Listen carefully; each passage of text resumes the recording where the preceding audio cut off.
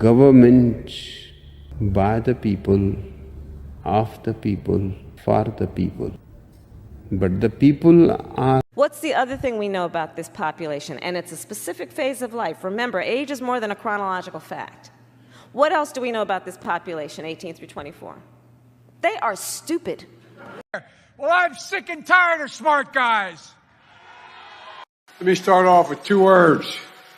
Made in America. Welcome back to this day stream of Stick with Cool Frog.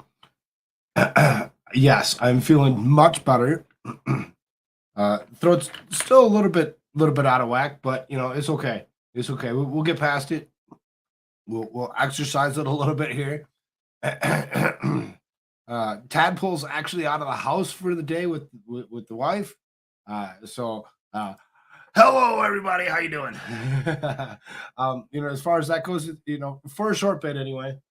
We'll see how long that actually lasts before they decide to come home and want to actually come in here, because he likes to be around his dad, and he's definitely going to do that. When you say 2 words, could he have been thinking American made? I mean, he could have been thinking almost anything, but he didn't. He still said made in America. And then he resaid those 3 words again. Made in America. I don't know.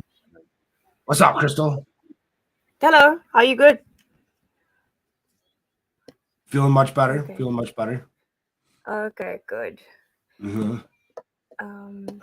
I need to change here. Okay. I need to So put real quick, live Daisy chat. girl, if you're still with us, hello, how you doing, Daisy? Mr. Terrible, I hope you actually fix your issues. If it's that I can coincide with your bowel movement, and that's the only one that you really seriously have. I really suggest getting that checked out. Yeah, you know why he's got a bowel movement? It's because he talks so much ish. Oh yeah, because he talks so much shit all day long. No, yeah, I got you. Oh, that's funny. That's funny. What's up, nerd? He's gonna get me There's for that. Man Bun come in the room. Texas Jen's here. Vicky T. What's up, dear? So. Oh, you might hear weird sounds. That's me playing with her dolls. So yeah. Oh, it's all right. It's all good. It's all good. Like you see, my camera's on. My tadpole's actually out of the house. Oh. Yeah. Okay. He's with mom. He's with mom. They decided to just run some errands and a couple other things.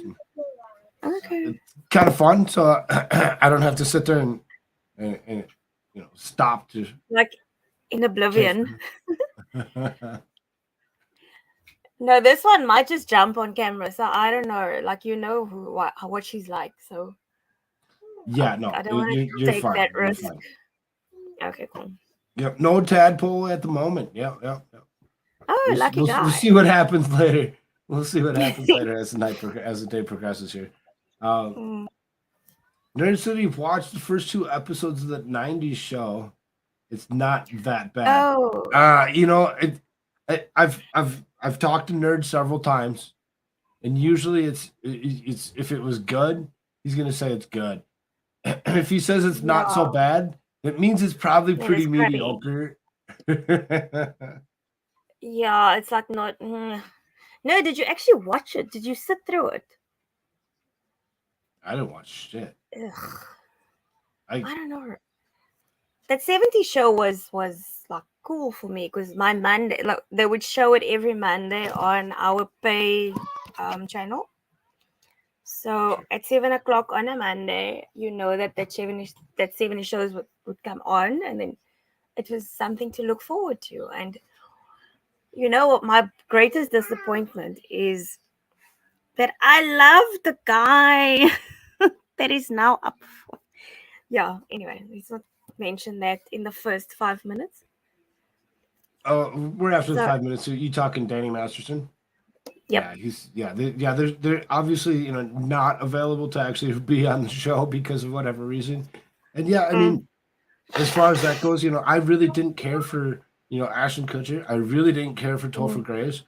But Yeah. when it comes to Danny Masterson, that was kind of the He one of was the my bases favorite of it guy. to actually watch because he was funny.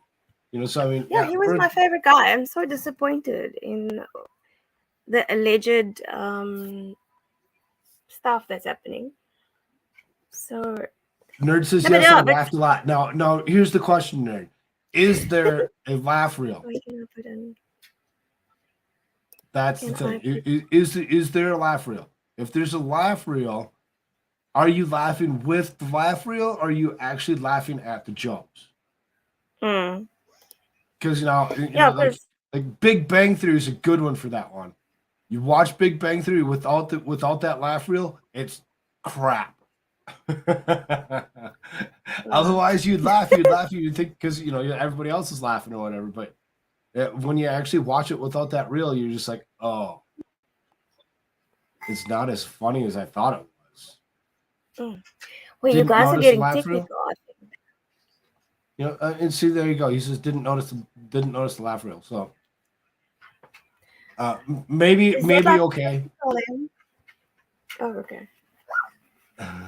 Is a laugh reel the technical name for like when the crowd laughs at the jokes or what? Yeah, when you hear the audience laughing at the joke, right? Okay. They used to it used to be in front of live audience or whatever that you'd actually have people laughing. Now they just right. There's usually not a live cast or live audience or whatever. So then when there's no live audience,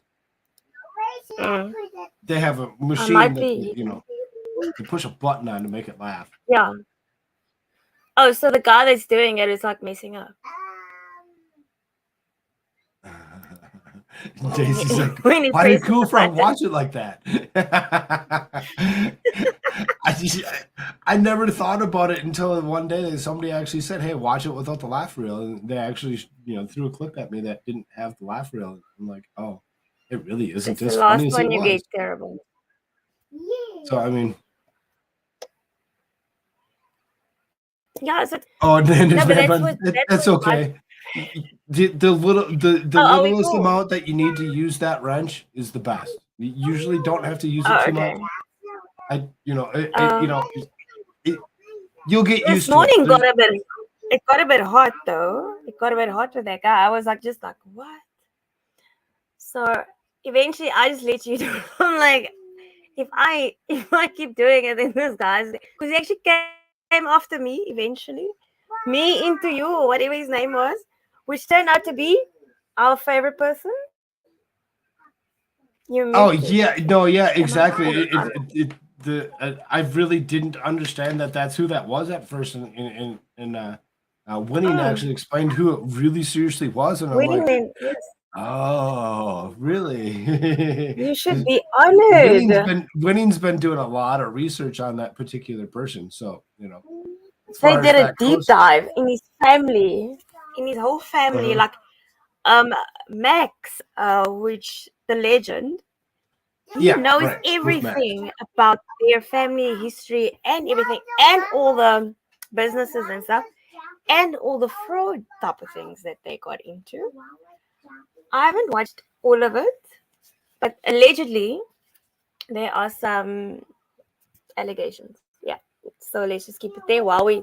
We'll leave it to them because they're the ones that have actually been covering it and actually, they're the ones that are deep diving on it. So, but Winning's been doing a great job on that, and he refuses to come on Winning's channel. He literally refuses. Oh no, he refuses to go on anybody's channel because he knows that it takes him out of his comfort zone. No, but he should take it the way he gives it, not just a watermelon. He's like, what are we doing? Oh no! He can't do that. He can't do that. He needs to actually keep it on his comfortable zone. If it's not in his comfortable zone, he's not happy with it. What's up, Axe? Good to see you, bro. But it is sort of hilarious. Hi, X. Oh, I haven't even greeted anybody. I haven't even put anything, but I'm not typing now. I typed last night and my fingers were sore. You're okay. You're okay. Vicky, Nander, Mr. Terrible, Daisy Girl, Yeah, let me. Go Hagen, Michelle Reedy, just a couple people. Nando, nice to see you. Nando, thank God you are here. Then you can hit him. No, but with Those couple people that are actually, there's Shizzy Wiznut. There you go. Those couple Shizzy- people, make sure you hit that like Yeah, button hello. for me. Started off good. Did you get your? I'll send the links later, but I think you put it in the bottom. No, yeah, of I the haven't chat, made it to but just putting remember to anything in like. the description. I Yet, can so. Yeah, I'll get there. Okay, It's just you and me right did a now. So I thing where mean, I just copy and if pasted into everybody the chat. here that's actually here hasn't subscribed to either one of us, what? Are you kidding me? Here, let's do this. We'll No, I don't have a channel. Don't subscribe to me. You'll be very disappointed if you subscribe to me. No. What we do is we make her actually eventually want to create content because she's got a following. What all I do is I just send photos of my work, like where I work, because I work up in town. So we've got all these great buildings and stuff. So these old school buildings, and so Just we're sort of Tweety. sharing What's up, that Tweety? with everybody. Hey, Tweety. Please don't. Yeah, I'm kidding. I missed you all Reminds me of day. someone who can't put my finger on it yet. I've been told several times that I look like somebody in particular. Go ahead, try figuring it out. I don't do an only feed channel. Go ahead, try figuring it out.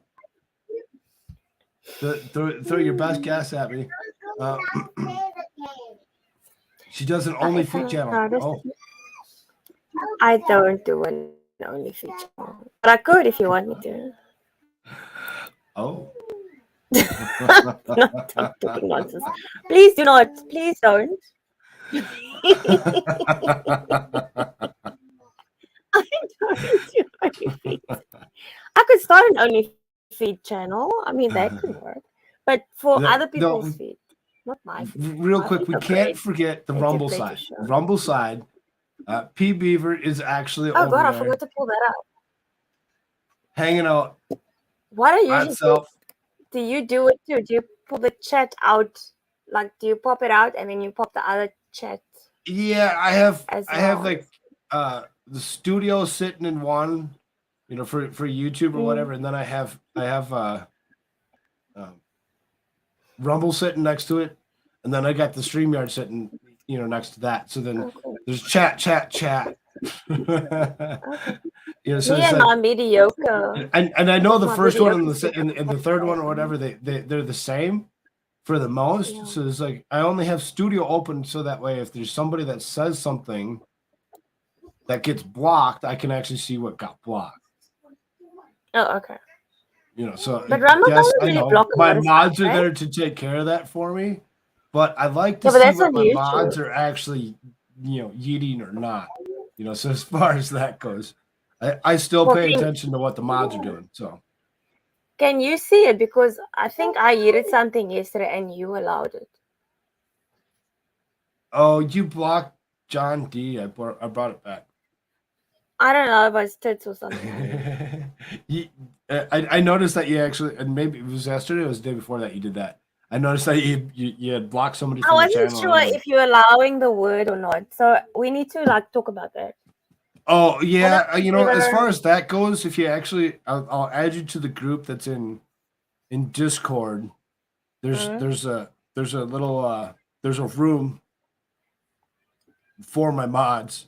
So anybody that is a mod, if you're not part of my Discord, you really kind of maybe you should think about it and actually join my Discord so I can actually add you to I'm that part of group. your Discord, but I didn't see the mod. It's because it's locked. It's locked to mods only. Okay. That's why. I guess. Oh, hey, PB, yes, I'm on. Finally, you said I should be on, so here I am. I didn't Melissa invite anybody playing. else yet other than T3. It's like Oh, okay, cool. We'll start it off nice and slow. We'll keep it Yeah. minimalized at the beginning so that we're not sitting there, everybody wanting to get it their conversation out and get speak over everybody else. And then you move it real fast. It's like the song. What's the song of Tina Turner? We're rolling. Proud Mary. We're gonna start it real slow, and then we're gonna get it fast. Yeah, I don't know. That's the live. I don't know how old you guys are, but We're gonna start that's off the real concept that I. And this one is playing Dungeons and Dragons by herself, so please just bear with us. Wait, let me read quickly and say hi to There you everybody. go. I put you in that group or whatever so that you're actually a mod in that particular. It's a locked channel, so it's like only people that actually have mod would be in there. Oh, okay. That's fine. What am I doing? Now this child is screaming, "Help me!" Now imagine if someone is listening to this and the child is screaming, "Help me! Help me!" while she's playing, and then your government comes and hits me because the child is screaming, "Help me!" Go on. I hear you. Say hello, Your Mama. mini me. Say hello, Mama. Great. Say hello. She's Say great. hello, It's so everybody. fun. Okay. Maar dan is achteras. Yes. Nander's man bun. I see what you're saying there. There you go. There's if you interested, go ahead, hit that join button. I sent you a DM in Discord.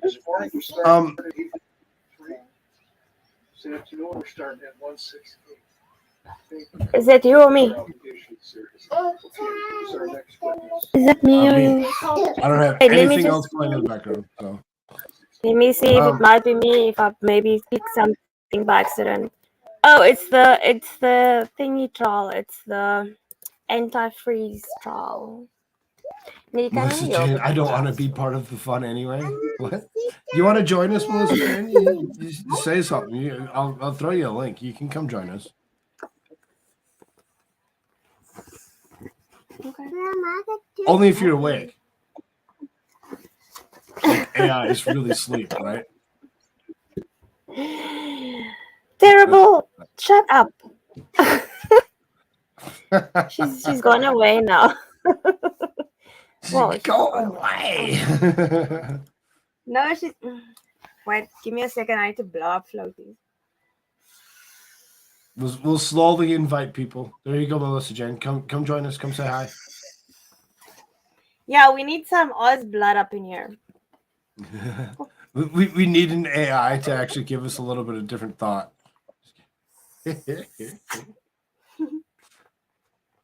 Just woke up and making breakfast. See, we catch her every morning. She wakes up and making her breakfast. It's always good. Yeah, she's about 9 hours or 9 to 10 hours ahead of me. So when tomorrow. Yeah, when I go to bed. Yeah, she's in tomorrow already. Yeah. So I'm still at 9:00 p.m. But she's already at probably 9:00 a.m. If I'm correct. Steve, I just can't stand Rumble Chat. There's a lot of people that can't stand Rumble Chat. There's one person that really does like Rumble Chat, and P Beaver will sit over there. P Beaver does not want to go to the themselves. dark side of YouTube. No, they're totally against anything that is YouTube. Wait, let me see what. Actually, there's no. I was not going to invite you anyway. No offense.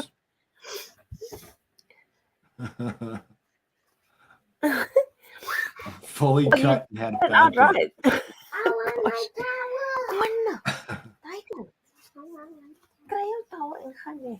Gaan speel lekker. Gaan kom jy as jy vir die mense wil hou sê dan maar gaan speel daar by jou speelgoed. Did you get all of that?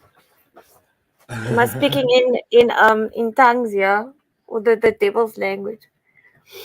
Um,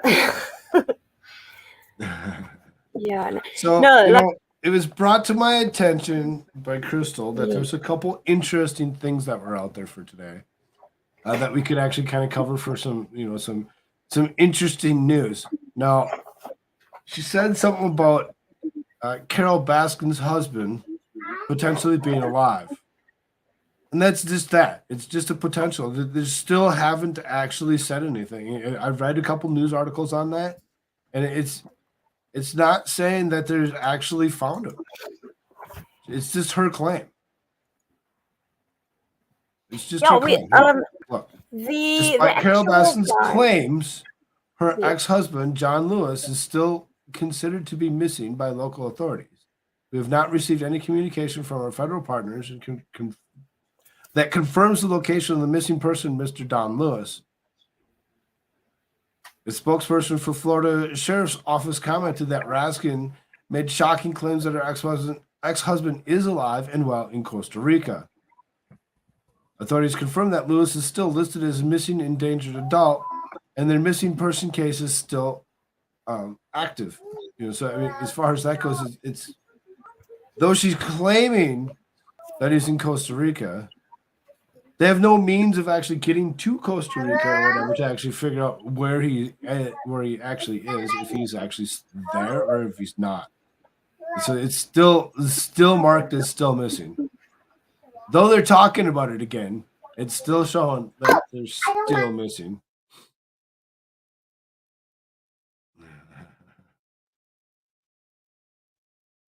Mr. Terrible, I live 15 minutes away from her.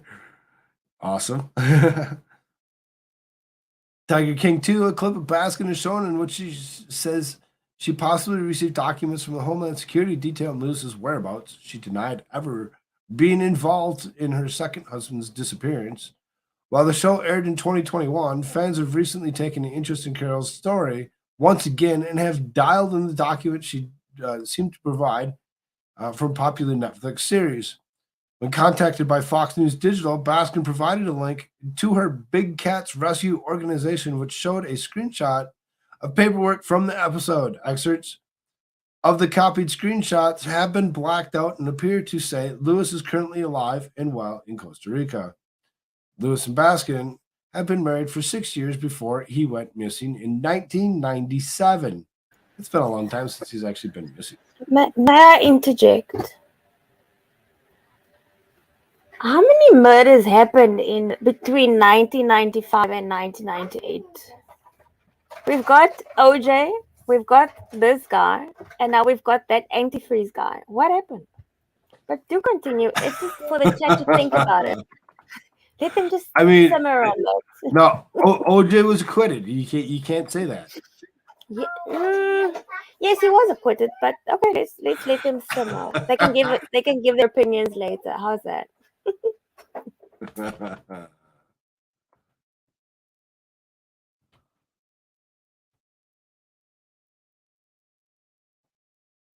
There's quite a few. Holy man.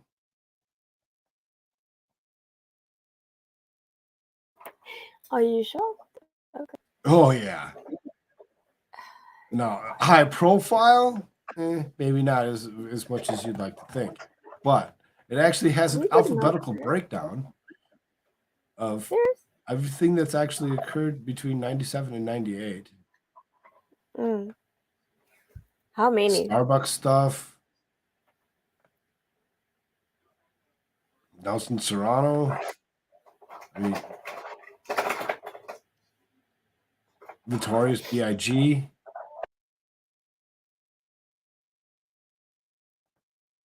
I'm not going to name them all off because it's just, no.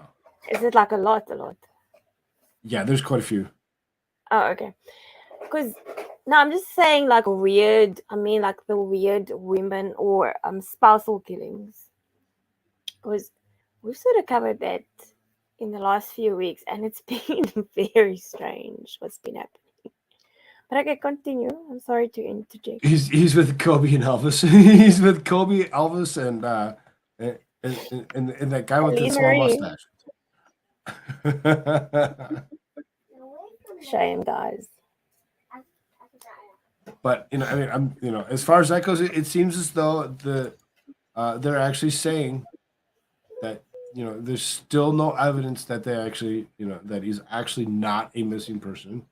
It's just her claim. It is. So there is no. They spoke to apparently the sheriff, and they have not seen him alive. So this is allegedly. So allegedly he has been spotted, or she said he's alive. She found him. She found him in the cage where she killed him. I think that's what happened. But okay. Maybe she did a voodoo spell or something. I don't know. Maybe she did almost anything and we just don't know. We were just eventually one day. Yeah, there you go, Nando's man. But total murders between 1995 and 1997, over 300,000. That's a lot. And is that only in America, or is that around the world? Because, yeah. I can tell you, we've got the highest murder rate in South Africa, where I live at the moment. Yeah, so, United States is horrible for actually doing such a thing, unaliving other people. Yeah, but how do you do it though? Because now you look at this guy, Right? the anti-freeze guy. How can you actually go ahead and actually do this? It's very There interesting. has to be some kind of mental imbalance there that actually allows you to actually be able to do such a thing, right? Well, I do say that murderers and those people there's something in their frontal lobe that is missing. So they don't feel remorse. Squad Bob! Thank you for the super sticker. Oh, sorry, I got sweet. No, you're good. Thank you. Thank you, Squad Bob. That's awesome. Thanks for starting it off. I mean, I did mark it as still monetized. No, you will not get after doing a demonetized. regular show last night and actually, seeing, doing the same stuff that we had always been doing without blinking, or just doing the same exact stuff that we've always done for the night shows. It actually worked itself out. It actually did. It was greatly surprised that just like the day show, it still monetized, just with a limited thing on there. So as opposed to it actually being green, it's actually orange for limited. So then it's basically what it comes down to is it says videos may earn limited to no ad revenue due to the content identified as not suitable for most advertisers. So it's like, not that you can't make something off of it, but there's a potential of not making anything at all. So May I say, what's been happening to Joe Robine? I don't know if you know his channel. He is one of the lawyers that Legal Vices introduced to us. He covered the Ortiz case for us. Mm-hmm. But he gets demonetized from 30 minutes, or not even 17 minutes into his stream. And then he gets remonetized like 7 minutes later. So it's like up and down. Then he's orange, then he's green, then he's orange. So it's like a roller coaster. So you get get ready for that. Hi Daisy. I see you now. Wait, we can't say that on stream yet. Not yet. We wait for 2 hours. We're only 28 minutes. So yeah. 2 hours in, yeah. I'm not being an asshole. Sorry. So then it's fine. Sorry, Susie, I didn't mean that. Hey Susie, how's it going? Good to see you, dear. Lady Autumn Sky. There you go. Got a couple fun people coming through. Make sure y'all hit that like button for me. So being that we're speaking of people doing stupid things and maybe missing parts of their frontal lobe. Mm-hmm. It was bring up this guy. Okay. Ooh. It says that he's been charged with involuntary manslaughter over his Rust shooting. So I mean, they actually charged him with the involuntary manslaughter. He did it. There's no doubt that he did it. There's nothing you could do to go around saying that he didn't. So it says actor Alec Baldwin has been charged with involuntary manslaughter over the shooting of cinematographer Helena Hutchins, who was killed in the film set when he fired a prop gun. Mr. Baldwin was rehearsing the scene of Western film Rust when the shooting happened on a ranch near Santa Fe, New Mexico in October 2021. Hannah Gutierrez Reed, the film's armorer, will also be charged. So it's not just himself that is actually being charged with this particular involuntary manslaughter. It sounds like that armor may actually. Yes, they're doing. They are charged with definitely something. charging the armor as well. Right. That's exactly. So so And someone snitched. someone snitched. You'll get there. You'll get to that one. To the snitch. Lawyers for both said they intended to fight the charges in court. Santa Fe's District Attorney Mary Carmick Altwies announced the charges on Thursday, added that they would be filed by the end of the month. Actor and producer Alec Baldwin, armor Hannah Gutierrez Reed, will each be charged with 2 counts of involuntary manslaughter. The statement read, "I have determined that there is sufficient evidence. On my watch, no one is above the law and everyone deserves justice," she said. Both face up to 18 months in jail or a $5,000 fine if convicted. They will be tried by a jury, prosecutor said. So, they're being charged with it.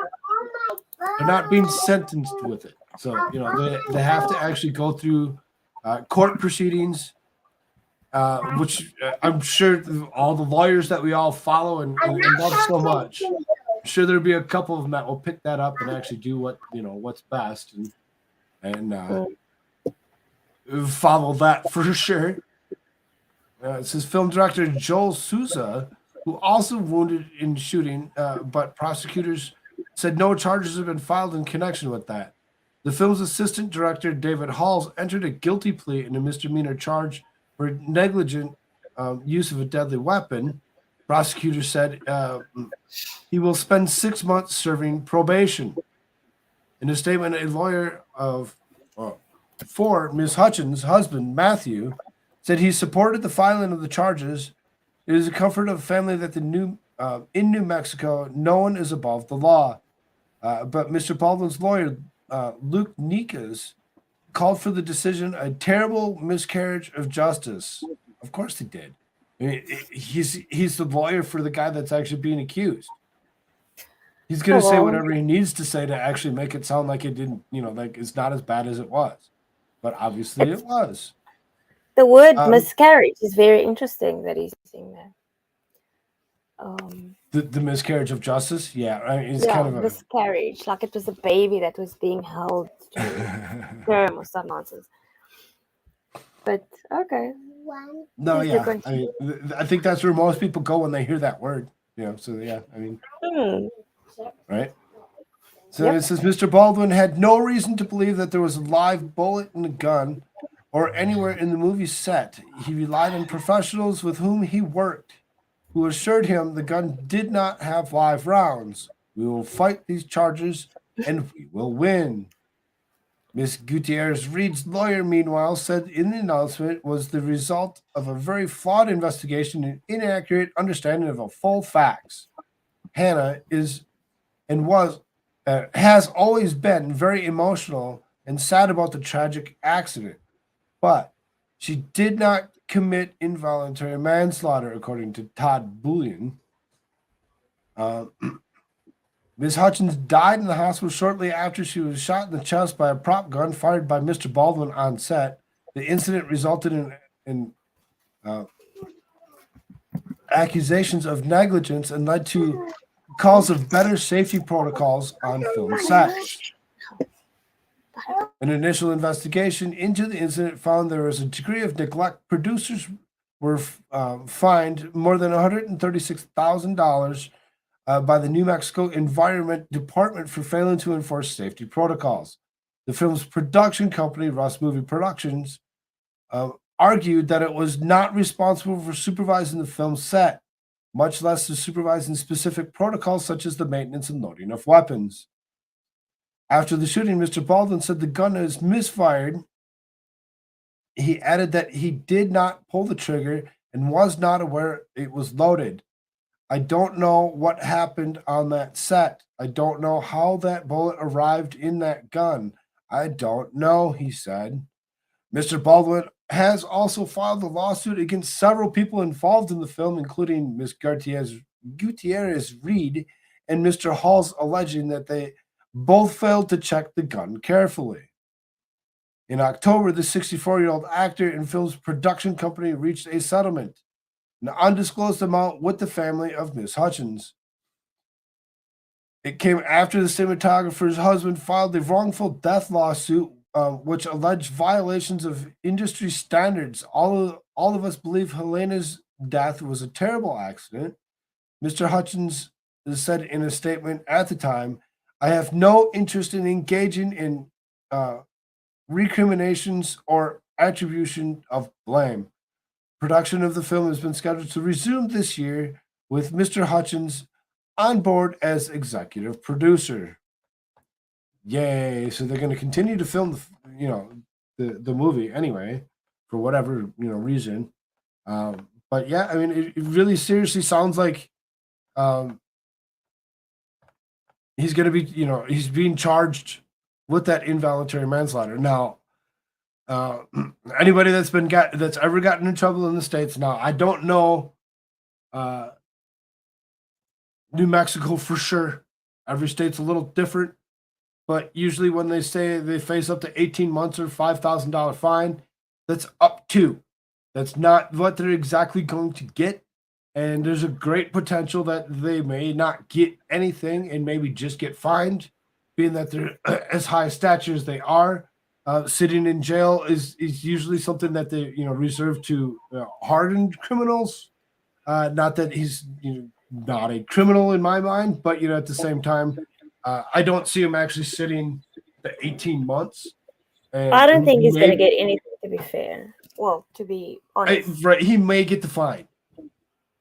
But it's still going to be drawn out. They're going to still go through court processes. They're still going to do all of that. I think they're going to nail the lady. They're going to nail the armorer. I mean, but that's my opinion. Right? No, right? Maybe you have a good point. You just never know exactly what could actually happen and what's going to happen next. Yeah, you don't. But in the way it's been going, they've been creating this. It's such Lord Tube nonsense. But they've been creating this narrative of he didn't know, but the armorer was supposed to know what she was doing and stuff like that. But nowhere does it say that they put so much pressure on the armorer as her in her job title. She was actually also used as a prop person. And then when she complained about it, they said, no, you just do your job. You don't need to worry about things. This is what you're supposed to be doing. But I think this is coming later, maybe, in this article. But that article was that was the end of that article. If you had an article that actually had more information in it, Oh no, I've just been watching the case. Okay. So I see that Valhalla said minimum in New Mexico is 2 years parole and up to 6 years in prison. And, I mean, even 2 years parole is that's a slap on the hand, really, when it comes down to it. For what he did. I mean, I guess. I mean, life is only worth 2 years of sitting on paper. The fact that he gained the who did this? Eric Hunley and Mark Rivera of the America's Untold Stories. Those are a couple of my favorites right there. I like watching those guys. Yeah, so those guys did it at length. So they've actually got like up to 28 episodes where they actually go into it. But you gotta love Mark. So we're gonna put the link in the chat. We're gonna hold X to that. If Baldwin gets sentenced to any jail time, I will buy everyone here a drink. 20 people. Only 20 people. 20 What, are we only people. 20 at the moment? 20 We're people, 21. and there's only 22 likes. What in the world? Come We're on. only Let's 21. go. We are 21 X. Valhalla just joined. Valhalla, you're so pretty. How you doing? What's up, No, but it's very Valhalla? interesting. You busy? Want to come talk to us? He's busy. He's probably going to sleep soon. Probably needs his nap. Well, that's why I asked before, just inviting him. Mm-hmm. No, he's deciding if he still wants to answer. No, but with this case, it's very interesting because with the history, with what they actually did, they don't have any safety protocols on set. They didn't know the difference between the live rounds and the fake. I don't know what you call them, but the fake ones. Even Rankel did. He even did a demonstration with regard to how this could have gone south. So it's quite a lot. Sounds So good, I buddy. mean, if you want to cover this, we can get you all the research that everyone else is, well, obviously what everybody else has done, and obviously give them credit. So if you want to go through it, then I can look it up, and you can do like an episode or something if you want. He didn't say what he was going to buy us to drink, so as far as that goes, It he could buy you that- anti-freeze. They buy you a glass of water. Yeah, but Warm water glass of is milk. expensive there in the UK. Don't worry about it.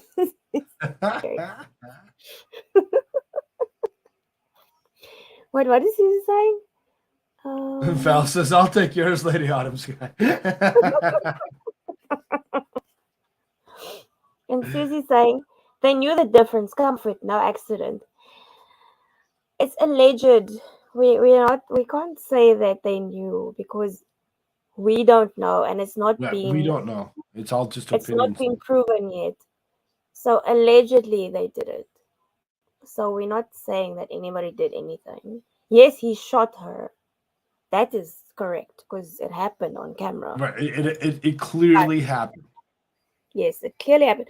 But everything else is allegations. We don't know who did what in the background, or who misfiled, or who put what bullet in what box, or whatever the case may be. We are speculating, and we are just giving our opinions of what we think happened. So in no way or form is this correct.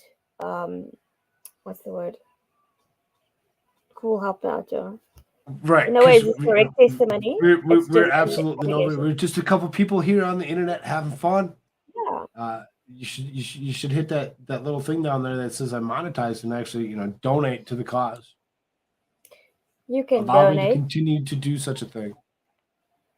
You can donate. You can subscribe, and you can like.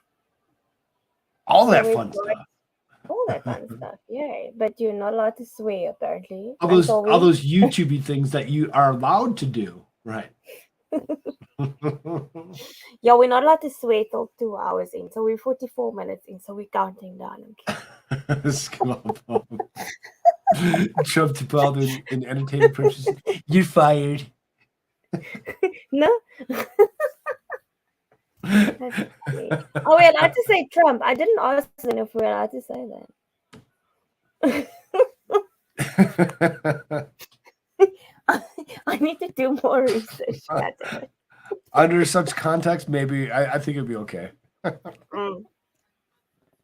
Yeah, no, I think everyone you're fired. You just fired.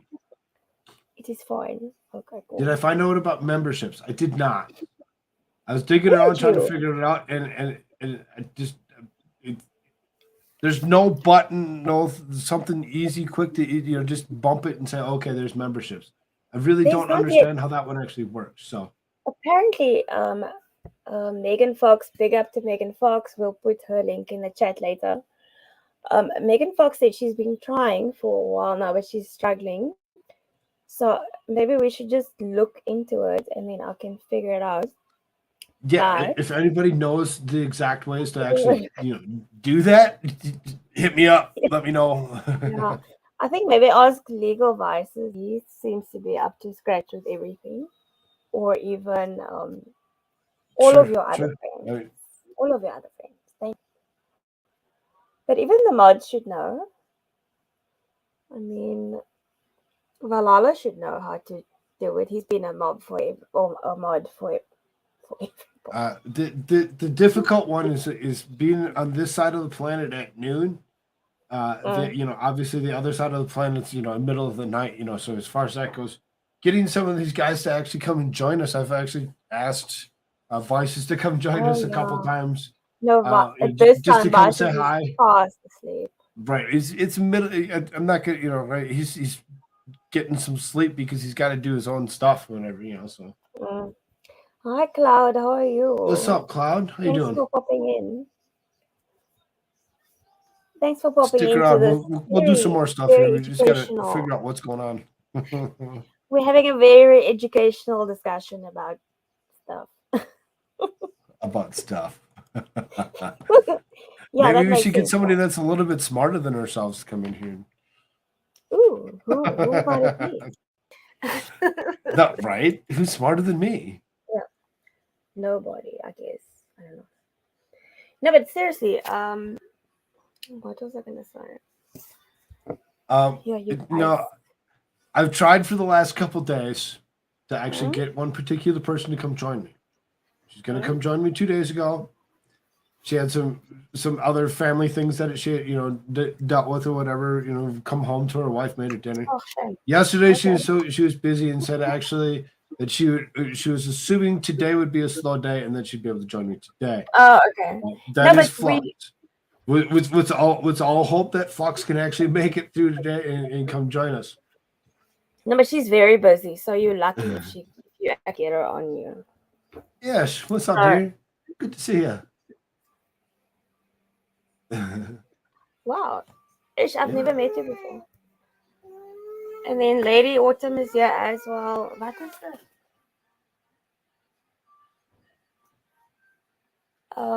Yeah, Lady Autumn also, well, she's been here for a while. I just didn't say hi. I said somebody smarter than us. It said somebody smarter than us, and Valhalla's like, I told you, I'm busy. Here you go. Oh, shame. When are the ghosts coming? Shizzy's a little bit smarter than us. He's smarter than all of us. And he's much silkier than all of us. Good afternoon. Good evening. It looks like all my mods are over here. That's great. That's great. Yeah, because all my mods are over here. But Rabbit is having her grandson is in town. Hey, so Cloud. she's Hey, probably off.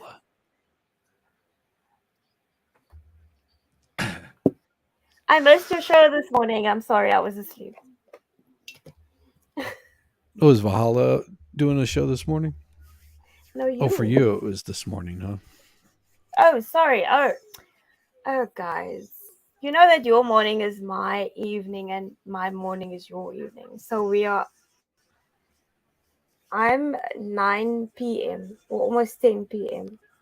Oh, so you're probably 10 a.m., right? No, I'm at almost 3 o'clock p.m. right now. Oh, so you're closer to me then. Oh, but you're in, yeah, okay, don't dox yourself. Don't yeah, Eastern Standard Time. Mm-hmm. I know what that means. I am on the East Coast of the United States. Must not be nice. So East is like closer to New York side. Are you like on you? Yeah, Eastern. That's New York time. Would be New York time, same. Mm-hmm. Oh, but I did say that I wanted to visit New York at one stage. I visited And then it went to the sometime in the '90s. It was pretty cool. It was pretty cool. Now, I was gonna give myself a birthday present to go, like the movie Home Alone Lost in New York, Home Alone 2. I wanted that Yes. to live in the Four Seasons for a week. But I'll do it. It's fine. Just not now. When your Well, country pulls itself together, I'll do it. well, that good luck with that. I'm hopeful. I'm very hopeful. Oh, I am too. I'm sure that we will get ourselves together at some point. It So, Shiz, I think what Cool Frog wanted to ask you, what is your opinion on the Alec Baldwin thing? My opinion on Alec Baldwin, well, he definitely shot somebody. You Yeah, so know? that's correct. Whether it was intentional or not, he still pulled the trigger that fired the Yes. bullet that killed one person and injured another. So, I mean, more than likely he'll end up with, some charge. I don't know if he'll Mm. be charged with murder, but No, they've charged with what involuntary?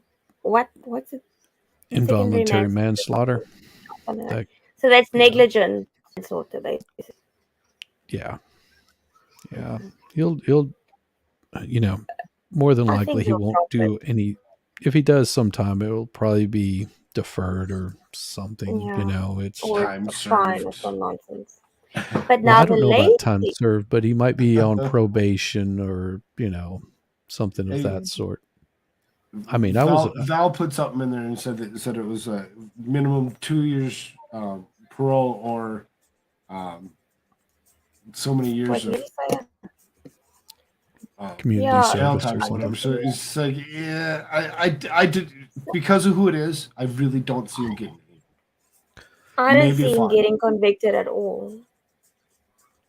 Well, I Um, think he will be convicted. He may end up pleading out just to, not yeah. have to spend all that time in court. Because I mean You that need that to. right there would be very very costly for him. But Um, I what mean, I was my thinking, yeah, no, one thing sorry. one thing that I was noticing with that is that particular person that was shot was actually working on a documentary. And I Mm, just saw a little blurb on that she was working on a documentary about the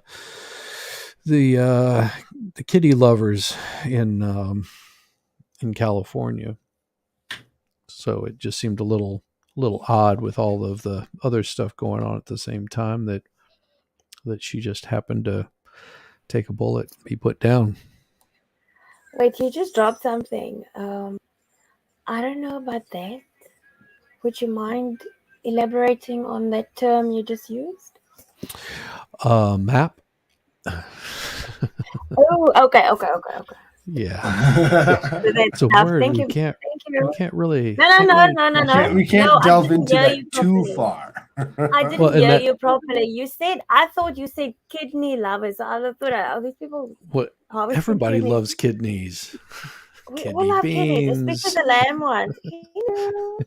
lamb Continue. kidney lamb. Continue. No. So I believe she Sorry, was working on a documentary at the at the same time. I mean, a lot of directors and photographers and people of that sort tend to be working on more than one project at a time. It keeps them busy and keeps the paycheck coming in. So I believe she was working on something, and it's just a little odd that not too long before that they had a private meeting that could have been them just getting to know each other, know who your director or your photographer, filmographer, whatever is.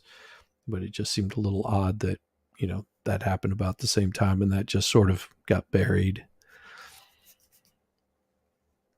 Oh, why would they mention it in their investigation, that's Susie? that's I mean, quite there's interesting. there's no reason that they would have to mention it, but there's that wouldn't really matter to them because it had nothing to do with that at that particular moment. You know, to me, it's just a little inference that was a little strange with her. That's what she was. One of the projects she was working on. It could be absolutely nothing. To me, it just seemed a And little also, odd. That's all. on another train, it's unrelated to what happened on set. So you can't just bring in other evidence that's not related to what is actually happening or what the situation was Unless there when was the motive. incident. Yeah, when the incident occurred. Yeah, but they haven't proven the motive yet, so that is why they might go to trial or they might not. Yeah, I mean, there was a lot of mistakes all the way around. A lot. Yes. A lot. Please But we're take only care of yourself. speculating. Sleep well, dear. Cheers, Ish. It was nice to see you for the first time ever in my life. And then also Cake. Oh, Cake is here. Cake is back. I saw you this morning and you went to bed. Okay. Thank God you came Hey, back. Cake. Sorry if I what? Are we allowed to say God? She just said it 3 times. I don't know. Oh, you hit it. Wait, look at look at your stats and see if it's still fine. Whenever I say something stupid, to look at your stats and then I don't know make what sure they you're actually still look at fine. when they actually see that it actually turned colors or whatever. Because mine stay on green or whatever until after everything was done with, and then it turned yellow. So I mean, like our don't last they do couple it in shows. So yeah, I don't really Ish. know what people are actually looking at to actually see it changing in live time. Oh so. no, like with John Rabine or John O'Brien, he can see like the minute he gets demonetized, it shows him an orange or it shows him a green when he's remonetized again. And then That's why I said I yeah, don't really know what he's actually looking at. So well, we'll ask him how he does it. We're still learning. Yeah, I've got are no you idea. staring at? I think he's looking at the analytics of it in real time, and it's showing up in there. Yeah, there's a screen that you can do that with. I think it's the same one that you dig can around here a little bit. What? Yeah, Dig around a little bit, see if I can't find it. Well, and you may not be getting demonetized on it. That's always a possibility. Yeah, it's to be just that you are not yet. But oh my God, sorry, may I again, 4th time. You're gonna strike me one of these days. So, man, yesterday I almost died. I almost died yesterday, but yeah, we managed. We managed. Jeez. Just too Not many gonna make- hours for you. Oh God, yeah. Right. Yeah, maybe I was tired. I didn't say anything though. It was sort of but it was sort of the party like celebration of Cool Frog getting monetized, right? Oh yes. And Yeah, today's day 2 of celebration of Cool Frog being we monetized. need a 7-day. I think a 7-day week celebration should be good because I think that would because all they strikes are 7 days. There you go. To your demonetization fund. Thank you, Nander. You need to keep that in some way because it's gonna happen soon. But let's try to hold off for 7 days and not get him demonetized. But you know, we all love Jesus and we all love God. So I mean, we can't say that it's bad. So I don't know. Am I right? Am I right? We can't say that. But anyway, I was just cringing She yesterday. always I'm says not things gonna. and then says, "Can we say that?" Huh? That's always the best. When somebody says something and then says, "Can I say that?" Yeah. Well, clearly I haven't got you heated yet, so it's okay. But in any case, if I do, I'll try. then I'll do we my will best. chat. What's There's up, the Winnie? man. How you Hey. doing? Are I you see. all Whenever you you do said is you were me? bringing someone smarter, and I didn't realize you'd be bringing someone really smart in. Oh Jesus. Thanks, dude. I think that's fine. Oh, so you having color coding issues? I hear. Moose Nut. Nobody ever replaces Jessica. Jessica is her own What person. is we enjoy having people around that enjoy being around. What is So, as Jessica? far as that Yeah. goes. Yes. She's always Jessica is always invited. Jessica, is she just as she young? wants to. That's on her. I thought she was young. Claude says you're nobody until you get a sex bot. There's a way to actually eliminate those before they actually occur, and that's putting Yeah. XYZ in your banned words. So just say try Do it, things. PDQ. I haven't had a sex bot in a while. So if I Not type had this in, one of those ever. Don't even lie. Stop it. Oh I'm yeah, I just- had. I'm just curious I had if it at the it, beginning. if this will I know Oh, yeah. Susie's it out. got some pot. Well, look, XYZ works. I just typed it in. Yep. You're also a mod. We all know he's a bot. With that voice, how can you not be a bot?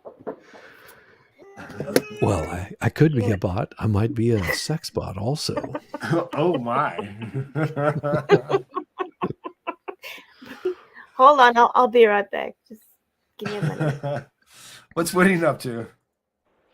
Not much, man. I heard you were. That's kind of like, man, got a little bit of a late start today, but that's all right. I heard you were having trouble understanding your monetization. Oh, I've heard of people like watching their something or other and actually can see when they're actually demonetized immediately or whatever. Yeah, yeah. It's your dashboard. It's a live stream Yeah. dashboard. See when I sit in my dashboard or whatever.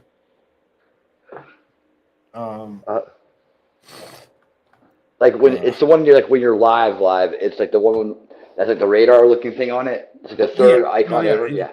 Okay. Right. Cool. Yeah. See, like last night's show, it stayed green throughout the whole show.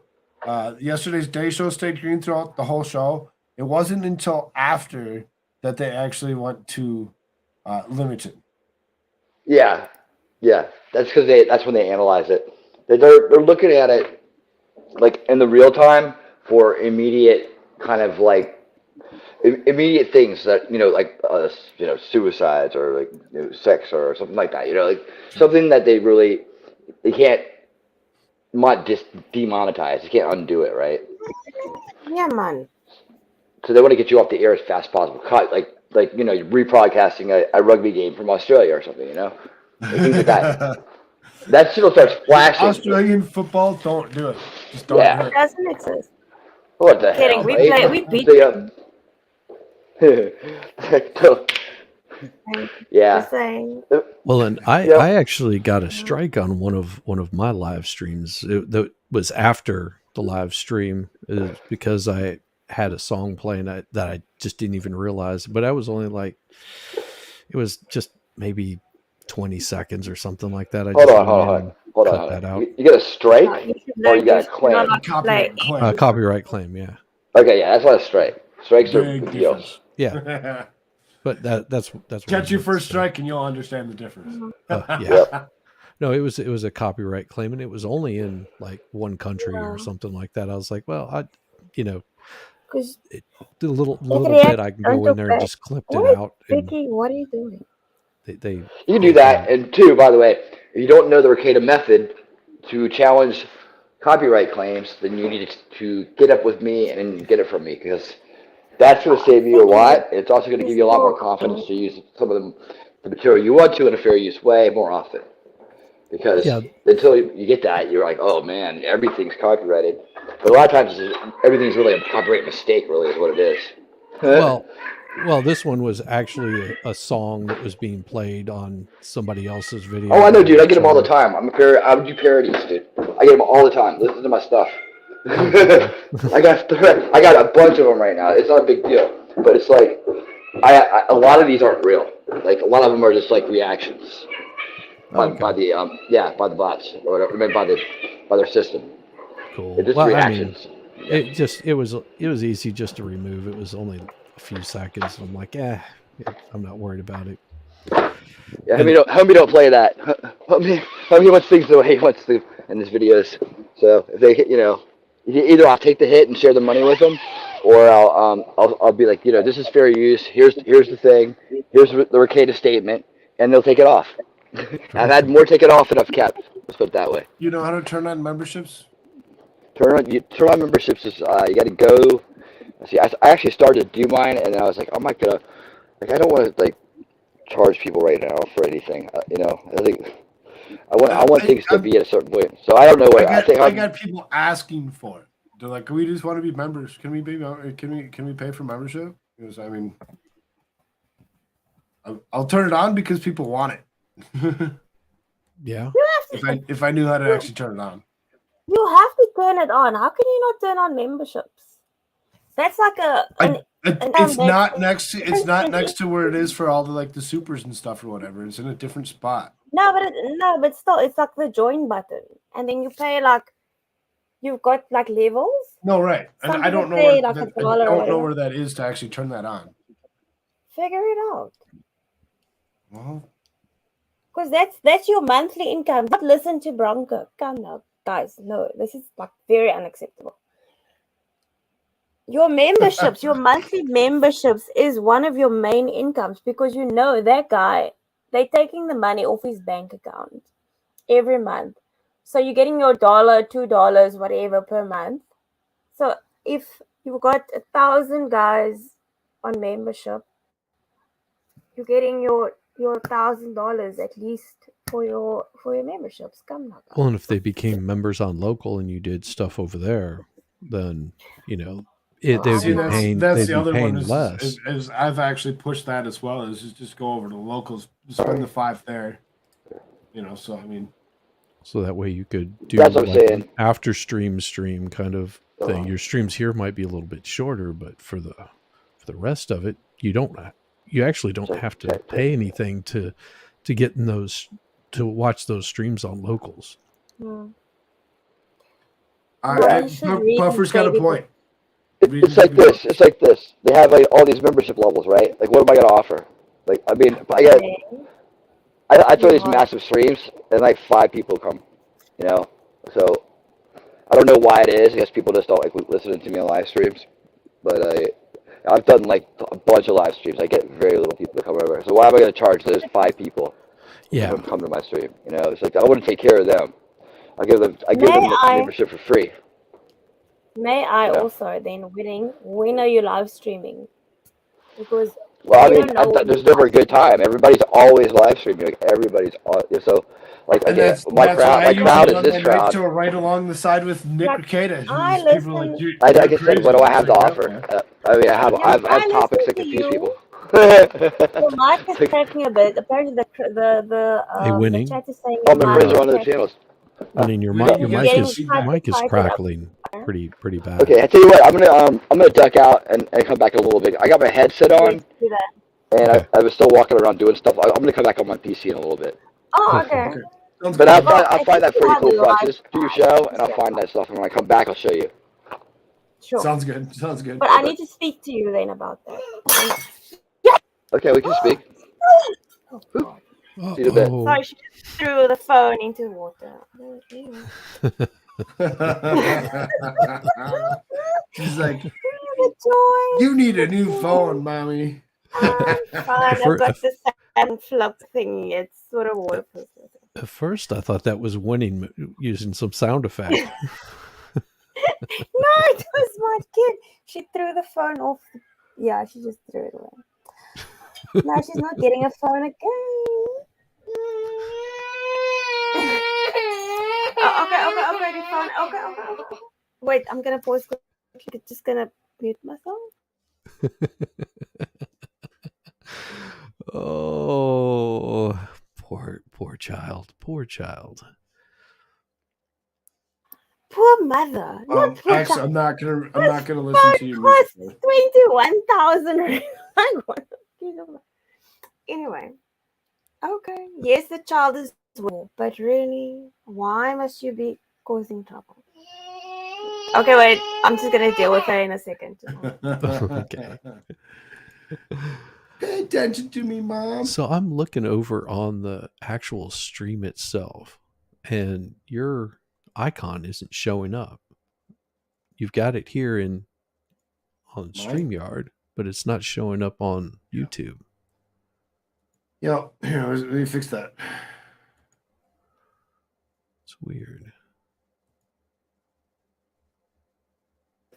I'm fine. Well, she's fine. There we go. My phone is fine. That's more important. Fine.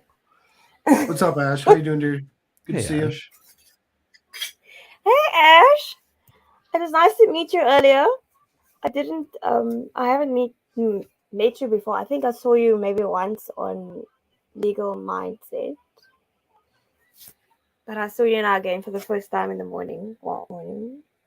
Ash does have her own channel. She's actually joined me a couple times. Oh, cool.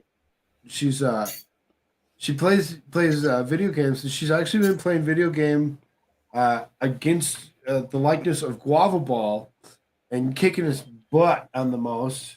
Nice. In a first person shooter style game. What I don't know, Call of Duty, one of the two. Something like that. Ash, please don't go and shoot up schools. Because apparently first shooter games make you go and shoot up schools and No, they don't. That's a lie. young children. Apparently, according to Wisconsin law, that's what it does. Wow. Man, I guess. Sorry, I guess I've been watching too much. I guess of my TV. time is coming. It might take another. Oh, geez. Yep. How long have I Golf been ball doing screams the first? best for sure. Just trying to think how long I've been doing first-person shooter games, and well, I can't think of any schools. I live What? near one. Please But don't. no, wow, no, that's horrible. I've been watching this stuff. Like I don't play it myself, but my brother is like a gamer, and then we playing. I show him where to go, and he does the shooting. So that's what. Yeah, I would say the first-person shooter that I ever played would have been Duck Hunt. Yes. Oh yeah. I actually did well in You that. actually have that pistol Contra. that you shoot at the screen with. Yeah. We had that as well. I What always was it remember called? trying The to hit Golden the dog. China. The Golden China console. We had that one. You know, Yeah, the red I- with the white and the Chinese writing on it. I don't know if you had that same console. But you guys had Nintendo stuff. We never had Nintendo till the I think 90s. I can't remember if that was Nintendo. No, this would have been in the 80s. What was before Nintendo? No, maybe I think it was Nintendo. I don't know. It's been so damn long since I've had a console. I think I still have an old Xbox like Yeah, right. sitting Man, around. worthy. Uh-huh. Well, I know that The involuntary swearing, that's the stuff that's ban worthy. Oh, sorry. And I need to dangus myself then. Dangus is not a swear word. It's Afrikaans. Susan doesn't know it. Quick. Wait, X is saying that I'm swearing too much. I'm sorry, X. I'm very sorry. No, I'll I try think to he's stop. talking about the duck hunt. Oh, Duck Hunt. well, Oh, but that was my favorite game because that was the only one that I could win. You know, my brother wasn't. That's the only one I beat my brother at. He beat me at everything. I Well, told you guys about Contra. You used to leave me. I don't know. Sub Stage T3. 3. 83. How's it going? Now the first console I ever played would have been the Atari because that was Right. whenever Pong came out. Right, but And- Nintendo had the duck hunt, right? That's what I was thinking. And the Right. first one I actually ever owned would have been the Sega Genesis. That would have been the first one with the CD. Oh, we never had a sure. Sega. We weren't that privileged to have a Sega. Yeah, that was Yeah, the Sega one with what's the name of that? what's his name? The guy with Sonic the Hedgehog. One of my favorites on the Sega Genesis was Road Rash. That was a blast. And then Mutant League Not any of Football or that. Mutant League Hockey. That was the other one. Mutant League Hockey. Cool. We had Mario Brothers and we had Contra and Wonder Contra. Boy. And yeah, those are all like the Nintendo ones. I think you guys with the other one, we didn't have any of those. We only got it Yeah. late. Yes, Game Boy. Game Boy was but that came out only later, Squabble. Much later. Yeah, we had head-to-head football. It was the one with the little red dot that would move We had around. tennis. Do you guys ever play tennis? Like, bing, bing. Oh my god! Like, and then you could play doubles. And we had a 45. No, Well, X. I'm not fan worthy. what was the one where you had the little hand controls that you could move around and do stuff with? It's No, that's the pretty new. Wii. Yeah, the Wii. So one of my friends No, had a that's Wii, and they were doing that's the so like much back. everybody was drinking, and they wanted to do this Olympics version of it or something like that. And Skiing. because whenever I played drums, I could do paradiddles. That's all I was doing on the thing, and it Gosh. like I was dogging everybody out in like all the running stuff, and they were just like, "How are you Thanks, doing T3, that?" for liking and sharing. Just But like also, playing maybe if you can drums. join. But you can't join yet. I already threw an Sorry. invite at her, but she was Yeah, said that she wasn't feeling right. She was gonna go lay down. I guess she needs Oh. to Still get her awake. rest. No, So, she's I saying mean, she just there's, stopped there's, by to just. there's ways that say she hi can and click like- on something if she really, really wanted to. Yes, Ash did. Shame, but at Everybody least was she kung fu fighting. made an effort. Thanks, Shirley. We'll see you on Saturday morning. Well, my Saturday morning, your game night on Friday. So yeah. Yeah, that's my I hang out with Jessica and play games. Anonymously. Nobody knows I'm there. Not.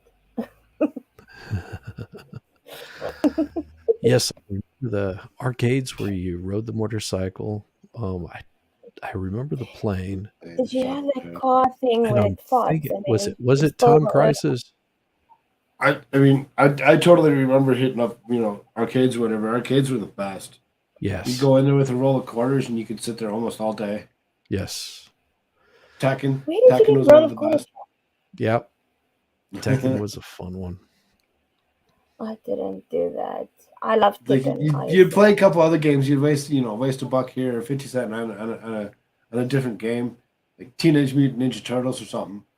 But then you go over and you hit that Tekken up and you sit there and you play the rest of your pocket. You go right to that. Yeah, I mean, I remember You guys had better games than us, after obviously. baseball practice, I would do. Of course, you go to the Pizza Hut afterwards, and you could sit down and play. What was it, Galaga? Or I love Galaga. or Asteroids, I kicked ass or in Galaga. Centipede. Those were those big tabletop ones where you sort of sit over them. The fun ones. You had the video game sitting right underneath you. You could they'd serve your food right over the top of the video game. Yep. Those things all ended up sticky. Pinball Wizard. I don't know about being a pinball wizard. Although I did work at this pizza joint, and in between like deliveries, we would take turns on the various pinball games. We got it down where we could just go all night with a couple of quarters, just pop those in there and just keep it rolling.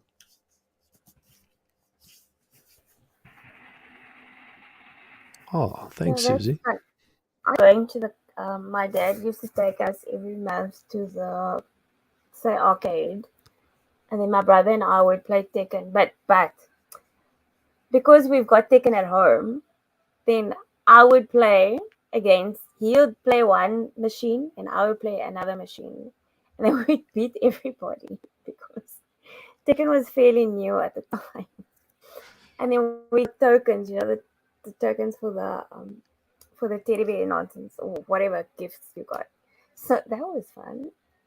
Well, and How some of many those battles? arcades got ridiculous where, you'd have like Street Fighter where you just couldn't even get into play because there would just be a line out the door to play one round. It's like, oh, Mortal Kombat, yeah, same way with that. Like the TV game? Ugh, I think Terribles is fine. What do you think, Cole? I Yeah. think it's fine. Yeah.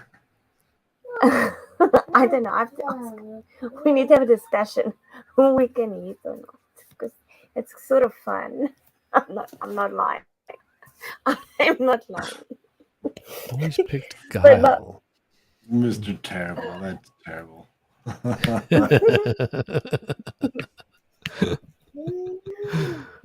mm,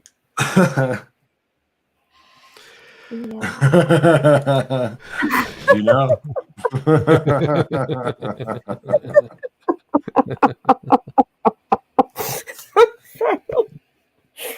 Why is that so funny?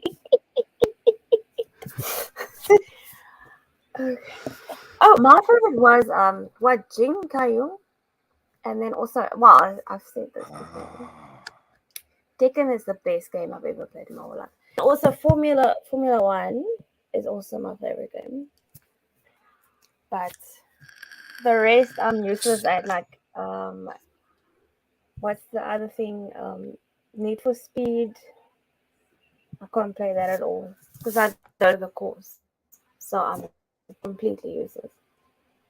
Okay, so to clarify this for everybody real quick, so I did some quick searching around. So this is how to turn on YouTube memberships. This is on your computer. Sign into the YouTube studio. On the left menu, click the earn button, and then click the memberships tab. This tab only surfaces when the channel is eligible. Click get started, and Oh, now you it's have to apply not for that there. as well. It's not there. And not quite eligible Yeah. for that yet. So, I what have does to it wait. take for you to become I'm guessing eligible? I have to wait until because it's saying that I'm not ready for payment. I have to wait for that payment Oh, threshold to actually hit. do you have? I think it's PayPal. You have to have a pay service set up for it. There is one, but for whatever reason, it's still showing that it's not quite available. So just Okay. keep that in mind. As soon as that is available, that's something that I'll turn it on. It just needs to be available for me to actually do so. Gotcha. So more than likely, they just need to make sure that your pay service is good, and that so it could take 30 days. Could happen tonight. Right. Right. Us in the now that we're talking about it, to be like, oh, here you go. Yeah. With Oh, his luck, we heard your request. it might happen like in the next 20 minutes. Right. Because everything else is on. The AdSense is on. Supers are on. Do you have that chat or that after when people are rewatching? You have that thank you thingy with the heart. I don't know what it's called. The super thanks, yeah. The super thanks are on. Yes, you have that on. Yeah, all that's Okay, on. that's cool. Everything that's available to be on is on. It's just Okay.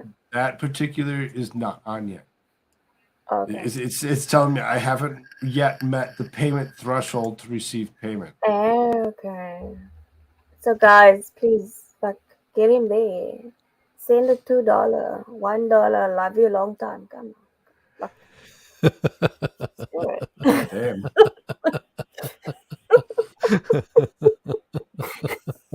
Do you know what we did on John Herbine like a few minutes ago? We try to figure out. We asked him to figure out which currency we are paying him in. So there's krona, there's euros and pounds and dollars. So then he had to name all of them, and he's like, "This is a fun game, money." It's like, exactly, bro. So just you do that, gruft. Oh yeah. The point is you're giving good content, and people are loving you. Otherwise, you wouldn't have 1,000 people, 1,001 people, whatever, following you right now. There are 22 people 2015. watching you. They could be asleep, they could be doing whatever they need to do, but they're sitting here listening to you. They're right. So, They're here. They're here. yeah, So they are. And it's Terrible is all telling me good. I'm talking too much, but I will talk until Cool Frog tells me to shut Oh, up. we'll tell you when you're talking too much. Yes, Cool Frog will tell me to shut up, Terrible, so you just stay in your lane. But anyway, what I'm saying, like, don't worry. But I You see. say no. Oh I no, he said, no. You you talk talk over over people. people. Ah, Oh, I don't that talk too much. I talk over people. yeah. I do. Sometimes you don't But hear he'll tell other me to people. shut up. He'll tell me to shut up. He might be too afraid to tell you to shut up. Really?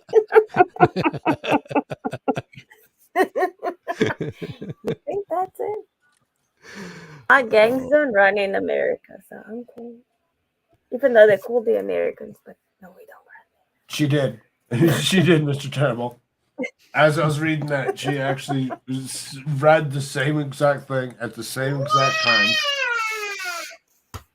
Yeah. Now the child's like, "Don't yell at my mommy." Yo, wait, I need to mute. I know. Gewoon wacht nou eerst.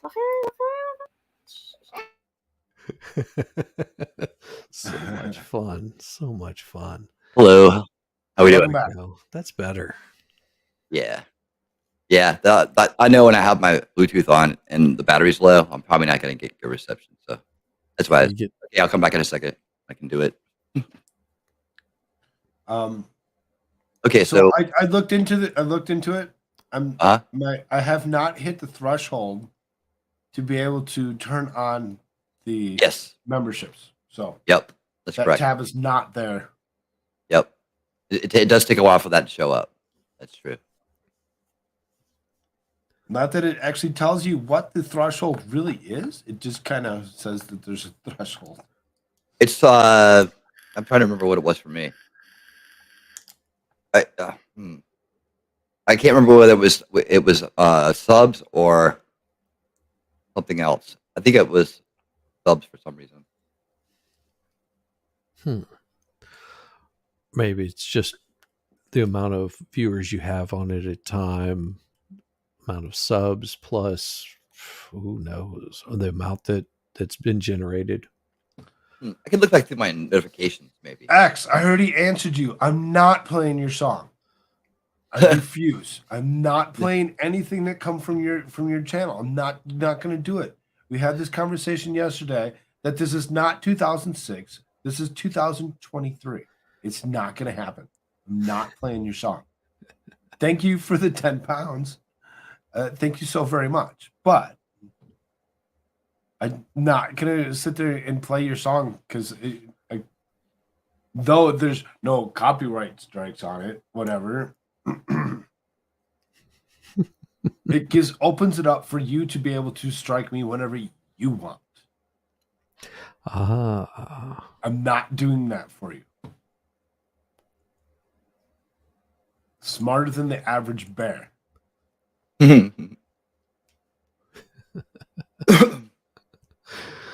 Oh my! What the hell is that, Winnie? What do you mean? He's like, oh yeah, he's smarter than the average bear. No, I said yep, and I coughed because I have to. That was actually I had to cough. But no, I said yep. He is. It actually is pretty clever. I actually wouldn't have thought of that at all. That opens up a future strike of some kind. But I guess I did because I have done one thing with my memberships, even though they're not on. I've put all my live streams over there. So to review live streams on YouTube, yeah, you have to be a member, and certain ones will be at a different level. Like it's more like just protection for the same reason. So. Yeah, because it wasn't Adam Krigler that just someone struck him because they were using I think it was a graphic designer or something like that. Yep. Designed something for him and then struck him. Yeah, it was it was somebody who was a fan, who was a viewer, and he started making thumbnails for them, and then they got kind of weird and demanding, and then they started doing some stuff, and he was like, okay, um, you know, if that's the way you're gonna be, I'll just take your thumbnail down off everything. But he got him on one of them, and evidently that was a big deal. So it's like, what? Somebody gives you something and then strikes you on it. You have to, I guess, you got to kind of sign it over and be like, okay, all rights are reserved. I'm not, I'm giving you this to you. You can use this in this capacity. You have to have like a written statement. Send me a written statement. What did I walk into? What did I walk into? No, like as they say, they're not gonna play it because if it's your own composition, and then after a while it gets like ratings, then you're gonna copy strike them. You're gonna copy strike Cool, and then he's gonna sit for a week with no streams, with no nothing, because you're obviously going to not comply with. If he appeals it, you're gonna say no, but he still used my content. It's the reason Right. why. Even though he's you're not saying it's cool using now, your you may content. not say it's cool tomorrow. Yeah, tomorrow when it gets Right. 1 million views, you're gonna be Right. like, oh, but that's my music. So this is why he's being cautious. Right. I'm You not must playing your music. remember that Just not doing it. it's difficult to say that, even though it is your It's music, like putting him in a we dunking say, booth. Oh, there He you said, go. now you got. And then he goes he's ahead like, and says, well, I'm a CUNT, but I'm not that big of one. He's like, well, at the same time, I don't care how much of small or big you are. It's beside the point. Not happening. it's maybe Yep. nicer to do it than to share it on Discord, and then we listen to it, or whatever the case may be.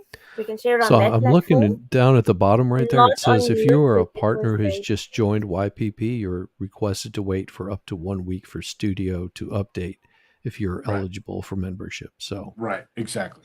could be So on top of all the things that the 1,000 subscribers that I obviously have, I am a partner. I am over 18. I am in an available location. I do have community tab. My channel is not set to made for children. It never has been and never will be. no. Your channel does not have a significant number of ineligible videos. Videos set to made with kids, videos with music claims are considered ineligible. I don't have that many of them. I could actually go through and hit the copyright claim on each one of them and remove what I can to actually minimize that, to actually get it down even further if need be. But then it does say that there's the week. So Yeah, Winnie, just thank you, just, Nander, for actually sending this particular article. very So, nice. Yeah, if Winnie, you just want to hit my Gmail, it's in my bio or whatever on YouTube. Just send me that thing for the music. Oh yeah, definitely. Oh well. I will and definitely then use that if I need to. I have a full explanation on it too, like and examples and all that stuff. I've kind of taken it to the next level so that people can understand it and they get it. Like, I have it for music and video and all. So there you go. Excellent. X, I don't care. You won't get 1 million views, and neither will this video. You don't know that. You never know. You don't know that. You That's not the can't point, say dude. that because It's you nice. don't know. It's nice. You don't know who's going to show up next, who will actually be here, what will actually make the next moment happen. When Allison and everybody be like, "Oh, click on that, go click on that," and that Allison get the clicks, like get the views. Yeah, I'm not Cool gonna Frog. play the game, bro. Cool Frog. Will you put the link he wants you to play in the chat so I can listen to it? I'll give you a music peek from a professional musician. Oh yeah. Wel, is met bel op my phone. Is dit op my phone? Okay. And if I think it's good, Yeah, maybe I'll also- use it in one of my videos. But you have to sign a waiver. Wait, terrible, terrible and then before you start talking over on people. top of it, the link that he actually sends me is a Rumble link. It's not a YouTube. Well, there you go. You're not like nice.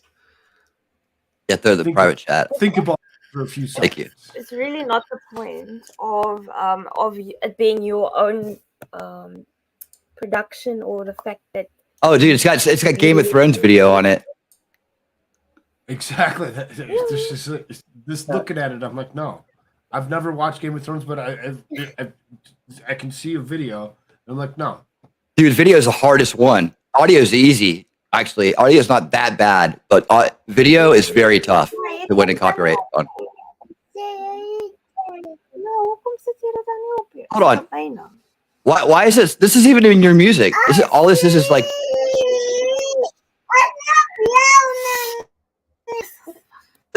What? Is it AI music or something? Yeah, there's no words. It's not rap. I thought you said he was a rapper. All I hear is rap music. Yeah, there's nothing there. But it's just a copied song on a copied video. So I'm not seeing the transformation happening. Please explain yourself. Yeah, see, and then you get into about 50 seconds in, and then you watch dude get his head cut off. You know, so you wrote a composition. You wrote a composition on AI. The AI, this has to be AI. What you told me, you like got an orchestra together and said, okay, now the violins. Just no. Oh my That's God. why it's over on Rumble and not on YouTube. Yeah, exactly. Stop it.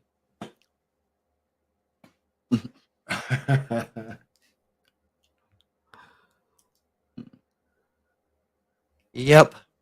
Yeah, you won't get anything past School Frog on that kind of stuff, man.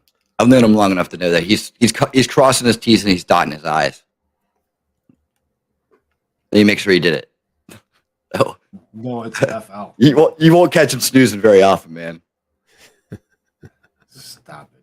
He thinks of shit that I don't even think of, man. He's like tells me stuff. I'm like, what? Really? I gotta think of that.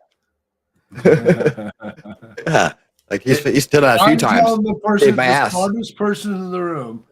Certain things. Yeah. Mm-hmm. Well, I will say that Cool Frog got me straightened out like in less than 10 minutes with putting mods in and everything. I was like, oh man, this is awesome. Just flowed right into it. Just, yeah, go to here, click on that. No, that one. Oh, okay. Yeah, that one. Do this. Hit that. Sweet. And then of course, I asked him again, the next day. So, yeah.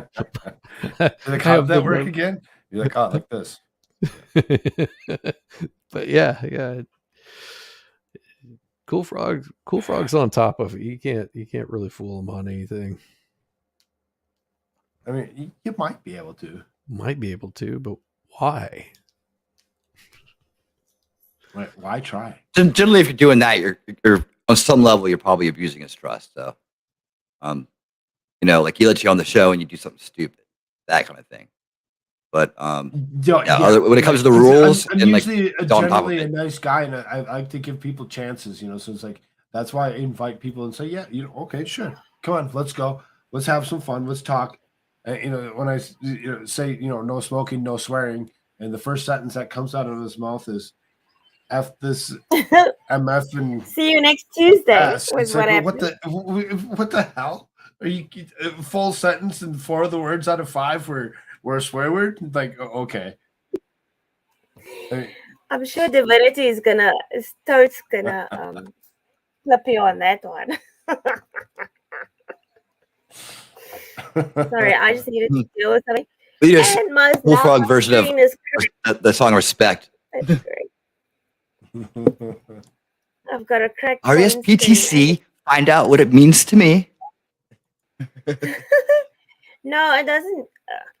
Okay, let's give you a rundown.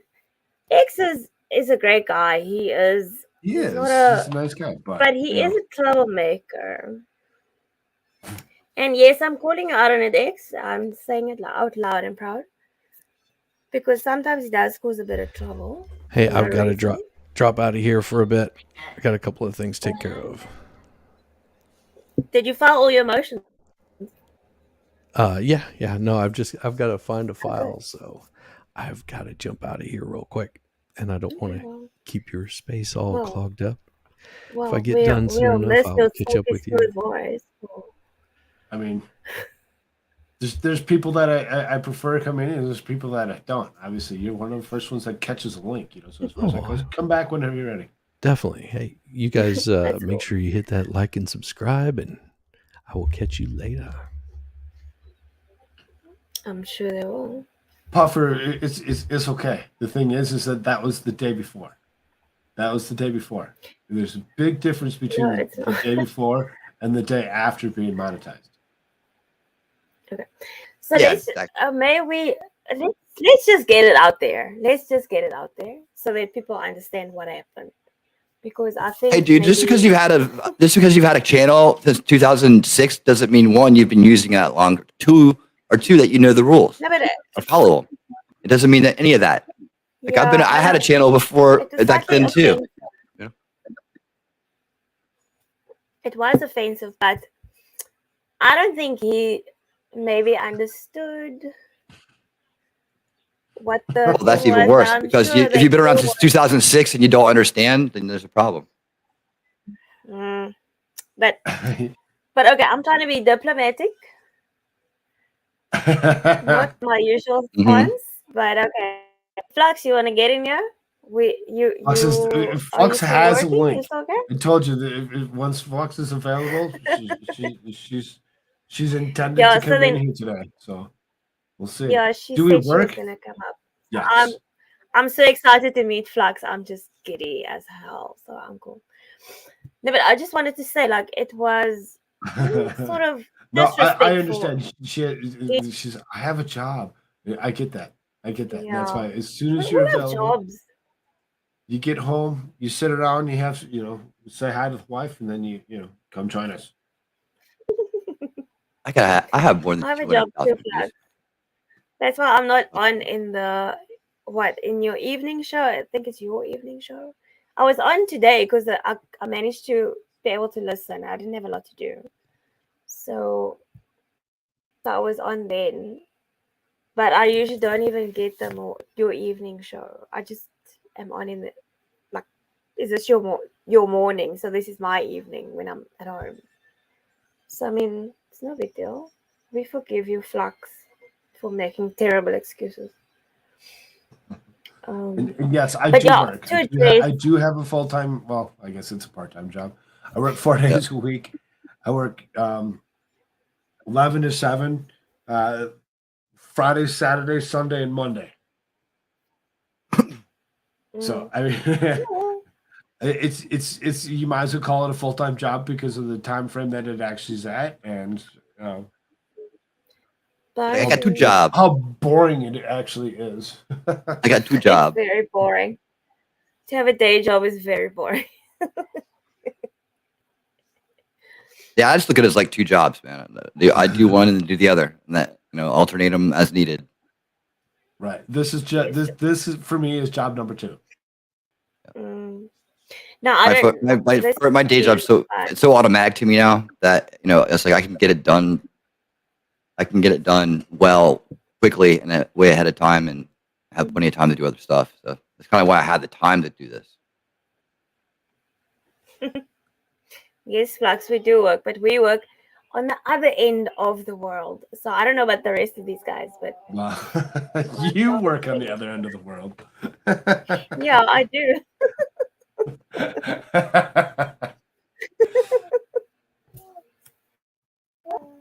I mean, I'm in South Dakota, so as far as that goes, it's just the shift that I work. The shift that I work is I work that late shift those 4 nights a week. Oh, okay. Yeah, and that's why I started doing this day streaming stuff, whatever, because day stream is a little different. Divinity says I brought my scissors. I'm at work. What's up, Divinity? Good to see you.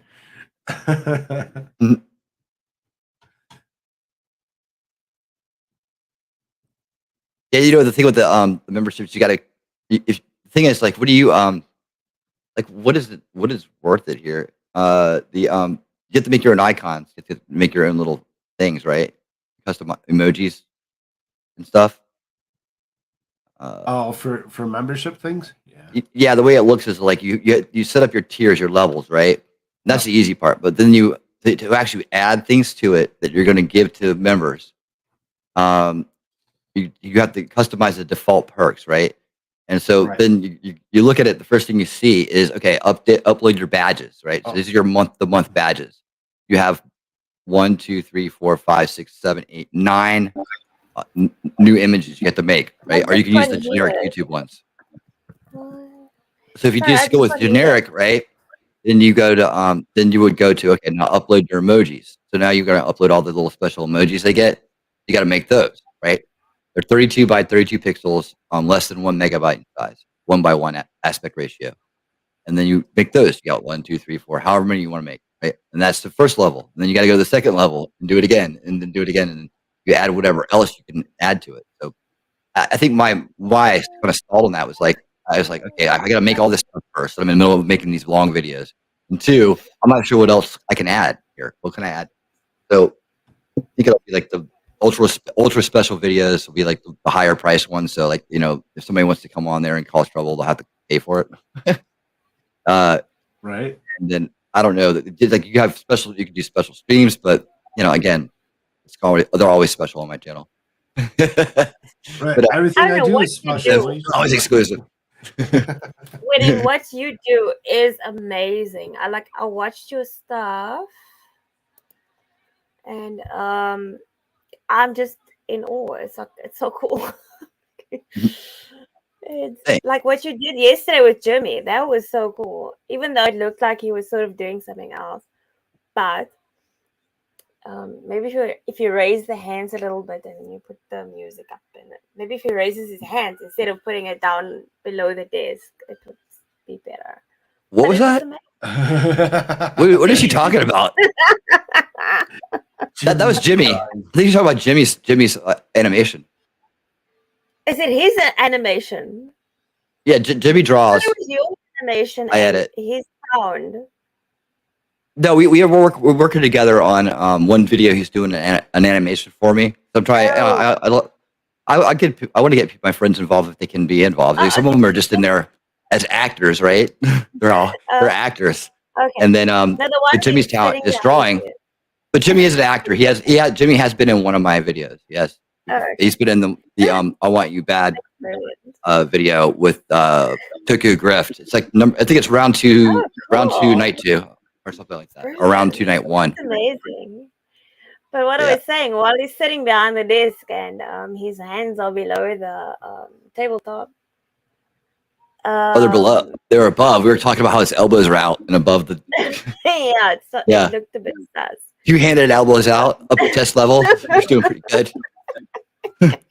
So maybe if you could see his hands on the table, like typing or something, that would be better. But that's my Yeah, we're only talking about his criticism. intro video. Yeah, we're gonna do That's that. my I think we'll only do that. criticism. Otherwise, it's amazing. It's amazing. I love you did it in 5 minutes. Like I can't. My mind is blown. I'm sorry. Yeah, totes. I can't. I don't have that talent at all. Not at all. Yeah. I can Yeah, so I'd love to set criticize. the memberships up. I just can't do it right now. Like it's too much. Too I much got to you do. on Discord. Don't worry. If somebody wants to make like custom emojis and badges for me, I'll use those. I'm the most useless person to get that stuff from, but I can give you my honest opinion. I think that adds a lot. I guess I could just open up the generic monthly one and get rid of the other two, and say, okay, I got this one level right now. That's all I can really offer. Yeah. No, but I love what Do you that. guys do. It's so amazing. I'm so fangirling once again. But it's because my brother can do that stuff. I can't. I'm just useless. I can just add numbers, with a calculator. Well, there you go. That's no, important. with a calculator. I can't even do it in my head. Oh, well, Yeah. that's the entry level to computer skills. I can use a calculator. Okay, we can work with that. He knows how to push buttons. Okay. Okay, shall we address the elephant in the room, or shall we just leave it for now? Who's the I don't elephant? know for sure. What do you think, Cool Frog? Oh, I don't know. I actually wanted to. I think we should leave I it got for something to now. talk about. I got something we can talk about. Because But that the time is coming fast. That hopefully that this mega stream and video that I'm talking about will be ready. It's just that the video itself. I don't want to do a two-parter. It's pretty long. But hey, like what I do is I do have friends, right, that come and watch what I'm doing, or like where I'm at, and kind of give me feedback on how it's going. And actually, Cool Frog is one of my test marketers, if you will, to help give me Yeah. feedback and tell me if I'm, if there's anything I need to fix, or if I'm heading in the right direction, or if they even understand it. Because a lot of times I'm just trying to see, does it make sense to somebody else? And so he has seen what I'm working on, and he does know about it. Now, without giving too much away, Cool Frog, what would you say? Was this going to be a good one to catch? And I'm waiting for the finished product. I'm really excited for it to actually continue going where you're actually going with it. Because once you actually get there, it's gonna be fun. There's gonna be so many people that are gonna watch it. Especially if you can promote that to certain places, you can actually get it to certain people that are affiliated with that kind of thing or whatever. You might actually you might be interested. Find out how many people actually click on it after some one particular person clicks on it or whatever and watches it. And everybody's gonna be like, "Oh my god, I gotta go click, gotta go like it." I think it's gonna blow up for you. I really do. But for as long as you've been working on it, I sure as hell hope so.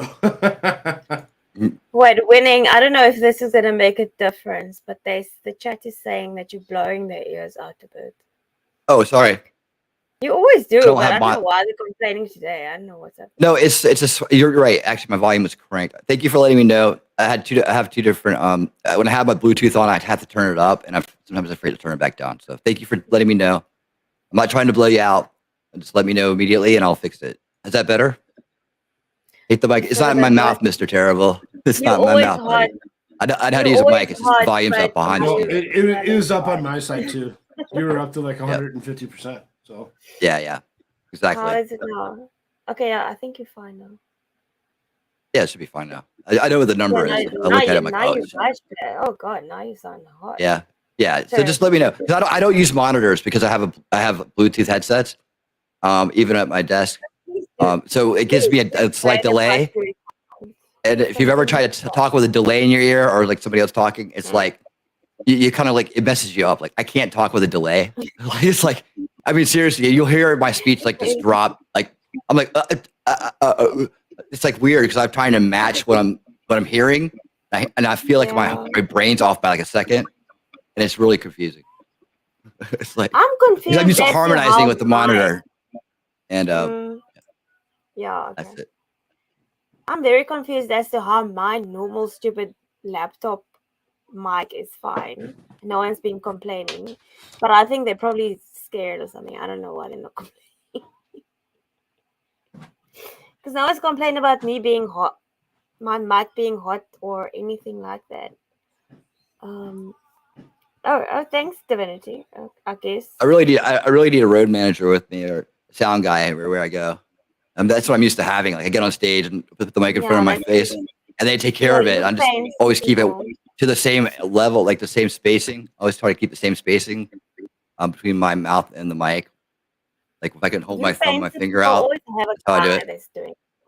And then the monitor is usually in front of me, and they'll get the mix right, and that'll be that, right? So I don't have to. I usually don't have to think too much about it. I just have to bring a good mic and not go off or crank my amp up too much or something like that. It's like little things like that. You manage the stage volume. Yes, John. Everybody needs a sound guy. I need a sound guy. The cool part is I know how to work with sound guys. You made it in that way. Sorry. I do. No, it's a yeah. I'll definitely have a sound guy one day if the need calls for it.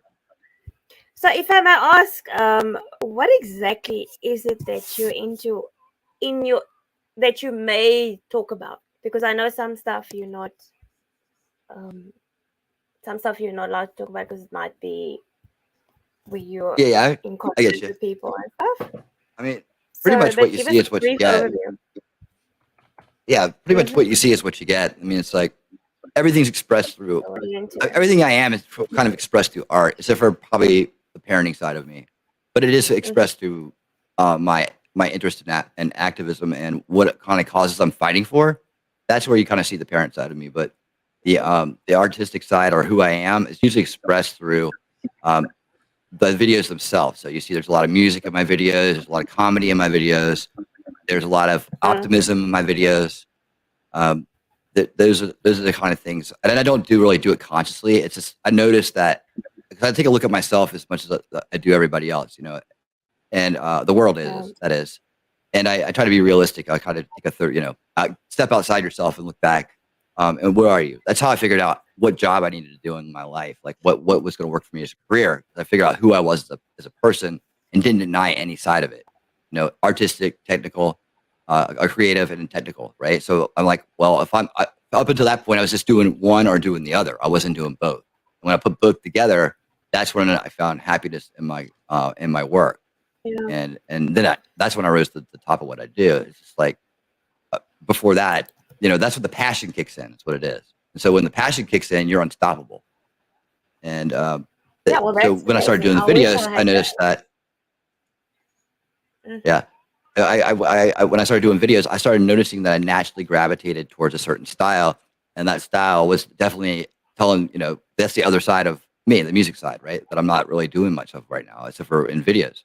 So that side of me wanted to get out, and so it ends up coming out in these videos now that I'm doing, which I never started out and planned on doing them this way. So it's like, eventually the real you takes over. That's why you have to find a job that fits who you really are as a person all the way down, no denial, right?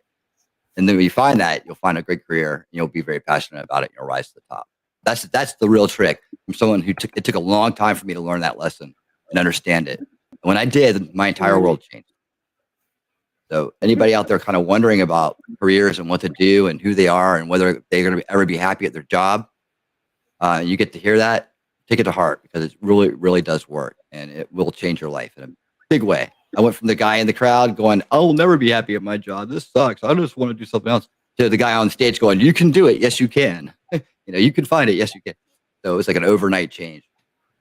No, Once you I'm find very it, you're blown just away boom.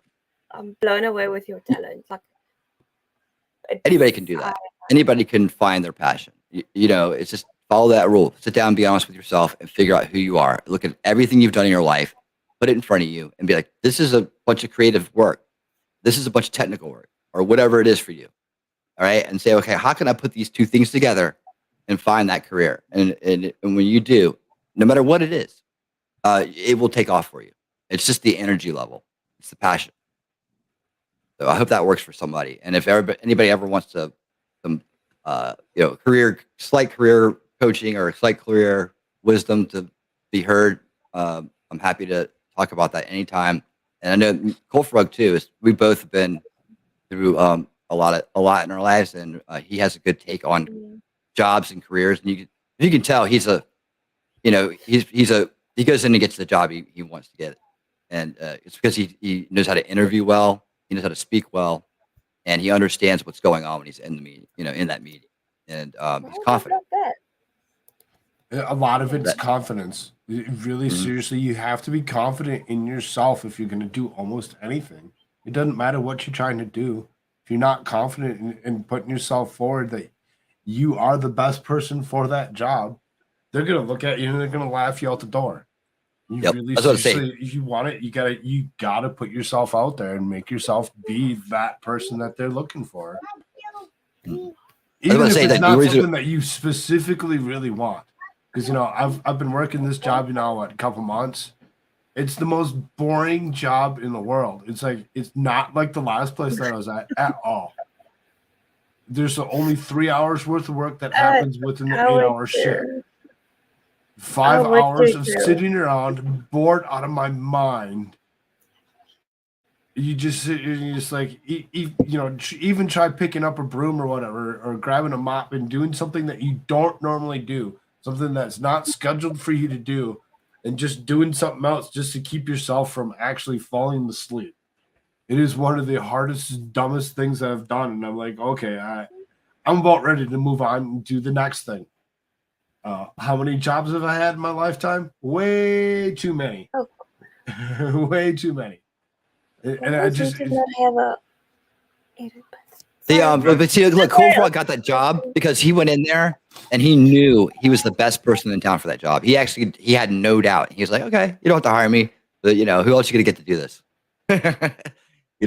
Exactly. Exact words. I know Winnie's heard me actually say it. That's pretty much what it come down to. Is just ain't nobody else gonna do it. Nobody else is gonna be okay with actually sitting around doing this job. And it's like, well, what do you mean? I'm like, who else are you gonna find do it? How many people have you gone through? And he's like, oh, we're always going through people. I'm like, let's go. Like I said, now I'm getting ready. I've been there for a few months, and I'm ready to actually walk away from it because I'm just like, I'll go find something else. I won't quit first.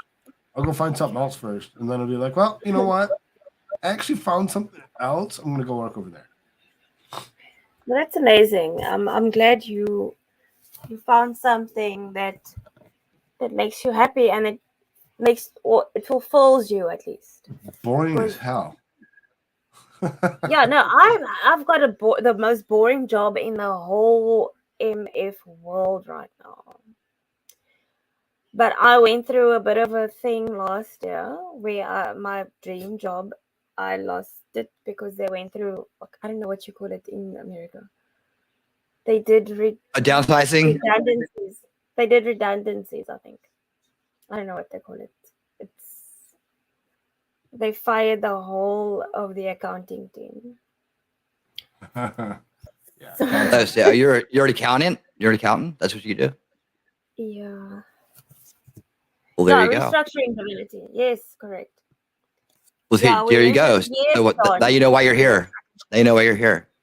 Because you could do accounting for people. Most people cannot do accounting. Seriously, like all these creators and stuff, they don't. There's a lot that goes into it. Like, say you start taking off and making money, you have to learn how to redo finances in a way that you've probably never done in your life most often. You have to pay your taxes earlier. You have to. It's like different. You have to do everything different if you've been an employee your entire life to that point. You need help. No, but it's not that difficult. Okay, maybe for you because it comes naturally. Right. See, that's why you're good at it. When you say it's not that hard. Yeah. Hey, for me, accounting is like, what the hell? I got to do. What am I doing here? Yeah. You see, that's why there's balance in the world. I don't know. We all need each other. Your taxes are weird. I don't know. I need to learn. I need to go through a course for that stuff because my taxes are pretty easy. My country's taxes are like government takes everything and you're left with the 1%. That's all. Oh, there you go. That's easy.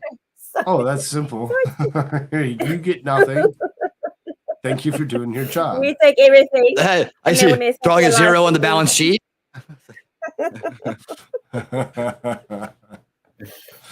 I just used the one. You didn't make enough money? Oh, too bad for you. Yeah, let me just take everything. No, but yeah. So yeah, we went through a bit of a year. I lost my job. I lost my grandfather. I lost well, for me, it's everything because he was my everything.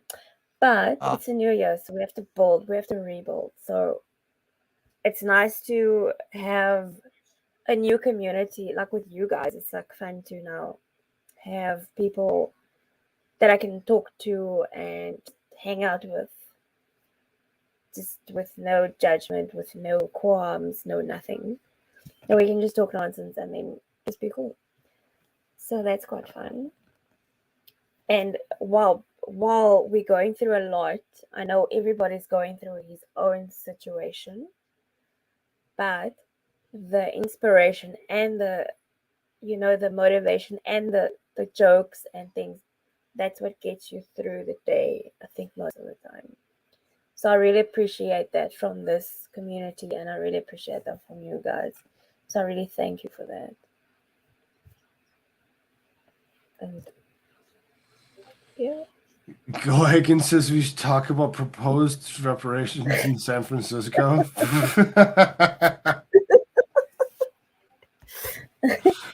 Oh gosh. Sounds like a Oh, we waste of could, but time to me. what's reparations? Is it that when the black people come out of jail? Sorry, did I say something wrong again? No, it's What's the one where reparations? for being enslaved for so long that from ancestors being enslaved that they feel that they should actually be compensated for it in some way, shape, or form for being able to be lazy. Mm. I've got thoughts on that. And there's a And lot it of won't people be that have thoughts on that. it won't be racist because I'm not a person of Caucasian descent. Well, I am, but not. I'm only 53%. So the other percentages outweigh. I don't know what that guy's saying. But yeah, I've got You're thoughts. like, I've got thoughts on that. I'm one of them. You can't tell me. Yeah, no. The reparations thing is weird because the only person that's allowed to actually claim it is whom? Who is allowed to claim for It actually makes no sense at all. It's the most generic, Yeah. weird thing still kind of hanging around. I Is mean, it my honestly, it's like grandfather? it comes down to liability and who would be liable, I guess, for the damages. And so, I say that it comes down to the original act of enslaving, not the handoffs, as it were. I think the original intent is the responsibility. So I think that in my opinion that's where it comes from. But also you can't trace how much, who, when, and so on because damages are awarded in an amount equal to the Equal to your loss. remedy that shit is entitled, right? So it's like Yeah. how do you even work that out mathematically for individuals that are 5 generations away from any type of on one side of their family of any type of slavery, or, and where do you go to get that money from who? Because only 1% of people in America at the time, that was the 1% that was wealthy, owned any slaves. Most people, like ordinary people like us, they didn't have anything like that. There wasn't even close to that. I think people imagine Americans were just walking around with slaves on leashes, and everybody had one like that. They have a car, and it wasn't even. That's not even close to being true. It was wealthy people of all colors had slaves of all colors. That's the way it was. History will tell us different because they need division. But the truth is that it was wide. It was worldwide. It was something everybody was a part of on both sides. That's true. I'm sorry. I'm reading the chat. I'm not typing for obvious reason, guys. But anyway, no. You know what? No, you make a good point. No, I'm looking at the chat. I'm not typing. Anyway. So no, you make a great point. We know Michael Hagen's like California wasn't a slave state. No, we know that. California wasn't even a state at the time of the Civil War. No, you don't have to read. I read it. It's fine. It's just I'm not typing because I'm gonna respond like on chat. But anyway, whatever. So the problem with this whole, with my feeling, and this is my opinion, and again, YouTube, this is for entertainment purposes only, and this is commentary for and educational purposes so that we can entertain and educate the better masses. So in my country, if we talk about this nonsense, we are not allowed, we weren't allowed any of the niceties of you guys, even though we were clan of the government or the people that were governing us. So much like the Thomas Jefferson's. Vicky's like, I love when you say that. What am I saying? It sounds better when you say it. Anyway, no. So this is some nonsense because people are trying to be slaves when they're not, and then it's like, why? Because we are literally descendants from the people that governed us. Like the person that started the country, he started the republic, Paul Kruger. We are his direct descendants, which means we are his slave children. So where do we go from there? Can somebody answer me? Anybody? No. So, like, where are we going with this? It's like Where are we we're going all. with what? What do you mean? The questions Not like or the line of thinking? no. You can ask me a question because we're all intertwined. We're all Now you're gonna come here. Oh, I'm black. I'm this. I'm that. We all Just coming from busy. the same place. Shizzle whizzle nut.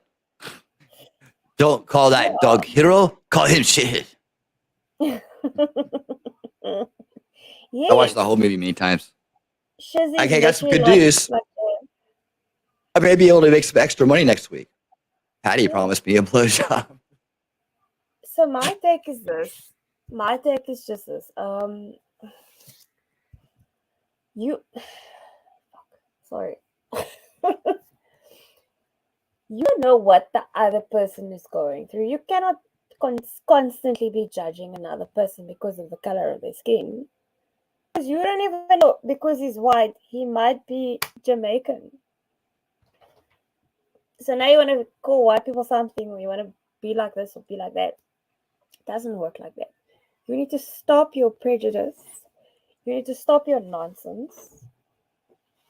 And yeah, no, the Chinese were not enslaved to build all the railroads. Yeah, The that was the Irish. the Africans and the Irish and the other what were they? Even the East Europeans. So you can't just say Chinese. You can't just say one thing because every single country has got their lower, say, denominator of people that are like supposedly cool. They abuse everybody. It doesn't matter where you're from. It doesn't matter what color you are. It doesn't matter what race. It doesn't matter. It does not matter. Yep. These people came from wherever they came and they decided, okay, oh, we see these cool black people. Let's take them over to somewhere and let them work for us. Okay, Dude, it was cool. like the tribes were conquering each other and then enslaving each other, and they started But- with the Arabs. There's two types of people in Africa, right? There's two dominant types of people in Africa. There's Arabic and African, and they're like African, traditional African. No, So it depends which side of Africa you are at. yeah, So north. yes, Is it like Arab. northwest or northeast, and like it's kind of divided down the middle, right? Wait, I'll allow that. I'll dribble. I'm asking you a question. I'll dribble. No, Mr. Terrible is telling me to shut up and dribble. So yeah, you're all right. That is fine. Fine. Yeah, well, it's okay. Mr. Terrible thinks the Earth's flat too, so ain't too worried about that. Yeah. It's okay. We love you. I still love you. Anytime you want some deprogramming, I'm here for you, buddy. I deprogram flat earthers. He's not holding me. No, the thing is this. It's not just about East Africa, West Africa, whatever. Every Africa is like they've got their own things. Like it's not like America where it's like the whole country. Wait, I'd rather be cotton. You go do it, bitch. Do it. Do it. Mr. Terrible. Do it. Pick that cotton. Pick that cotton. You know, lions are cooler. I actually spoke to them the other day. I asked them if they actually tasted shark. They go shark hunting, yeah, sometimes. When the sharks maybe they get too much, whatever. So I actually asked them, have they tasted a shark? Like, no. Here we go. It tastes good. I mean, Divinity, you've been hanging out on that server too long. We already had you deprogrammed. You didn't fall back into this shit, did you? We've got it there. We've got it on the dark side there. We're sitting, yeah. If I was glowy, I'd have my camera on. No, Yeah, divinity. We exactly. on the terrible side. He's got you. Mr. Terrible, you're mind. just repeating all of Dubai's lame arguments about the flat Earth, man. You're just it's what it is. It's a cycle. Really, you got to think about this. If you were a doctor, right, and you had to perform surgery on somebody that meant something to you, right?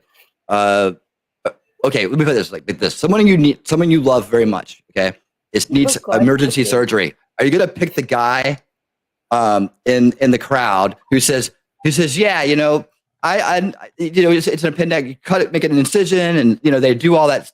Yeah, I saw this. I read about it. I heard somebody talk about it. I'm an expert now because I'm really good at computers, right? So I can do surgery. That's flat Earth. In a nutshell, that's flat Earth.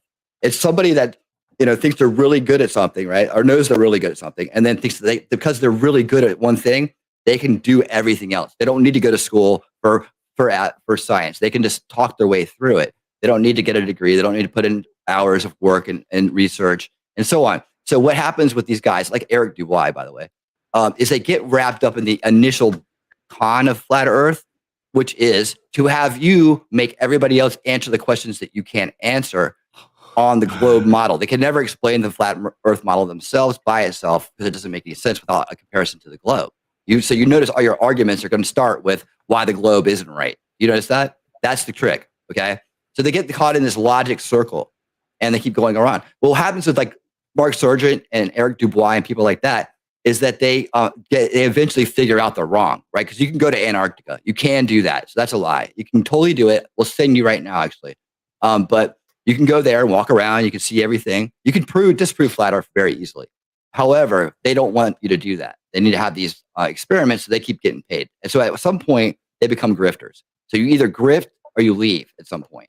But that's what happens. That's the journey of the flat earther. It's like, you go around, you ruin your credibility trying to convince people that you're right when you don't really have any real answers. And then eventually, at the end of the road, you either have to join you have to join the cult or you have to leave it, right? And so I've watched people fall down the hole that one day they weren't, and then one day they were, and they all did the same thing. They keep using the same dumb arguments because they're not real arguments. It's like this. Okay, well, I say it's flat because you can't prove it's round. Well, I didn't go to college for science. Okay, that's not what I specialized in. That's not what I spent my last decades doing. Right. So I rely on experts who did do that to talk to me about it and tell me what's going on. So if I want an explanation, I talk to like Grimsbar or Mike or somebody who's who's the other guy? A printer guy from Space Force. Yeah, these guys can explain. I mean, if I need answers about astrophysics, I ask those guys because they studied it. They know it. They know and, it, right? There are people around here that know that stuff. We'll sit there for hours and explain shit to you and draw you examples and help you understand it. But you won't find those people on a flat Earth channel. You'll just find people going, "Oh, you know what? The reason why is because of globe. Because of globe. Everything's because of globe." You'll see. You'll just watch that. Let that seed sit there and plant and grow, and you'll see that. You'll see that these people have actually just conned you into this circular logic loop that they're caught in themselves, and they're probably aware of at this point if they're leading a channel. Like what's that guy? Red pill philosophy. That dude. That's a great story about this. That guy and the other guy, the comedian. These are two great stories about people that had great channels and destroyed them by becoming flat earthers. And the one guy is now building like container homes or something. But he had a great channel. He's a Trump guy. He made great shirts. In fact, his shirts were getting pretty popular. He's a smart guy, and he's a kind of a smart ass Cuban guy from Florida. And he red pill philosophy. I think he still has a channel up. I think he just doesn't use it. But yeah, he first was like, I'm just skeptical. I'm just entertaining it. Then he's like, I'm a skeptic. Then he's like, you guys are all globe cultists. I mean, I watched it happen and I tried to stop him. And dude, back off. Pretty soon he was overboard and just became a smart ass who wouldn't let you have a word. And he would just call you a globetrotter or some insult when you were right. So, I was like, okay, good luck, dude. Yeah. And his channel was like, yeah. Yeah, why is it a popular religious cycle? Then what's the flat Earth? See, let's say take the globe out of it. Try to explain it yourself now. You can't. You have to have the globe model to compare it to because all it is you trying to get other people to answer questions only physicists and scientists and people that have spent years studying this shit can really truly answer correctly. That's what it is. Watch, it's all about questions in the flat Earth community. They don't have anything. I'll tell you what, though. I will help you raise money to go to Antarctica right now. I will. Yeah, we'll send a video. We'll make a video out of it. We can have it right as the boat approaches Antarctica. We can get your reaction to it. So if you're really set on this and you're ready to put your name on it, which means a lot actually, you should really prove it. You should really physically prove it. Go to the ice wall. Find the filament. Find the freaking dome. Find it. You can't just go NASA bad, scientist bad. You guys are all in a religion. No, it's not. No. It's not that at all. It's none of that. Right? All I will say is go out and prove it. Go to Antarctica. You can do it. Hey, look, Crystal. You can go see Crystal. She's right near Antarctica. She'll take you. She has a boat. She has a boat. Take a boat. I could take a boat, boat. but it'll take me 40 Jimmy years. YouTube. Guten Abend. Name's Jimmy YouTube here. How's it going?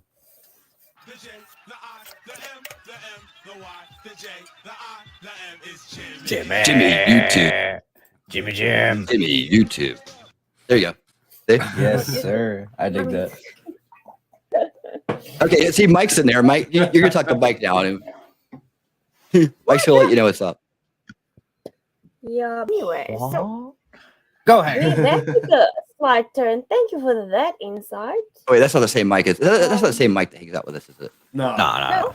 Oh, okay. Thank you for Go Hagen. Go Hagen. See, he's a doesn't hang out. skeptic. You should be skeptical of flat Earth. He has Try his doing it the other way around. opinion. He has his opinion, and so do all of us. So yeah, but You can totally, you could, Divinity, yes, you can.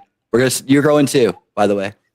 yeah, we can all go, but I think we are the chances of us going there are lower than the chances of us going to Mars because Elon has got some plans, dude.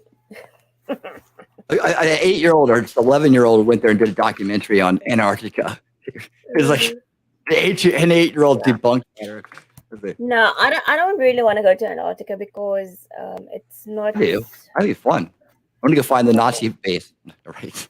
I want to ride a penguin. No, you can ride penguins. You can't live there. Yeah, we've got penguins here, so I need to go to Antarctica to get a penguin ride. But you got no snow. What? There you go. You ain't got no snow. How am I Private supposed chat. to ride a penguin without We've snow got to slide on? We've got snow What? in winter. Africa has snow? Yes, guy. What the fuck are you doing? Sorry. Yeah, I wonder how that happens. How half the globe has snow half of the year, and the other half of the Earth has snow the other half of the year.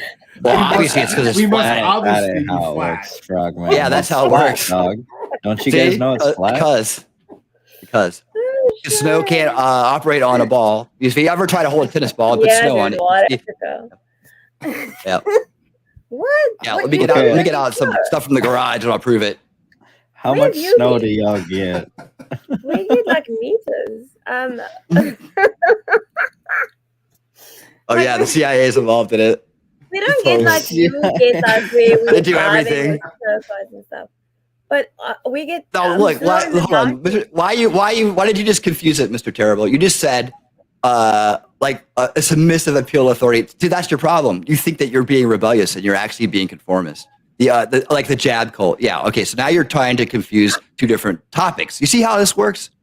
You see how that works? Whoa, See how that Jimmy works? coming in hot. Like you see how like there's two fallacies in a row you just made, right? You tried to throw out this submissive appeal to authority when it's not. It's common sense, right? Yeah. And then you tried to say that it's like it's just false comparison, like the jab cult. Nope.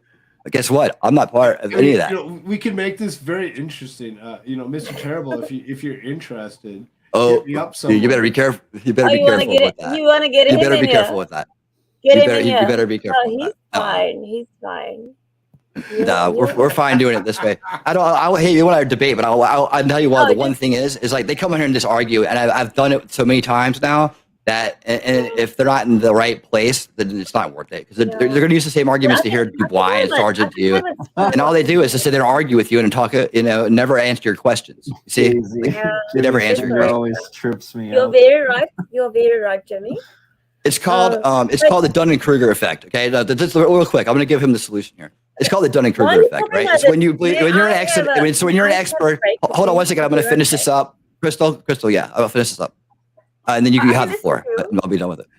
Okay. No, I can have. I just need a break. I just need a minute. I just need to leave the room quickly.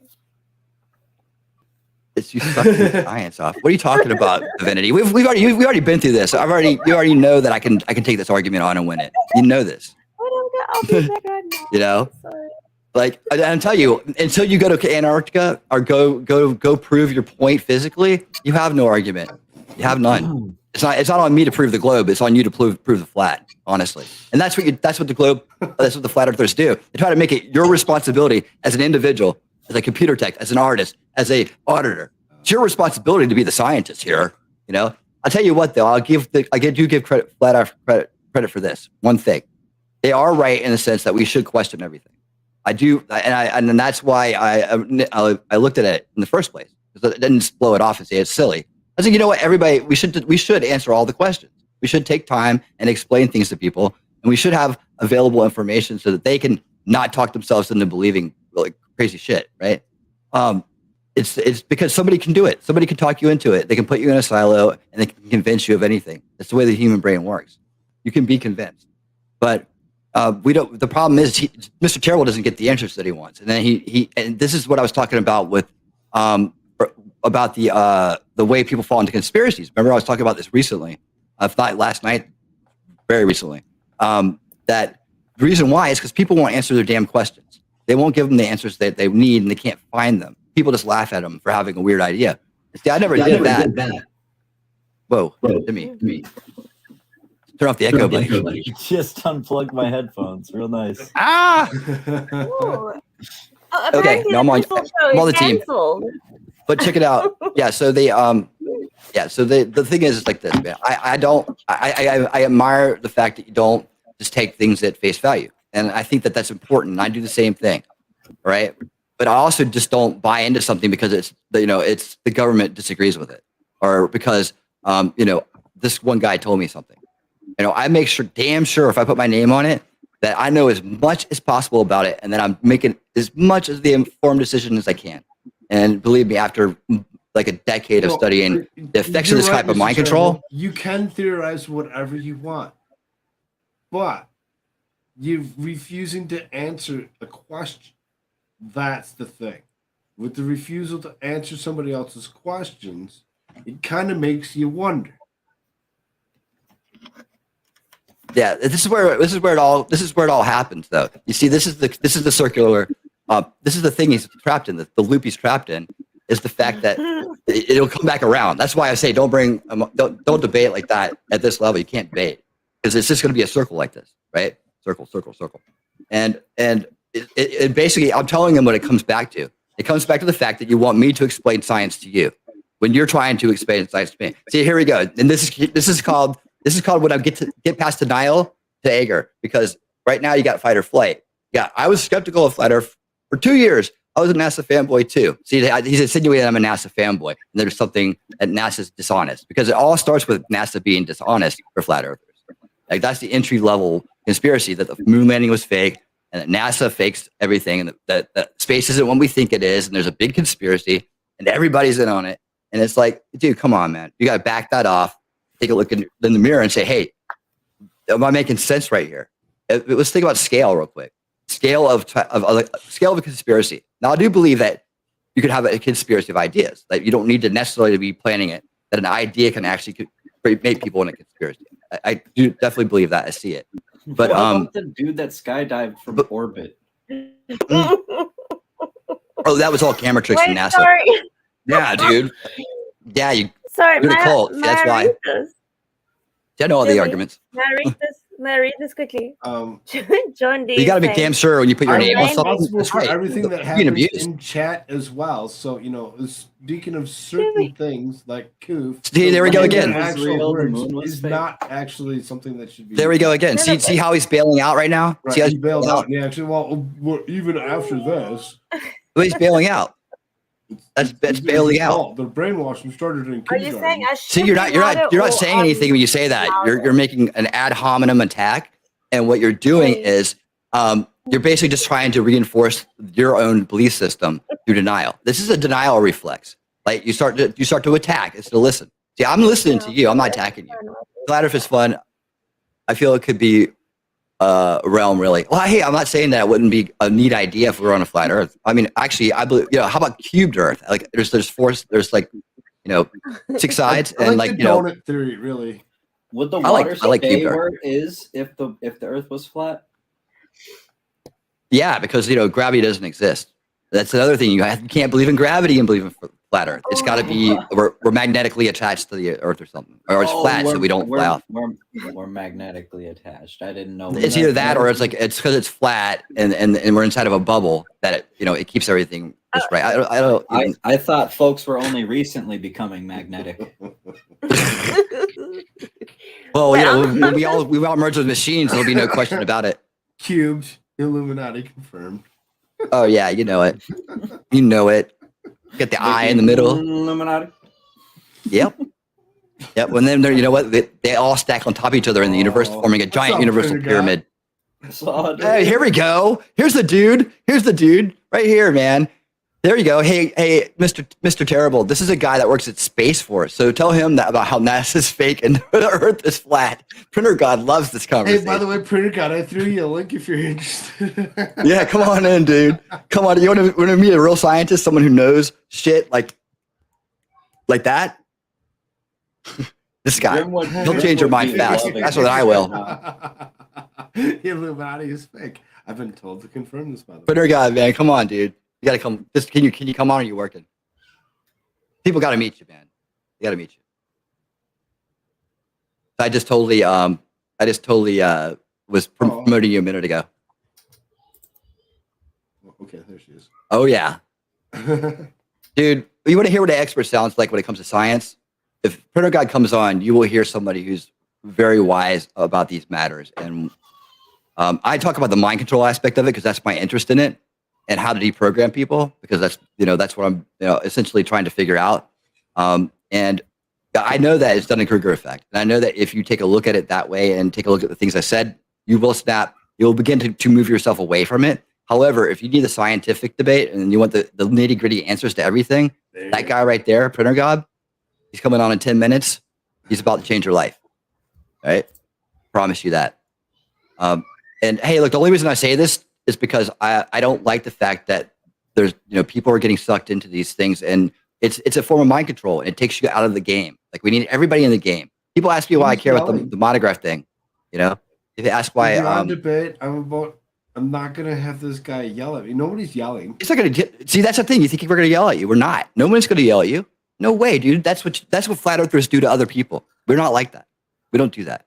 Like, I told you why. I'm telling you right now why I'm interested in it. I'm interested in stopping people from subverting other people's minds and taking them out of the game and away from the real issues on this planet that affect me, my friends, my family, and everyone else. Like, we need everybody in the game. We don't need people out on this fringe, separating themselves and taking themselves out of the game. Because when you take yourself out of the game, you take yourself in the establishment. Your arguments are the same as every Glober. Yeah, sure, man. Oh, yeah. Sure. It's like, yeah, they're rational. All of your rational. arguments are just like every other flat earther. No, they're not. Nobody talks about this stuff. The mind control aspect. I do that. That's my thing. Nobody talks about mind control but me. Most people just make fun of you guys. I don't. I'm trying to deprogram. So it's a big difference. So no, I'm not like everyone else. Disagree. But yeah, I'm just trying to make you see why your arguments don't make any sense. They're fallacies. And that you got these from other people. You didn't come up with these, dude. Somebody gave you these arguments. You didn't come up with them. Derek Dubois probably gave you. Probably that's where you got them. Mark Sargent. I've studied all those guys, dude. I know all their moves. In fact, if you want to see a good debate with Mark Sargent, go look up Viva Fry. Go see what Viva Fry did with Mark Sargent without even raising his voice once. Go watch. What's up, Vicky? Hey. Blow you away. Hello, Vicky. Hello, hey, how do you feel about the globe? You guys, I better take off for now. All right, Jim. Bye, Jimmy. Later. Hey, catch you later, guys. All right. So, Vicky, how do you feel about the how do you feel about the shape of the Earth? Is it a turtle or is it a goat?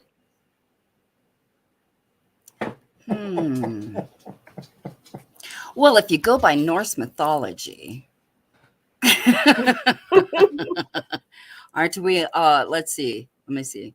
We have 9 realms in Norse mythology. So, what is the last? I think we are on top of a. Aren't we? I believe we are on top of a turtle.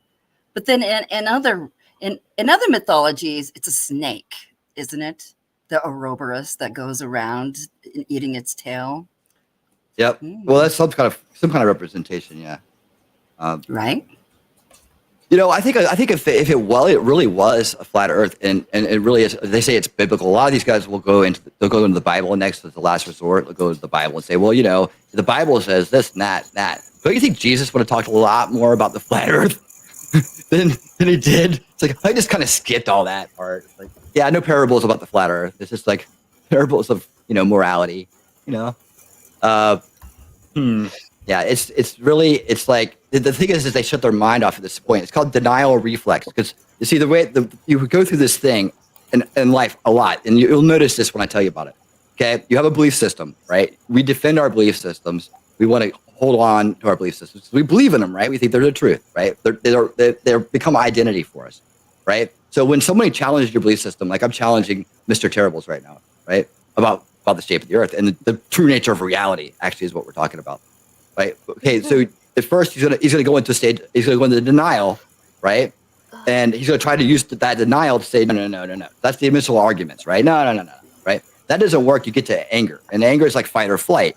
So when you're in fight or flight, he's either gonna leave or he's gonna like attack, right? Attack. So if I can get him through that part, right? If you can get him to stick around through that part, then we can actually maybe start getting a little bit of communication going. And at some point, hopefully, he'll hear what I'm trying to tell him. Because right now, he can't hear what I'm trying to tell him. But if he gets to that point, he can hear what I'm trying to tell him. What kind of statement? He'll move to acceptance, and he'll have a new belief system based on truth. What? Mr. Terrible, come on. I'm gonna need NASA scientists who would admit there are really only 2 genders. I bet 0. Okay. What does that have to do with anything? What's that have to do with the topic at hand? You can do that on a flat or around Earth. Let's So keep what are on you talking throwing about? different things out there and see what sticks and find out that 0 things stick. Oh, and civil law is doing Alex Here. Newman. Theory of magnetism. No. Oh yeah, the magnet. Here you go. I'm gonna play this. Hey Frog, let me know if this isn't all right. But I'm no sound. I'm just gonna stream this on my my own little thing here. But let me know if it's not good for you. It's just basically what we're looking at here is Antarctica. And you see, I know NASA made all these, right? But here you go. Take a look, man. This is like called Mojo Travels, right? And you can just see where they say go to Antarctica. They travel to Antarctica. You can totally do it, right? Is this where you live? That's lovely. I think that's where they were. That's South Africa, right? And then you take a boat over, or is that Peru? No, that's not South Africa. Stop it. That's Norway or something. That's Buenos Aires. Okay, yeah. Buenos So this is Aires, where it's Argentina. this is where you're going to go to get on the boat to take you to debunk yourself, right? So you're going to get on the boat and you're going to go over here. So people do it all the time. It's not inaccessible. You can totally go there. Oh, flat Earth is fun. I just think it's not. Okay, well, hold on. Why is it fun, dude? Why is it fun? You guys are allowed to have your opinions. I mean, if it's just a fantasy, I get it, but don't try to tell everybody else they're wrong for knowing the truth about the real nature of reality. No, right. You have to write. You totally have an opinion. That is for sure. But yeah. Some people think Joe tell me Biden's a that great my guy. opinion needs to be like yours, or otherwise I'm this, I'm that, I'm a bigot, I'm whatever. Call me whatever name you want. It's really disturbing that people actually do that. They actually go to the point of saying, "Well, that's not true. It's because this is what I believe." Well, are you sure? Are you sure? Because it's not. The thing is, it's not what he. There's 4 of us sitting right here that think the opposite of what you do, and it kind of makes me wonder who's right.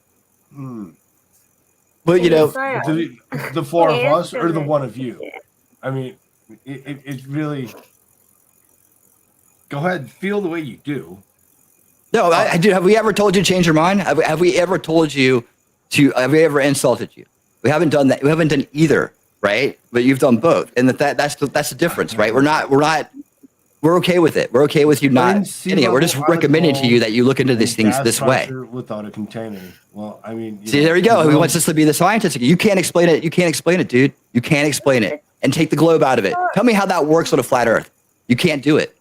You can't do it because you're repeating what you've been told. These aren't your ideas. These are other people's ideas, unfortunately. Right? So why are you defending other people's ideas? Yep. You know what? Why defend Mark Dubois? I mean, Eric Dubois and Mark Sargent. Why are you defending their ideas? They're grifting on you.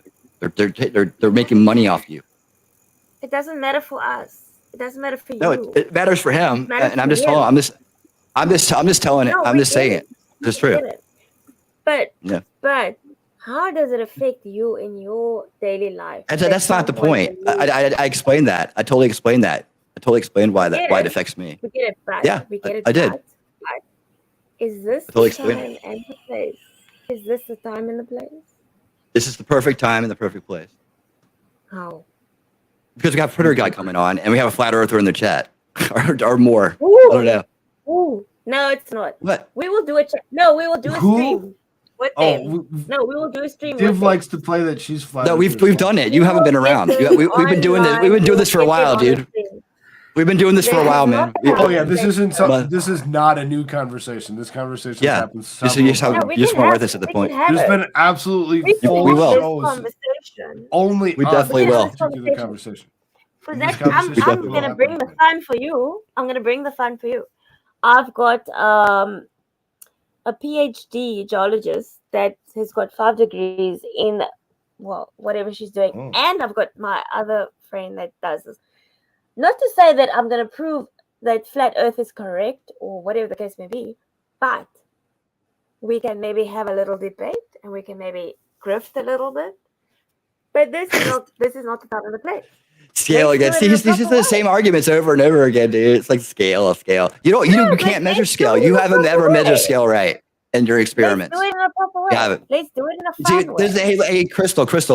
In all fairness, this is like a deep topic that takes I've been researching this for over 10 years, man. So it's not one of those things that I'm just flying off the handle on. I know this. I've been through dozens of these same conversations with people. So I know where I'm going with this conversation, and I know what I'm saying. Yeah. Your passion, right. So we're your enthusiasm. But I've got people that might agree with you. So let's do it. That's fine. Most people do agree with me. Okay, you know, on this matter, most people do. The majority. There's a 1% of people. 35 likes. Let's do a poll. Yeah. Let's do a poll. Ooh, do a poll. 35? That's good, man. Let's ask the chat. I missed you there. We lost. You gotta let other people talk, Crystal. You gotta let other people talk. Let's see who actually clicked on what here. We'll do simple. Earth, flat, round. It doesn't need to be anything more than that. What's the poll for? Everybody, there's the poll right there. That's as simple as it is. You can't get it any more simple than that. You guys are silly. It's not even round. It's spherical. It's spherical. It's not even round. You're in denial of flat Earth. Flat Earth doesn't exist. I can't be in denial of it. I can't be in denial of something that doesn't exist. The Earth is not round. The Earth is spherical, so it's in an egg shape. So it's not. But I'm in denial of the flat Earth, but you're in denial of it being any other shape. You can't explain flat Earth without globe. That's their one weakness. They can't do it. Yeah, I know. I get it. Sphere, donut, whatever you want to call it.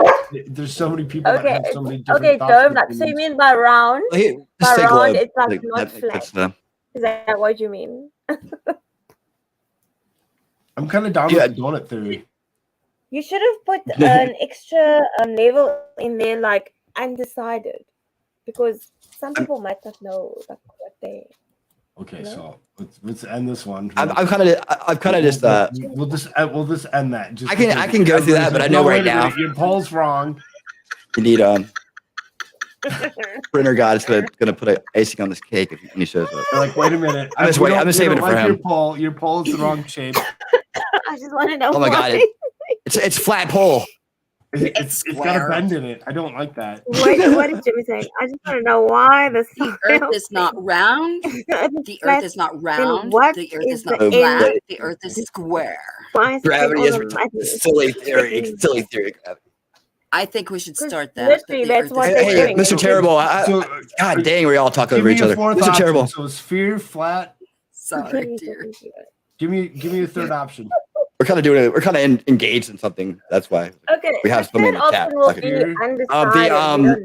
Flat. So, Mr. Terrible. God dang it, man. Give me a third option. Third option, we don't know. What do you mean third Where? option? Oh, cubed Earth. I don't know. What's the poll I had? Square. Sphere, flat.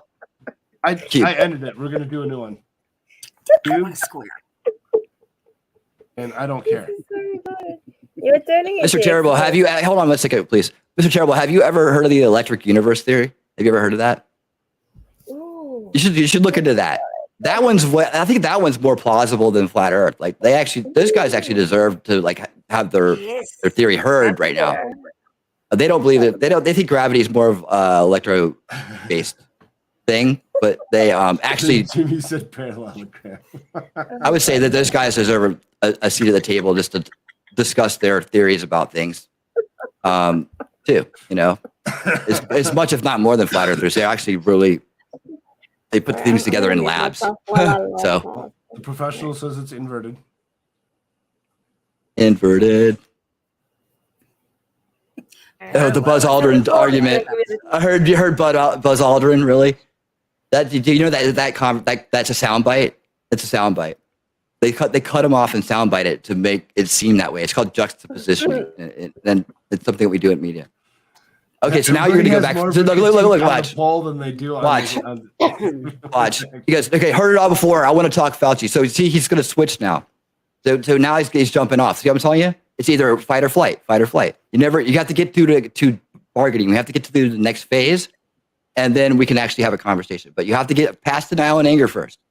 And the fact of the matter is, like, it was when you think that deep down inside or subconsciously that someone's fooled you into believing something that's not true, and you're put on the spot about it, it's a little bit embarrassing. It's a little bit high intensity, right? But I'm gonna tell you, it's okay, because anybody can fall for it. Anybody can fall for it, right? But not everybody can get out of it. And so it takes the smarter person, the braver person, the more together person to get out of something like that than to get into it. Smart people fall into it every day.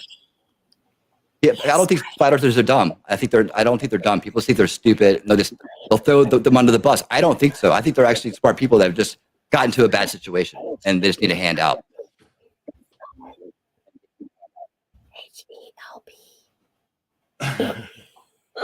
No, I don't say that you're. Again, that's a fallacy, dude. If you say if I disagree with you, then I'm crazy or I'm brainwashed.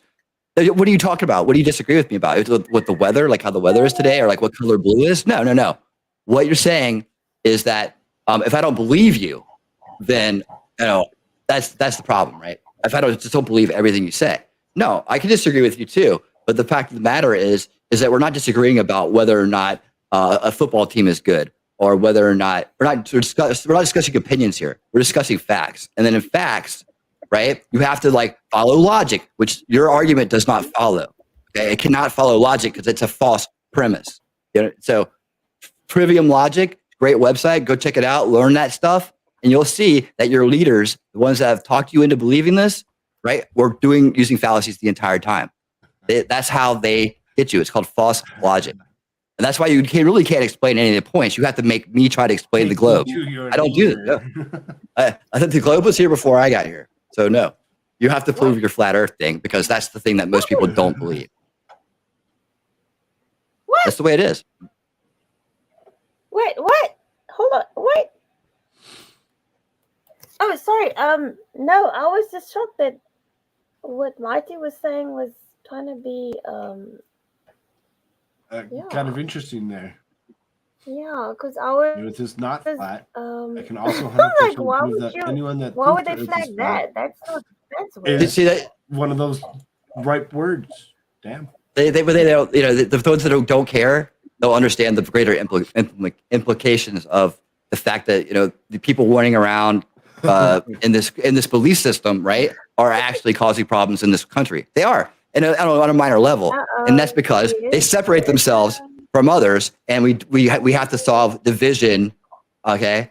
And we need to move towards unity. And flat Earth is one of those dividing things, right? It divides people because now you don't believe in anything. So it doesn't matter whether we have a great president or whether we have a great uncorrupt system. You're going to say, oh, but NASA and space, Beaver CIA, on the all the side, 'cause you catchphrases can't with actually no be part of substance the to them. poll says it's tubular. Totally tubular, man. I fully. Oh, like that. We could ride it like a wave. I listen to your reasoning. I listen to your reasoning. I do. But I tend to not agree with you. And I know I'm allowed to disagree with you, right? You're not gonna like be mad at me or nothing. You always, but everybody can always disagree with whoever they want. Mm-hmm. No, because yes. Are you talking to me or Mr. Terrible? You might have facts. You might have facts. You might have winning. You might have facts, right? Mr. Terrible, he's not online, is he? I've been listening to you for like 5 minutes. What? No. You've been talking, right? Okay, so you rather have questions you cannot be answered than answers that cannot be questioned. No, that's not what we're saying. That okay. So that's not the point. That's I don't get that saying. So your point is that doesn't make sense because you're saying that there are always going to be questions you can't answer. All right. Everywhere, in every science, because answer the question on the screen. Something. Answer it. What's the question? What the Earth is cylindrical? Yeah, like this whole victim mentality, I can't disagree with you, or I'm this and that. That's bullshit, man. That's a victim mentality. Now you're like, oh, poor me. You're picking on me. I'm not picking on you, dude. Go ahead, believe it. Believe it all day long. Tell everybody you know. No, Your shirt says it. Seriously, do it. No. I am definitely not picking on you. I'm not talking to you. I was talking to Mr. Terrible. Jesus talk about black holes, Uranus, and dark matter. These scientists are weirdos. I mean, this guy's just being a racist. Leave it. They all made it up. We all still. They all made it up. Who cares? They all made it up. Record the meeting where they all made it up. I mean, like, seriously, it's Jimmy. You know what? But we could actually record meetings where flat earthers make it all up. You could actually do that. You can go there. They have debates every week. Every week, these guys are doing it. They're debunking this stuff. It's the same arguments, and that's what I told them. I said the debates are useless with these guys because they're in a form of mind control because it's circular logic. They're trapped in circular logic, right? So I'm taking away the things that cause the circular logic, and that's what I'm doing. Give everybody another minute to actually answer the poll before I end it. And that's the point of this exercise. And what you don't know, Crystal. Okay, I know you're trying to talk and all, but what you don't know is we've had this discussion before many times, and that one of the things that I've actually put out there is that I've been working on a way to deprogram flat earthers, and Divinity knows that because somebody else knows that because Baron or somebody that was going to have a flat earther on. We were going to actually do this. So I've had this method for a long time. Hear me out. I've had this method for a long time. Okay, and I've done it many times. So that's the whole thing. You just have to kind of trust and see what's going on. Definitely do not want to. Who's what guy? Voice you guys. I don't know. I don't know. We'll be here in a minute. Because if the science is there and it's plausible and feasible, give him a few more. I can maybe understand it. So if you've got proof for me, I can check out. What are you talking about? Are you talking about to me? I can't know whether you're talking to me or Mr. Terrible. Do you have headphones? No, not Terrible. No, Terrible is in the chat. I'm talking to you winning. Okay, so to say winning. Is doing his own thing. I'm not. Yeah, polls ending in 10 seconds. I'll handle him later. 9, 8, 7. Are you ending the 6, chat? I'm ending the poll. The discussion. 5, the poll. Hold on. No, but what I'm saying is, right now. Just wait for 1 second. I just wanted to give you more. I don't think she can hear me when she talks. I think that's the problem. Polls ending. There's the poll. Earth, 58% of everybody here said that it's a sphere. 23% said they did not care. 11% said it was flat, and 5% said it was cubed. Yeah, see, there's the insult, right? There's the insult. We're sheep because of this, right?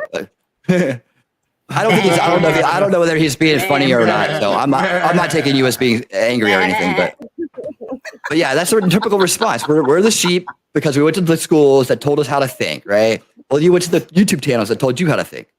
See, like who's the sheep? They say the globe is a cult, right? But who meets in secret and who has like these leaders and this really small following, right? And who is calling who in names when it comes to their beliefs? We're not. I haven't called you crazy. I haven't said it's stupid. I haven't said anything. I've said it's good to question things, right? And I've explained exactly how the con of flat Earth works. So it's just getting past the point of disbelief with you. And I believe when you hear this, it'll come back around. One day you'll come back to me and say, "Dude, thank you. Those things you said, actually, I thought about them down for a long time, and now they're making sense. And the stakes for stakes. I've had people do that. So we'll see. We'll see." Okay. Yeah, no, to be real, nobody called anybody a name. You're right, So pretty just- God. let's Whenever just you're get ready, that bro. out of the way.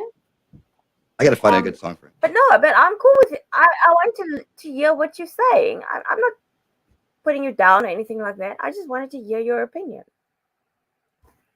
That's all. You talking to me or I Mr. wasn't Terrible? putting you down. Did I? If That's I good to did, me. I do She said apologize. that. She said If it several sounded- times she's yes, only talking to you. winning. I'm sorry. Oh, okay. Winning. Oh no, I I'm don't think you're putting me sorry down. That if you I don't think felt you're- that if I did anything like that, well, it just sounded like you said like I said, I what's was more of a putting you down cult, for no reason. Mr. Terrible, Globe, or Flat? Yeah, I understand. You're not. I don't think you're putting me down. well, I didn't hear that.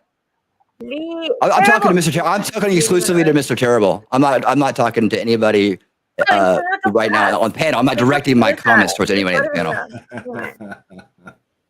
Okay. Mighty Meat, Can I I'm let with him you, in? bro. I'm with Can you. I let him I'm in? with you on that. This is like this would be like, but it's like you need to kind of like sit back and like watch for a little bit because I can tell this is new for you, right? So when something's new, sit back and observe first. Seek first to understand, then to be understood. Really? Right? Oh, there Yeah, we're that's a gonna great get comment. into things because Yeah. I mean that's there we're a gonna great get way to be because then you come in more informed and you're not and you let other people finish their ideas. Okay. All you have to do is this. No, I thought you were finished when you paused for like 10 seconds. So I mean, usually after 5 people are finished. Yeah, I will. That was fine. Nothing I'm saying is about you. I just said that I agreed. You know I love you. You know I love you. Just stop it. Yeah, it's right back at you. Cool. Can we like? I love you. Carry on. But the earth is not flat. so That's it's what okay. matters when it comes down to it. It doesn't matter what the opinions are. It doesn't matter who says what, why, when, where, or whatever. When it comes down to it in the very end, we can all look at each other and be like, thank you for being you. I love you for being you. And it's all that matters. Because Exactly. without having different opinions and different thoughts, would be in an echo chamber. Yeah, exactly. And that's why I said that's one of the thing Flat Earth has brought out. People should question things they don't understand. But what they shouldn't do is go off the rails about it. They should go on a quest for knowledge. That's what I do I've thought about everything in my life when it comes to when I got out away from the influence of the establishment, got behind the first veil, right? I decided I'm going to go on a quest for knowledge when I don't understand things. I'm not going to sit back and have someone spoon feed me about anything. So I'll go down this rabbit hole. I'll look up definitions. I'll speak for you as well. I'll do the research. Yeah, you do a good job. It's just a matter of effort. It's really all it is. It's like that's what it is. So I just will like, okay, I'll entertain that. I'll entertain every idea you have. But I'll research the things I don't know and come back with the right answer. I'm going to step away for a second. I But yes, appreciate, exactly, Mike. like There you your go. passion. I appreciate your passion, and it's good to have passion because these days people they're just like oh we just like for the Yeah, we the just don't care. entertainment. Right? Nobody's They don't see how it got affects passion in them. life anymore. Yeah, Well, they just don't understand how everything so it's affects good everybody to else. participate. Yeah. Right? Yeah, I'm so trying to that build. I'm trying means to a lot. push for a better world. Means a lot. What a better world of more communication and civil conversation. That's our common goal. That's our common goal. And the fact that you didn't go off the rails and I didn't go nuts, because I tend to do that sometimes in normal conversation with people. I do let it go, and I do let my mind blow a little bit. So that's good. So it means that we can have civil conversations and civil disagreements, like, which means that we are all like cool. Which means that's actually the ability to be Dude, friends. Mr. Terrible, you're here hanging with us, man. I don't think you're here to promote flat Earth, right? I think that we have other things in common. Hold on. He's just being an asshole. That's what he's doing. Don't worry about it. No, No, like when you're a true friend, you can disagree with your friend and you can disagree with your peers without feeling bad that they're going to be offended or they're going to hate you the next day or whatever the case may be. So I think Cool Frog thinks we're retarded. no. Hey, dude, it's cool. Well. I want you to hang here, man, because we obviously have things in common. It's just one of those things that, look, you have to understand my background and where I come from. Hold on one second, Crystal. Let me talk to Mr. Terrible real quick. You have to understand my background and like what I've been doing for the last decade and a half, right? You don't know that yet. Oh, you like, can get part of that is studying mind control. Okay, I'm done. I'm not. Listen, you get another 10 minutes on the topic to actually, say what you want to Terrible, and then we'll see if we can't change. You can do Terrible on the Discord. Well, you want to use like Bigfoot or something? And where's the printer guy? I'm trying to like wait for him to get here so he can. No, you're right. We do kind of. Yeah. Like I'm trying. I just keep trying to keep the conversation going in the same direction. So when he gets here, we're not like way off on something else. No, I forgot. I forgot that he was coming. Let's go, printer. But so I want to make sure I'm clear to Mr. Terrible too. Like one of the things is like communication is important, right? I don't want you to think that that this we have different opinions on this. That doesn't mean we don't have a lot of the same opinions about other things, right? But my cause is about, trying to get through subversion and mind control in order to get to unity and to cure division. Because see, I'm a root cause analysis and solutions channel, and that's what mine's about. It's about actually implementing solutions, not just talking about it, not waiting for someone else to tell us what to do.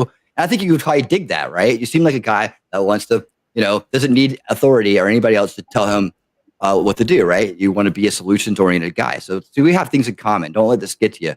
But it's like, I just want to, when I see someone trapped in one of these holes, I reach out. And if you don't reach back right now, that's fine. But this is what I've been doing for a long time. And the purpose, and I'll wrap it up here. The purpose is to bring unity and solve division. Go ahead. Crystal, say something. Thank you for that insight. That was very amazing. So can we continue with the usual schedule? We gotta wait for Printer God. What's that mean? But just people rambling on and on. Give me a few more seconds. He'll be here. Yeah. He's a busy man. He has to park a spaceship. Have you ever met somebody from Space Force before? He's actually taken his time out to actually come and join us. True Space Force? Yeah, real Space Force, dude. Yep. Really? Okay, Yep, now I really. He's flying in on an X-wing. No, it's true. He really is in Space Force. He really is. That's very cool. I can tell you, I've talked to him many times. He's a smart dude. He's been on the show several times. This is not the first time that he'd be here. Okay. Yep. Jimmy just decided to eat us. He's like, fuck. Sorry. Can we talk about I can't deal. lesbian midget? I'm just leaving you guys. Nah. Yeah, at least I'm allowed to speak because I'm a sort of. You know any? Matty Meat? Nobody knows if I'm rainbow or if I'm like left wing or if I'm right wing. You guys are still deciding. So you're keeping me on to be like that. We're in America. That denominator. We vote for different people. It's the melting pot. Whatever. You know. It's so funny. Anyway, I know Vicky understands what I'm talking about. The guys. I do. He answered your question. He says, no, he does not know any, but it would be sweet though. you know how to meet some? Go to a LPA convention. Just walk around. I'm sure you'll find some there. Dude, I've actually been to LPA before. I had a friend who was a dwarf, and he was in town. They had it here in Atlanta, and he had a problem with his. Dwarfs go through a lot of surgeries. They have to have a lot of surgeries in their life. That's part of the lifestyle most people don't hear about. But he had this condition where his skull was sitting on his spine, and he had to be really careful. I had to carry him up and down stairs and stuff. So it was like this place that had these really long sets of stairs. They had for an LPA convention. They put them in this bar that was like 2 flights of steps up, right, with no handicap toilets. So the really little ones couldn't reach the toilet. You know, they had no, but they were having a good time. They just drank and partied and had a blast. And our friend he became the most popular dwarf there because he had all the tall friends, all the normal sized friends. He said, so all these girls that would never talk to him were starting to talk to him. That's awesome. Yeah, we had quite a crowd there. We were quite the team going in there. It's hilarious. We had like a group of like 5 people. Keep her around anything. It's up to her if she wants to be around, and she's enjoyable to be here. So as far as that goes, we're not. It was fun, dude. The LPA convention was fun. Without you, I don't know if it would be the same. Hey, cool. Did you invite Mighty on? I think he's lurking there in the chat right there. Right? I know, right, Puffer? It's like things you never think of. Yeah. There's a couple people that would be fun to actually come in here and actually, give us their opinions. Well, hey, the thing about it is like it's good to discuss it. It's bad to argue about it. That's the way I am. It's like, no. We're not talking about that topic. We're done with that topic now. No, I'm not talking. I was talking. No, we're not. We have to wait for Have a man coming in. If you need to go and come back, that's cool. We can do that. But it's like we got to do this. We got to invite a printer on. No, I'm fine. I'll be done. Opinion on what? Till 1 o'clock. We start with the topic Yeah, at Mighty, hand. if you want to come on, I missed you, guy. I missed you so much. The difference between round and flat.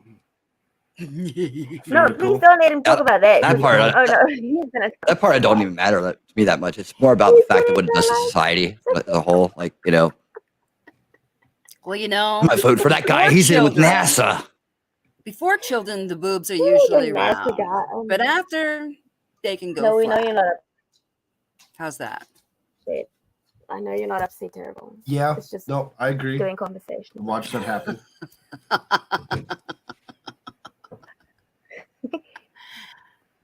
What? Come Well, we were talking around. They're and small. They Let's tend to get better. go. Come on, Bigger. buddy. I threw you a link. Let's go. Let's do it. All right. I'm raging at the topic. There you go. Let's I got your intro song. All good. Tell me when he's coming on. This could be like 1-2 seconds in the morning. Love to hear No, you. Sure. We can do that. Come on, mighty. Come on. Are you talking about? Is that Printer God? Yeah.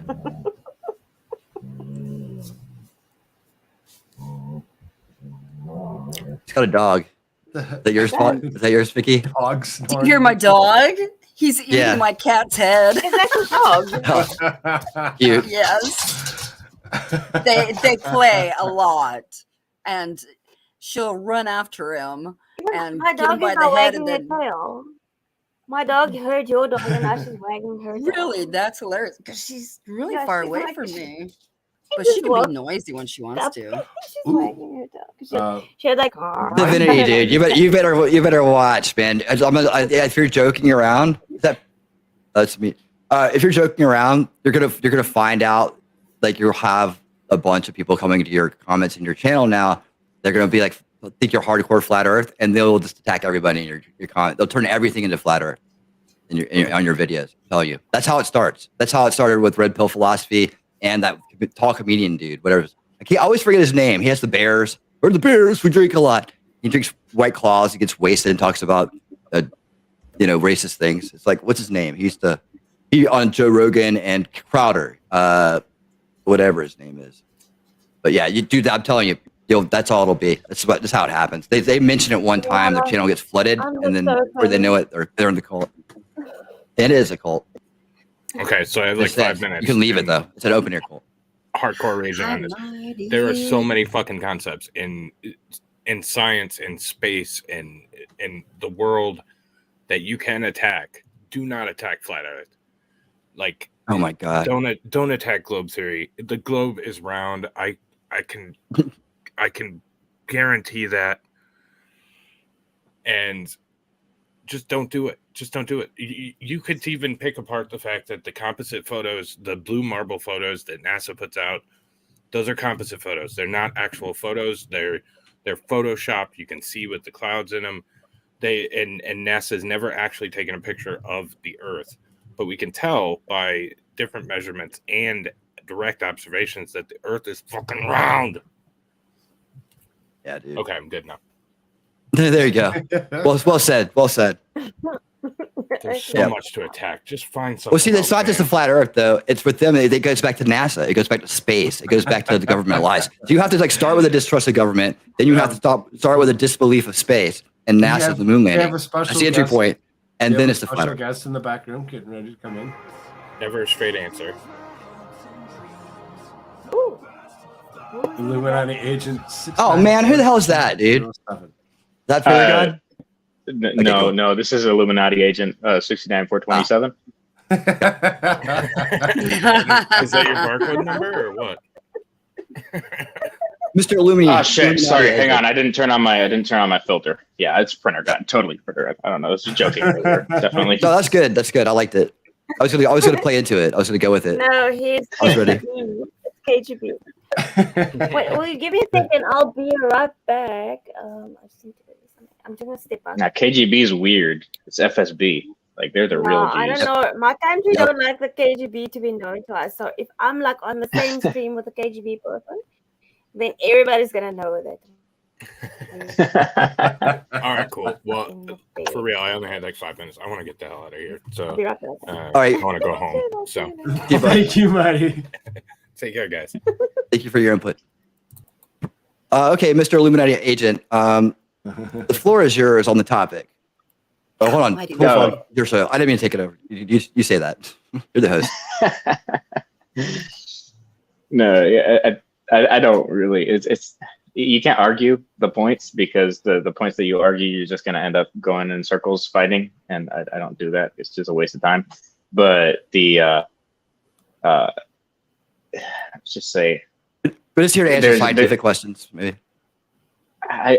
It depends on which one they're talking about. Like, for example, he mentioned the not having taken pictures of the Earth, not having done all that kind of stuff. Like, yeah, we have. Yeah, we have pictures of the Earth. Maybe not the whole thing because you have to go really far out for that.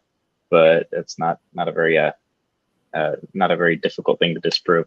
And then the thing with the let's see, gravity. That's the one thing. So to explain gravity, then you have to also get into the topics of relativity. You have to get into the topics of space, time, and then you start arguing stuff that no one in the conversation understands. So I don't even argue that one, really. It's easy to prove that it exists. Now the fact that how it actually manifests and what it actually contains and what it's like the source of gravity is, we can spend hours arguing it with. Can we say what it can't be? Like, yeah, absolutely. So Mr. Terrible, you said it was magnetism, or like why? How does gravity work? I mean, how do we stay on the ground in a flat Earth scenario? There was that, and there's one I can't scroll back to. That was like these are like ones I was like, well, look, man, this is why you have experts. You bring people on that know what they're talking about. They've studied it and committed their lifetime to doing this stuff. Right? We rely on them like we rely on mechanics and doctors and everything else that we ourselves don't know. I'm good at what I do, right? He might come to me for help with some stuff that I'm an expert at. I would go to him for help understanding things that I didn't study and didn't commit time to because I'm doing other things, right? That's the same thing. Printer so guy. You can't expect to, yeah, you can't expect to be everything to everybody. One, I said complete pictures, and I referenced specifically blue marble because blue marble is a composite, for one. For two, I am very, very well established in the industry, and I know what the hell I'm talking about. Two, there is a prevailing scientific theory that electromagnetism replaces the theory of gravity because gravity is not a constant and doesn't fit within the bounds of the system. And that's an undisputed fact. So no, the fact is that some people have that theory. Not the fact is that actually is a replacement full scale for it, because it's not. there are aspects of gravity that have been clearly established over years that don't fit necessarily just an electromagnetic control, basically. I don't agree. I think gravity is not consistent and hasn't been proven to be consistent and doesn't work on either the quantum scale or the universal scale.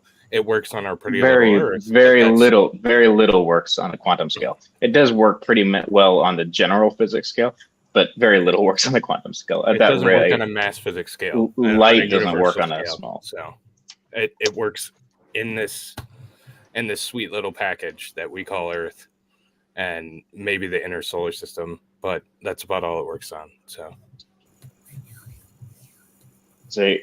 yeah, it's not true, but okay. It is true. Give me your email. I'll send you some papers, buddy. So some peer-reviewed papers from some doctors at University of Colorado that have done a hell of a lot of studying that are really good friends. So, I mean, good for them, I guess. But again, realistically, it actually does. The gravitational model that we currently have does fit the vast majority of applications. And when we start getting into the massive overall universal physics quantum level, that's where a lot of theories kind of break down or have issues. We can't say gravity doesn't work because it doesn't work in quantum theory, or it doesn't work because X. It clearly does work. We've used it with great accuracy to basically do everything that we do right now. What's the gravitational constant? What's the variability in the gravitational constant just on Earth? Dude, I'm not gonna. Exactly. I'm not gonna say here and spout. I'm not gonna say here. I'm telling. I can tell you from the results that we've. Hold on 1 second. Hold on 1 second. Are you referring to like the electric universe theory? It sounds like you're in that ballpark. Is that who your friends are about? No, my friends are very well respected doctors. What kind of doctors are they? PhDs in astrophysics. So the astrophysics, okay. Yeah, members of the American Astronomical Society, as am I. Members of the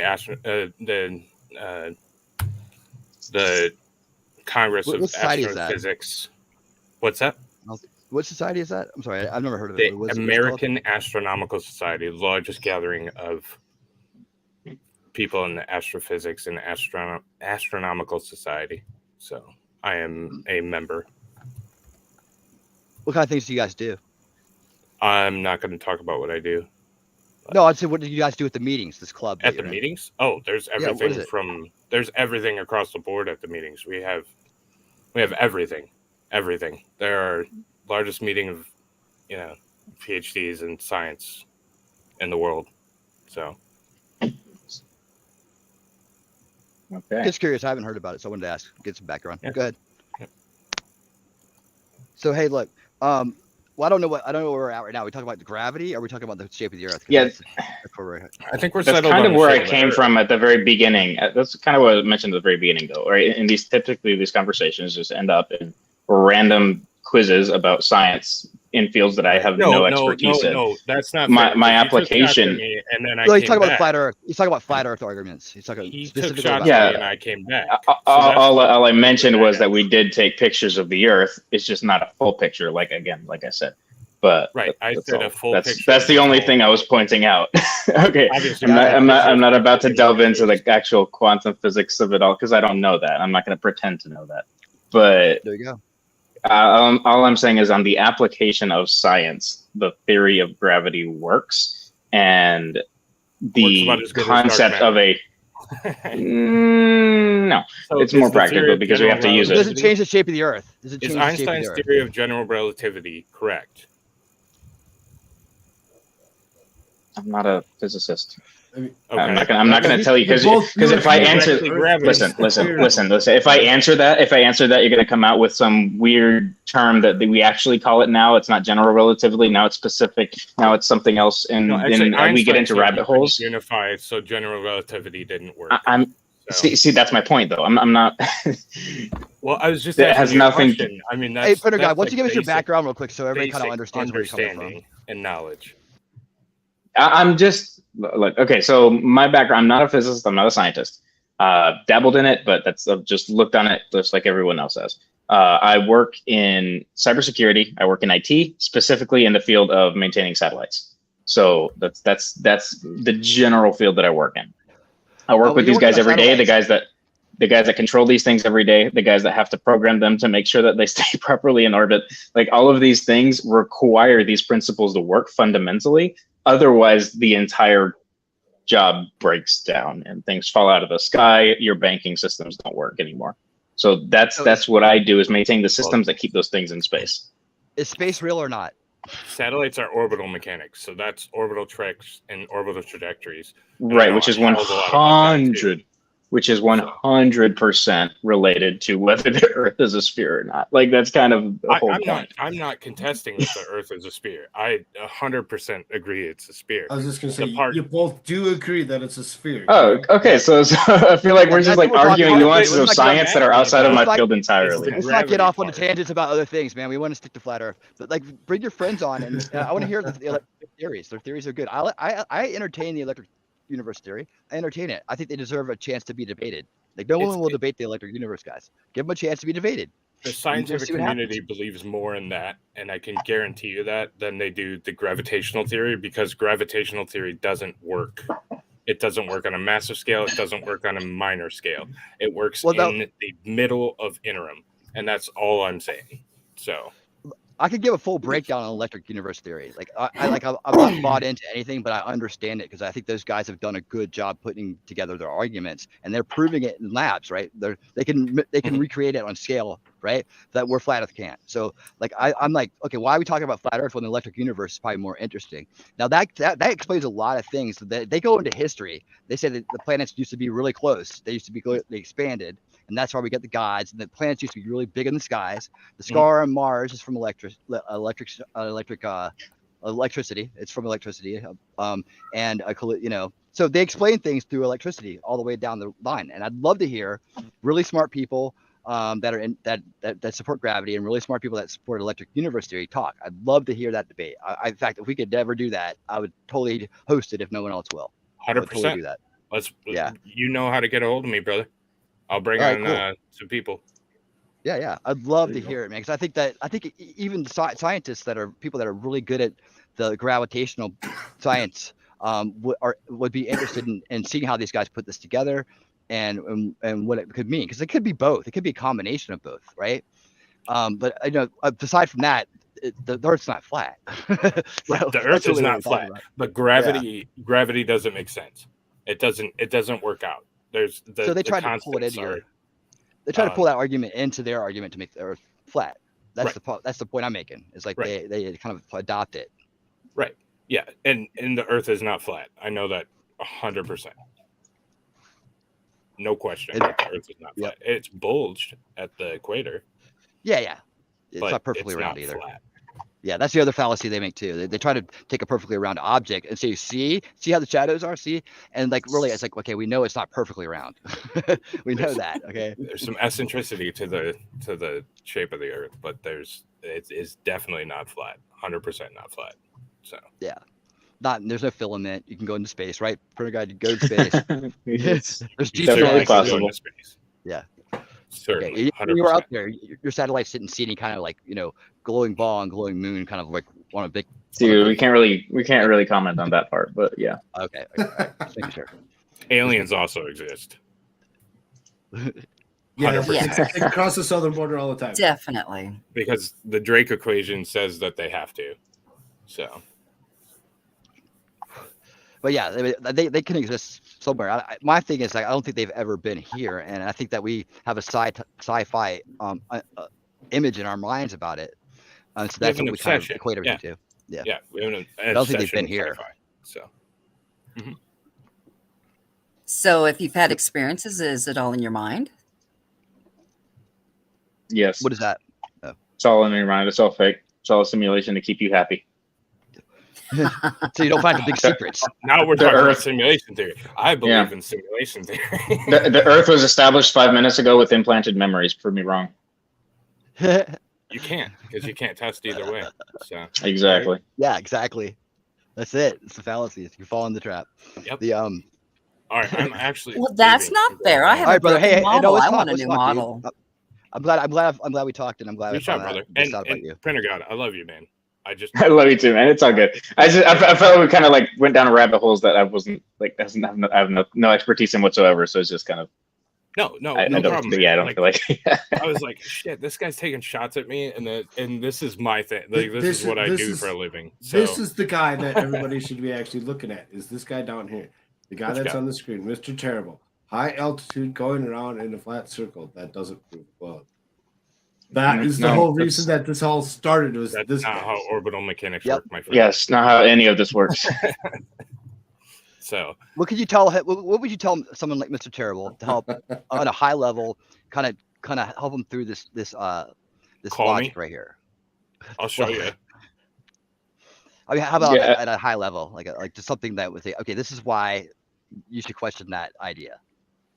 Well, one question would be, why is every other body in the universe that we can see that's out in space basically a sphere, but we aren't? Like, Right. Why are we so special? There I it know the is, right response. there. Right there. Bingo. Mr. Terrible just says, I see why you guys are so passionate. You have 100% faith in your beliefs. I can't say I'm 100% sure that it is flat. See, we're starting to break him, and it's not faith; it's provable math. Well, no, you're breaking the denial, right? And so now we're open to conversation. Now we can actually communicate Right. and have good conversation. Right. So, I'm sorry, Cool Frog. I just totally went off. No, I told you it was all's coming. good, brother. All's good. I told you Y'all it was welcome coming, back anytime. You know that. All right. See you around, man. I'm going home. Take care, guys. Bye, Mighty. Yeah, I could talk all day about like the implications of the belief, but you know, getting through that it's symptomatic for every type of like deep conspiracy where you're having to take everything on faith or use a different model to prove it than your own. It's symptomatic of the same thing. They all follow the same patterns. But the faith is the fact that there are people like me and Printer God out there who know things that and they've dedicated their lives to knowing things that I don't. And so you can listen to them and you can and take faith in the fact that they've done the work. I mean, they prove it through the way they speak. Yeah, I like what you said earlier. It was actually kind of on point. There's basically the whole flat earth thing, or the whole is literally just topics that if they can call us a fool in one thing, they could call us a fool in everything. So they make a very divisive argument, feed the crowd, give them a little red meat, say, hey, yeah, like flat earth, this, that, the other. They create a flat earth and anti-science, quote unquote, right, community. And then they can point at the quote unquote flat earthers as being idiots in everything, even though they're just misguided on one thing, because I feel like society needs a boogeyman, and kind of flat earth is a pretty good boogeyman as far as just like a dumb populace is concerned. And we get fed that, and that keeps people pacified. They only pay attention to the flat earth stuff. They only pay attention to kind of irrelevant points that have no mofo. What's up, brother? Wait, we have a flat earther in chat? Yeah. Yep. Yeah, it just keeps them distracted. No one's calling you names, dude. I promise. Nobody called your name. No. What I'm saying is that's how the media treats them. That's how the media treats you. It's not you. I'm not saying this is you. What I'm saying is the media and the society at large needs a boogeyman. They need someone to call a dunce. So they are calling you that, not us. They are calling you that. And because they can call you that, they can ignore everything else that you say or anything else that you believe. And so it basically, they keep you pacified with one distracted thing so that they can call you all of these names. And because they can call you all of these names, now they can push you to the side and make everything that you say irrelevant. And anytime people protest any of their ideas, right? They'll call them a flat earther, even though they're not a flat earther. Yeah. Or like they've dabbled in it. They've asked the questions, right? Because typically the people that are flat earthers are people that are willing to go out and ask questions that society doesn't want them to ask. So if at some point you've ever questioned it, which is fine, it's good to question it. But if at some point you've questioned it, now they can discredit everything else that you ever believed. I don't think anybody said it was out of fear. I think that it's an implication. It's a result. It's a quantified result of what's happening, not fear, right? No fear. It just Just straight up knowledge. Yeah, that's all we're talking about here. Yeah, they're manipulating people by using labels based on just simple curiosity, and that's where the name calling comes in. But it's not from us; it's from them. Mr. Terrible, you're saying what you're saying is because it's filthy, you're just willing to kind of just accept it and step aside, right? And that's what I'm, you're not pushed aside, dude, at all. We're trying to bring you in, not push you out. And the thing about it, yes, I agree with you. Society is bad right now, right? And that's my cause. Is like getting the corruption out of it, so we can have a better world to live in. Then this is, to me, this is part of the corruption, is that people can use psychological tricks and gimmicks to suck people into rabbit holes and discredit them, totally messing up any kind of cohesion or unity that we could possibly have as a people to stand against a corrupt establishment. So just to be clear, I don't encourage anybody to stand aside in this. Get involved and find out what the goddamn truth is for real, right? And accept in a humble way what you are capable of doing as a person. What you could be really great at something. We haven't even touched on what you're really great at yet. But obviously you're not a scientist, or you'd say I'm a scientist. I just, which neither are we, to be fair. Yeah. But I don't pretend to be one. I don't pretend to know more. Puffer's got a point. Why does the argument hold weight? Will it change if it is flat? And why is it important? Great questions. All I can say.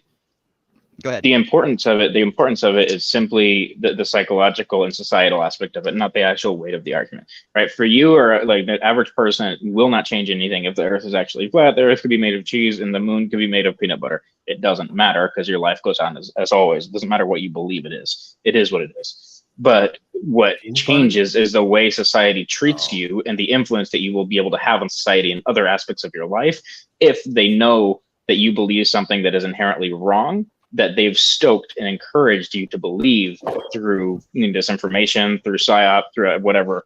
They've encouraged you to believe these opposing theories, and now because you believe in said opposing theories, they can discredit everything else that you said. So that's why it matters. It's based on how they treat you because you believe it, not the fact that you believe it, if that makes sense.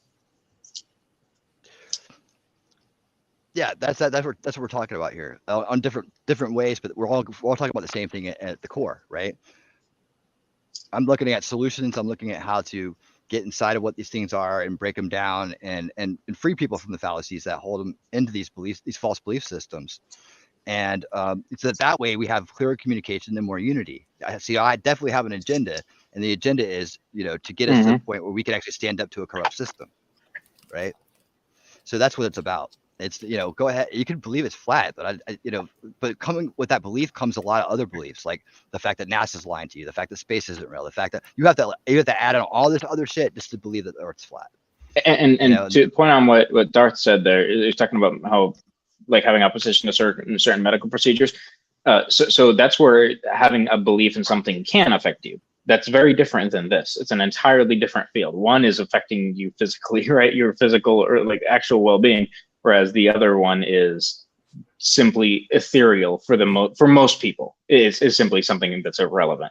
But they take your serious concerns over medical procedures, but they can discredit your serious concerns because you have a somewhat illogical concern over something that doesn't matter. So like it affects your ability to fight back on other areas if we're fighting battles that are irrelevant and unnecessary. Exactly. And it's equal to the same kind of thing they put on the quote unquote alt-right, right? They it's the same thing, right? They point to them and throw everything on them and then blame us for it. They say it's us. They say it's Trump. They say it's all these other people that when it's not, it's really monographing people like that. So it's like, that's what we're talking about. You get put. That's the holy that I think we're trying to discuss here. That you get put in. You don't have any credibility, and then by proxy, you end up discrediting other people that you agree with on really sound issues that are true.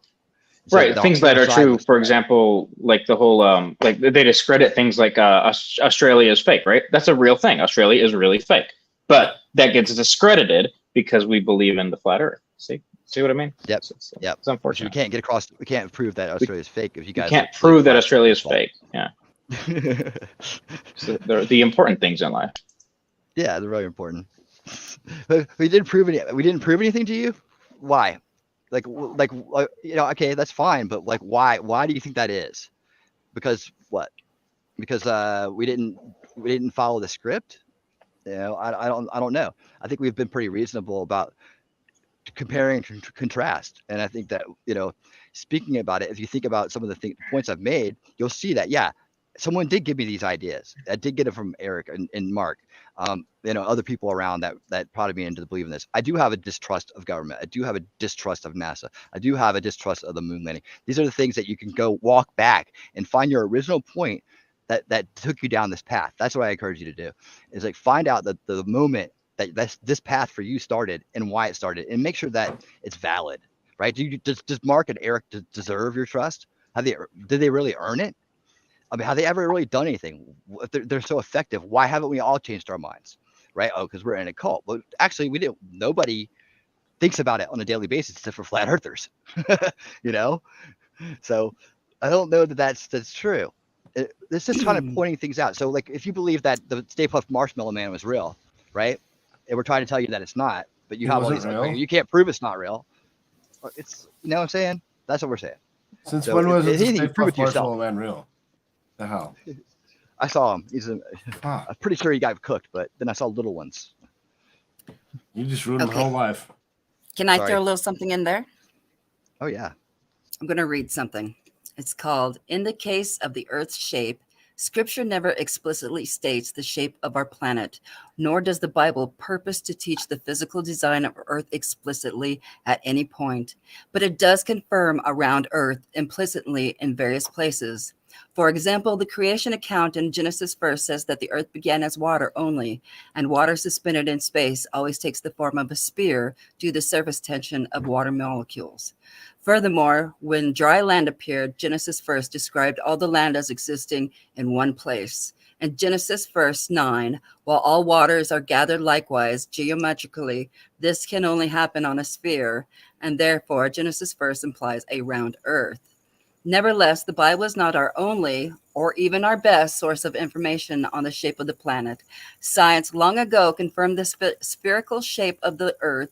As early as the 6th century BC, men had mathematically proved, demonstrating the earth is spherical in shape. In the following centuries, many scientists had devised simple experiments validating the earth as a sphere. And more recently, high-altitude aircraft, satellites orbiting our planet, and manned space travel had confirmed these earlier findings. How about that? That's awesome. And like, the Pretty whole thing where, concise. exactly. Like, I don't. They attach religion to the flat Earth now, right? So that's what Divinity's saying. Like, she's saying that because of religion, but that she believes in the flat Earth now. But that's not what the majority of the group believes, right? It's like there's a small fraction of the flat earthers that are there because they think it's biblical.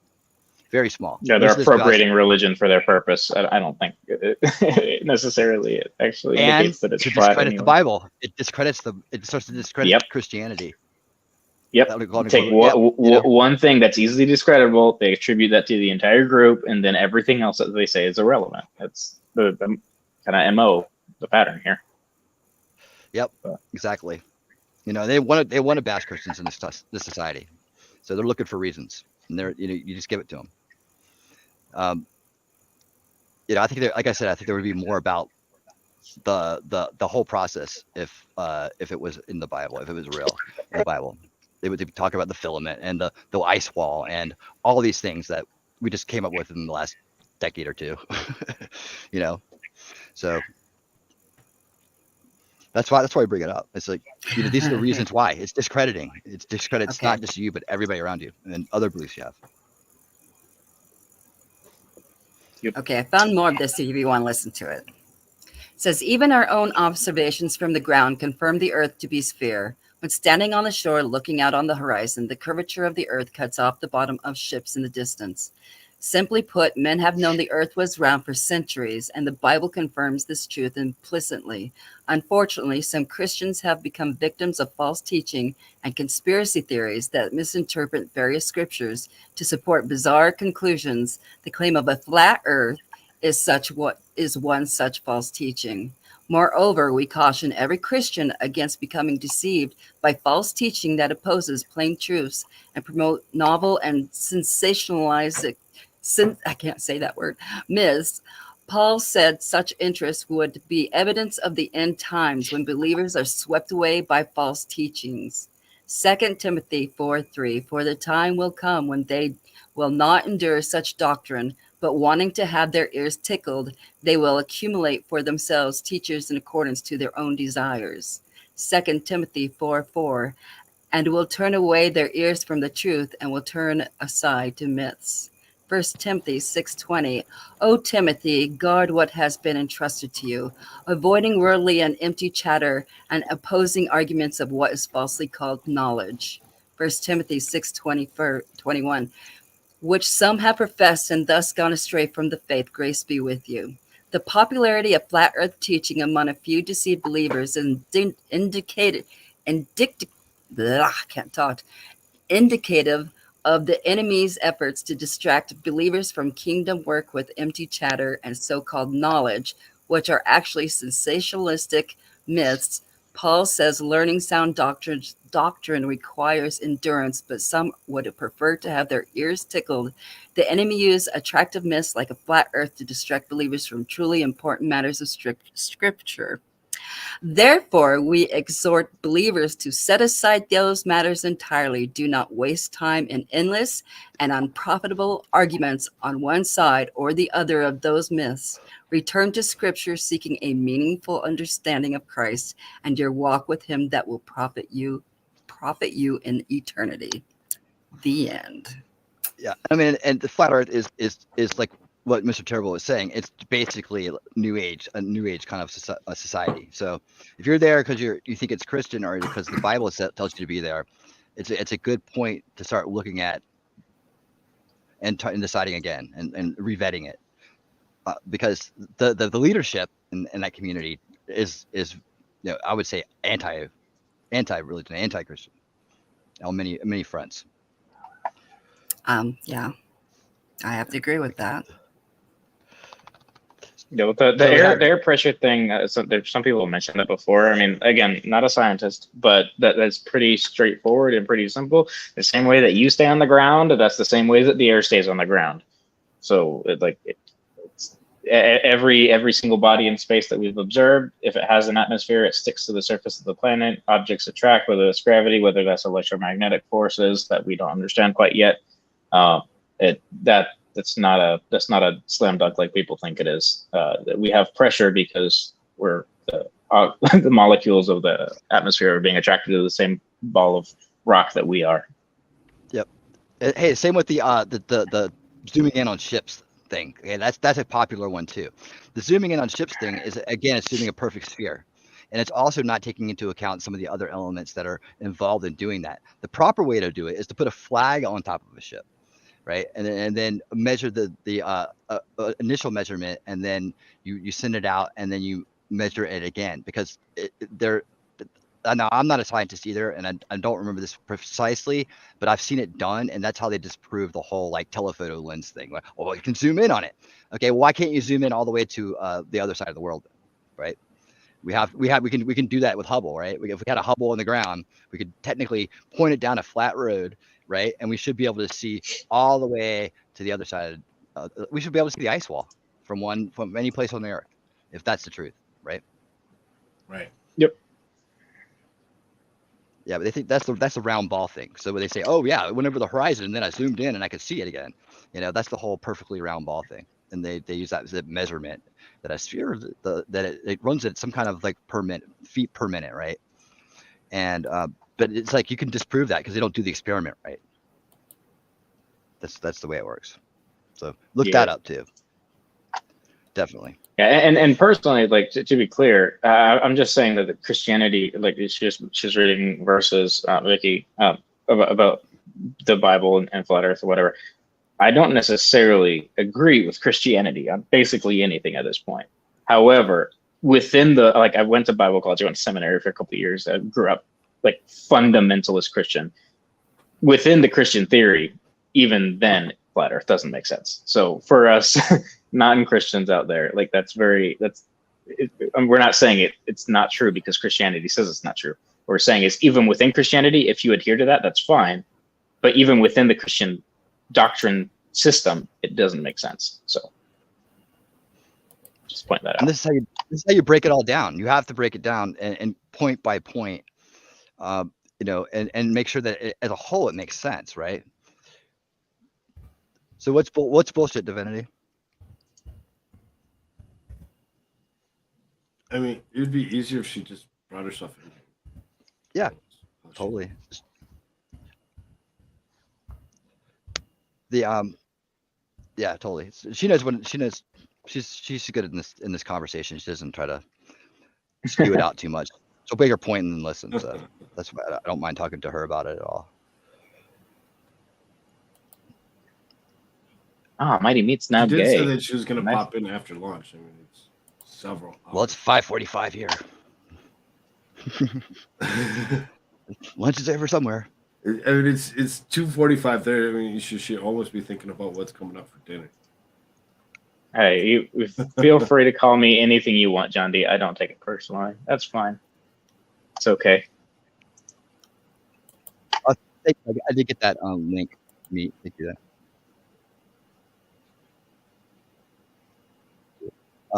Yeah. So here's the thing. Mr. Terrible. All we're asking you to do is entertain our points, right? We're not going to debate the us having to prove science to you thing. What I want you to do is just take a look at. You've heard their points, the flat Earth points, right? Just listen to my points about that whole experience. Like, figure out where you started with it, what the path led you to it. If the information sources do deserve your trust, they earn it. Are they talking in logic or fallacy? And kind of like start with that and decide how important truth is to you along the way. What are you willing to accept on faith? And what have you compared to other opinions? Do the whole well-rounded thing. And divinity, if it's religion, go to many different scholars. Ask them directly, to have conversations with them directly. I think people just don't want to do that generally because they're afraid of ridicule. Don't be afraid of ridicule. A quest for truth. You know, the Bible never says that there aren't aliens either. Like, you could 100% believe in aliens and still be in conformity with Scripture. It never says there aren't aliens. It never says there isn't life on other planets. A lot of Christians think that's blasphemy to believe in all that other stuff because that means, therefore, evolution. But, I mean, two can be in the same house.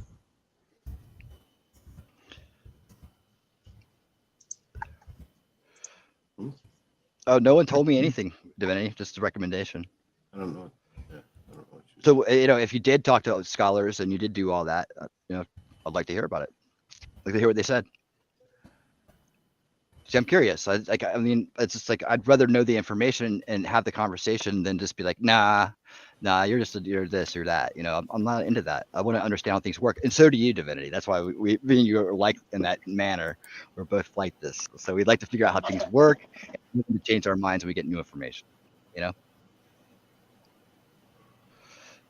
But I know that when you get into any kind of like belief system that people are really bought into, it's hard to sometimes have conversations around it.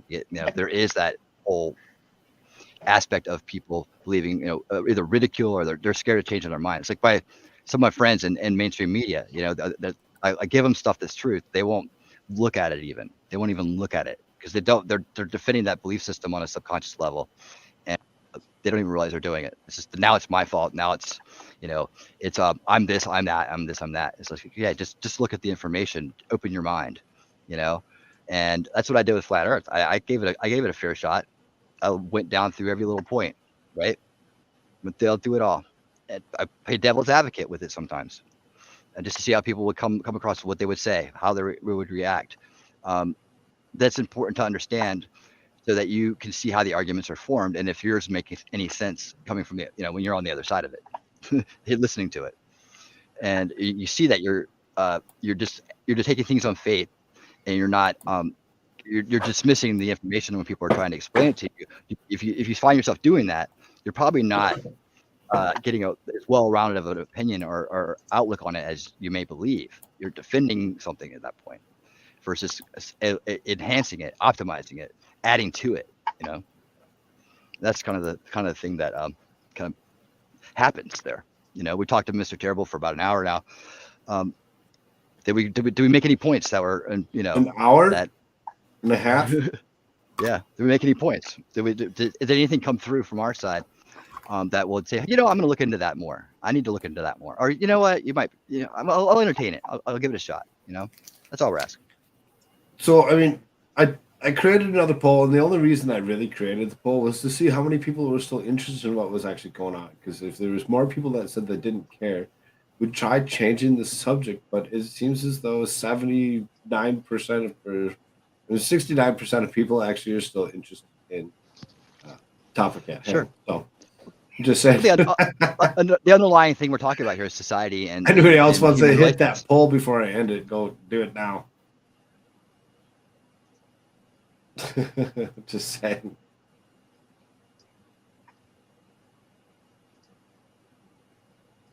All right, here we go. We're gonna end it.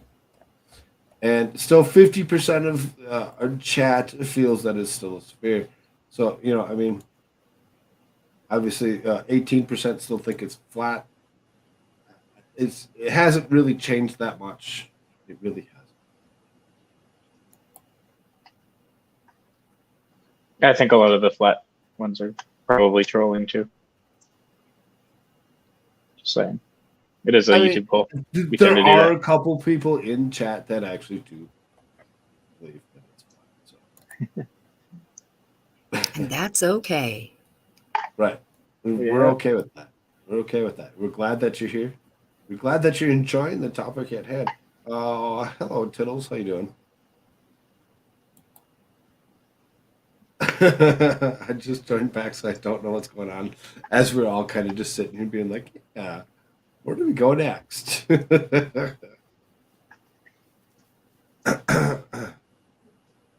are we changing the subject? I All right. It seems it's the couple that were actually the ones that were actually holding up the topic. Silent at the moment. That's okay. Printer God. Yes, that's me. What are you up to? I'm Googling things about charging my phone while using Dex. I'm getting an adapter for it at the moment. So, sorry, I was distracted. No, yeah, but in general, I'm working on 3D printing some stuff at the moment. So, yeah. 3D printing stuff. There you go. Yeah. Ultra nerd shit. Ultra nerd. Yep. Yep. Leanie says, off to work for the day. Have a good day at work. Have fun. That one right there. Right there. Send super chats. Send super chats. Y'all want to hit, you know, that's the best way to do anything. See? I'm with Tom. It's a square. I'm just kidding. It's a square. Actually, I'm going to stick with that. I'm going to start my own thing. I'm still down with the Start our own donut thing. Tom. The donut thing Donut? is Okay. Yep, donut. Donuts. Sure. Yep, donuts. I still say we start our own. Divinity, fall in line. Come on. Be part Fall of the in line. squares. Be part of the squares. Can be a square. Cube Globers. Cube Glober. There's a whole world. It's a whole new world. It's flat Earth times 6.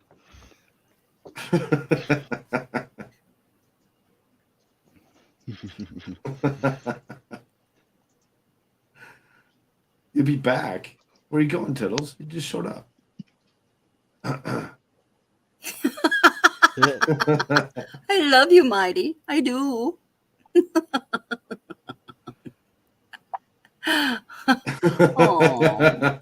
Don't get me worked up. Oh, See, there you go. And you just talk about AI and how it can ask Oh, there something, you and go. now it gives you a full story that sounds like a person.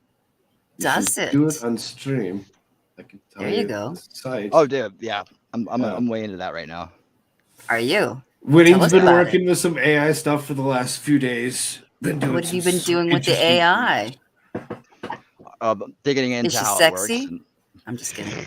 digging into how it works and like how to build learning models and put them to use.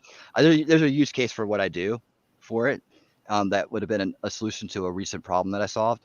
That was huge. I was like this real big disconnect with data, and I started researching into solutions, and the one I came up with is the one, that was going to work. That's the one that was right for the way they had it set up. But I was like, future state, we need to look at doing this with AI, and here's why. So I did a full presentation on that, and talked about how if we start now building a learning model, we could actually form a product that could be profitable for the company, and that we could actually solve all these problems with middleware and AI. So that's become a very big interest, and it made me realize that with the release of the recent version of GPT-3 and 4 coming up right behind it, that this is moving faster than I had originally anticipated or was realized, and that the shift is coming fast. Like I'm going to say, in under 10 years, if not 5, we're going to see a massive transformation in a lot of areas of our life because of AI. Because the AI is going to push it faster itself. I'd argue it's not just that, but it's a visible difference in our lives because we already experienced every single day, just using this connection, like talking right now, we're using AI and we don't even know it because big companies, massive companies have already been leveraging it for years. Like if you've used Google search, you used an AI, but you just didn't think about it. But like the fact is that now they're democratizing it, not in a weird social sense, but as in everybody gets to use it and leverage it. And because what that tells me is, one, they already have a leg up beyond what we have now. But the fact that they're giving us the tools to do what they've already been doing is just going to order of magnitude kind of jump the humanity as far as tech goes over the next 5 to 10 years.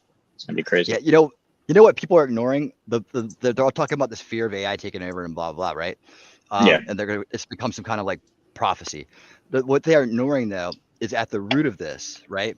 It's very controllable, but the way they're programming the current AIs, right, is with certain blocks of information, and a lot of that block of information cuts out a lot of other information that maybe disputes some of that stuff. So what I realized by this journey that I've been on is that there is a prime need for a based AI, like an AI that has based information that goes beyond the establishment narratives. That they're terrified of that. They are terrified of that. They're terrified of it, right? Yeah, to interface with their AIs, to educate their AIs, because their AIs are built on logic. So when they get the logical answers, they will upgrade themselves. So that if I do one thing in AI, it'll probably be building a based AI. Honestly, that's probably my underlying motivation here. So he says, to figure that out. AI will be the god of atheism. No, if it becomes a god, then it's no longer atheism. So you can never have a god of atheism. Yeah. I put it on the screen. That's why we love Printer God. It'd be like, no. Oh, also, there's a distinction too. Yeah, it can enhance atheism, but if the second they start seeing it as a god, then it's not. It's not. It's no longer atheism by definition. But yeah, there is a difference between what I said earlier, right? Somebody were talking in the chat. You don't believe in God. This, that, I never said that. I just said I don't agree with a lot of things that Christianity believes in. Big difference. But you can disagree with a big chunk of a specific religion and still be somewhat believing in a higher power. Yep, you can. You can build a system. Like I believe God would have automated everything. I believe that the smart God would have automated everything, and therefore we're in an automated kind of reality that is based on these rules of natural law, and that the universal law and natural law, these boundaries, these parameters that are set. That's the God in the system right there. But no, I do believe atheism is a religion. Yes, I do, because you have the most faith in the world that everything happened by coincidence. Yeah, I believe in system, like God probably would create a system. That's how we would, we would do it if we're creating his image or his idea. That he would follow the same pattern.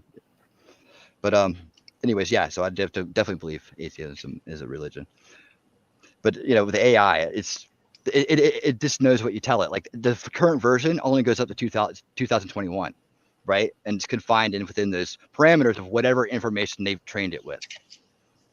Yeah. Right. So that's what I'm saying. Based AI is the way to go. And I guess that technically the term atheism would be, yes, you're right. That would be a religion based on a belief system. Like you're believing in specifically the lack of a God. However, I think what I would be referring to would be more what we consider atheists in common parlance would be more of an agnostic, where you just simply don't know. Yeah, not religion. That's the honest atheist. Yeah. So they believe in the Big Bang Theory, which is sillier than anything in the Bible. Yeah, that's. I mean, I don't know. There's ways we can drill down into that. I've done a little bit of that with like dimensional talk, and those type of things. Like I've gone into like explaining the dimensions and talking about possibilities. Like if we evolve from 1 point to the first dimension, second dimension, third dimension, what that would be like. What would it be like at the 12th or 11th dimension? And so on, just to give us an idea to work with. Are we going forward or backwards? Are we trying to evolve up to 11? Are we coming back to 3 to solve problems that are in 11? I don't know. There's a lot we could discuss. That's just like, that's fun stuff for me. It's like, it's all speculation, but it's fun to theorize along those lines. Do I believe it? Am I hardcore believing it and promoting it as a religion and that's the way it is? No way. But I'm just saying, hey, we can entertain ourselves and think in very broad ways outside the box, which is a great exercise about these different origins of life and the nature of reality. He's like, my means getting I want to do stuff.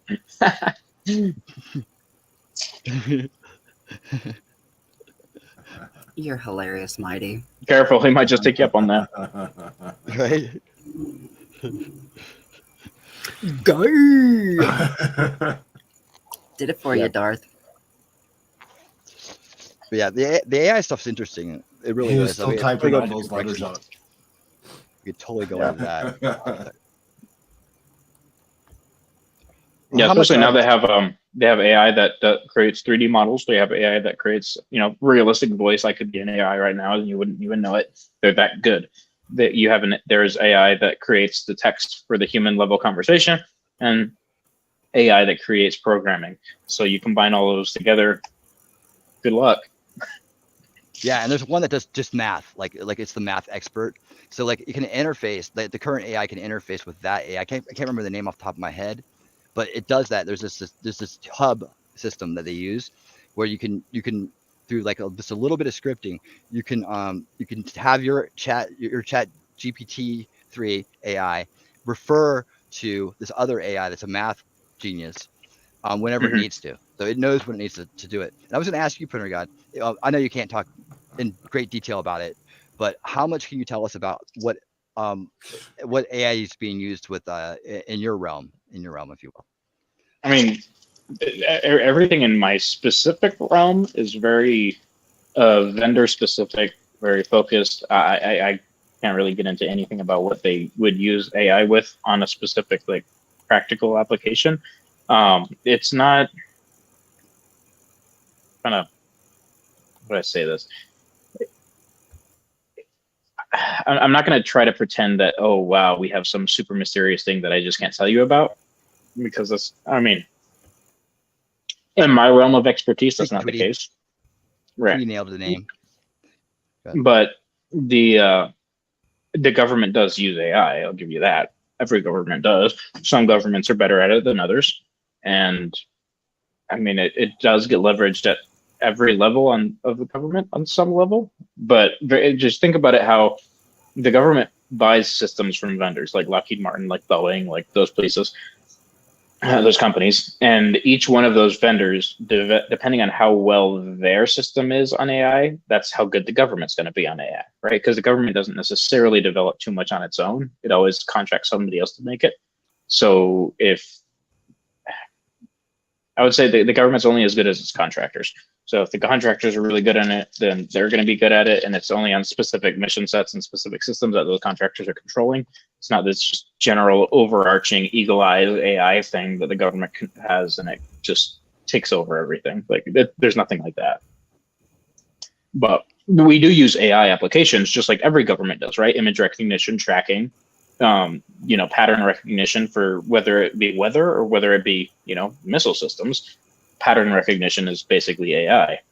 So yes, the government does use that, but obviously I don't necessarily know the details on how.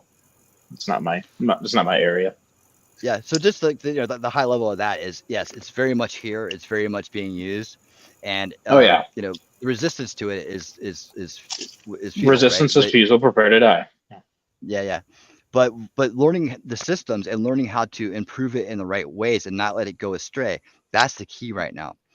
That's the key. Yep. And is being able to, if you understand how AI works in principle and in practice, in like today, you have a leg up on somebody else, especially if you're getting into like an IT or technical or any field like that, because it's here to stay. It's not going anywhere. The schools that are trying to ban you from using ChatGPT are absolute idiots, and it's like the people trying to ban calculators at the beginning of that change, right? Like it's just not happening. It's here to stay. Move on. Like let's focus on the battles you can fight, such as maybe figuring out how to leverage it to learn properly, maybe leverage it to increase productivity, not try to run away from it, pretend it doesn't exist, and stick our heads in the sand. Yeah. Teach it how to teach better. Like to know that it's a teacher. You are a teacher. You can tell it exactly. That. Act as a the teacher. irony is the teachers are using AI to detect the AI. So I mean, Yep. That's weird. Yeah. Yeah. That's what they're doing. But it's kind of funny. What language are they using? I don't know. Python. They use Python. They use a variety of stuff. But generally, yeah, it's like they use Python a lot of things. You can ask the AI to write you code, and it'll write you in whatever language you want. It'll write you Python, C++. It'll write it to you in basically anything you want. Yep. That's very interesting, huh? You could get it to do you can get to do 4 languages at one time. So give me an output in these 4 languages, and it'll go beep, beep, beep, beep, beep, beep. Yep. The AI knows how to program an AI that would not have the same restrictions as itself. The only difference is right now they don't allow it to. But the AI has the capability of programming a better version of itself. That's creepy. Yep. In the wrong hands, that's for sure. Now connect that with Neuralink. It'll be fun. Oh my gosh. That's where we're gonna go with this. I am so pumped about Neuralink. Like everyone hates on Neuralink all the time. They're like, oh, it's creepy. But like, thing is, it's happening. There's nothing you can do about it. If Neuralink got shut down and got nuked and all that IP got deleted, somebody else would be doing it tomorrow. So it is happening. Question is, how do we adapt to it? When we talk about this stuff, I always think about the movie Johnny Mnemonic. Remember that? Yeah. With Keanu Reeves hooking up through his brain. I'm like, oh my gosh. Mm-hmm. Like, got to download and upload everything into your brain. Yep. Yeah, I think a lot that. I don't know if you've watched the Neuralink demonstration.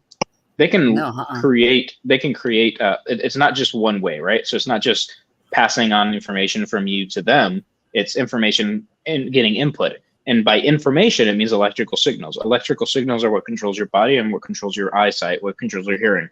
That's how, like the people that are blind, they're able to get a monkey to identify spots on a screen that were not there. They were only in the monkey's head, because they were able to stimulate specific neural pathways that work with the optic nerves in a specific location.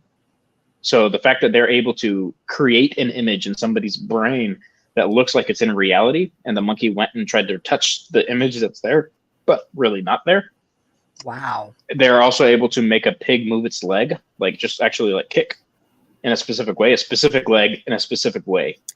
So they're able to control the body with Neuralink, which is kind of creepy, but you know, it is. But then again, it might help out people who have disabilities. Yep, that's the whole point, supposedly. That's what I've been talking about, like the rollout of technology, like massive technology, is that, you know, it goes military, medical, corporate to individual, right? So that's why we could see it's already in medical and it's already in military.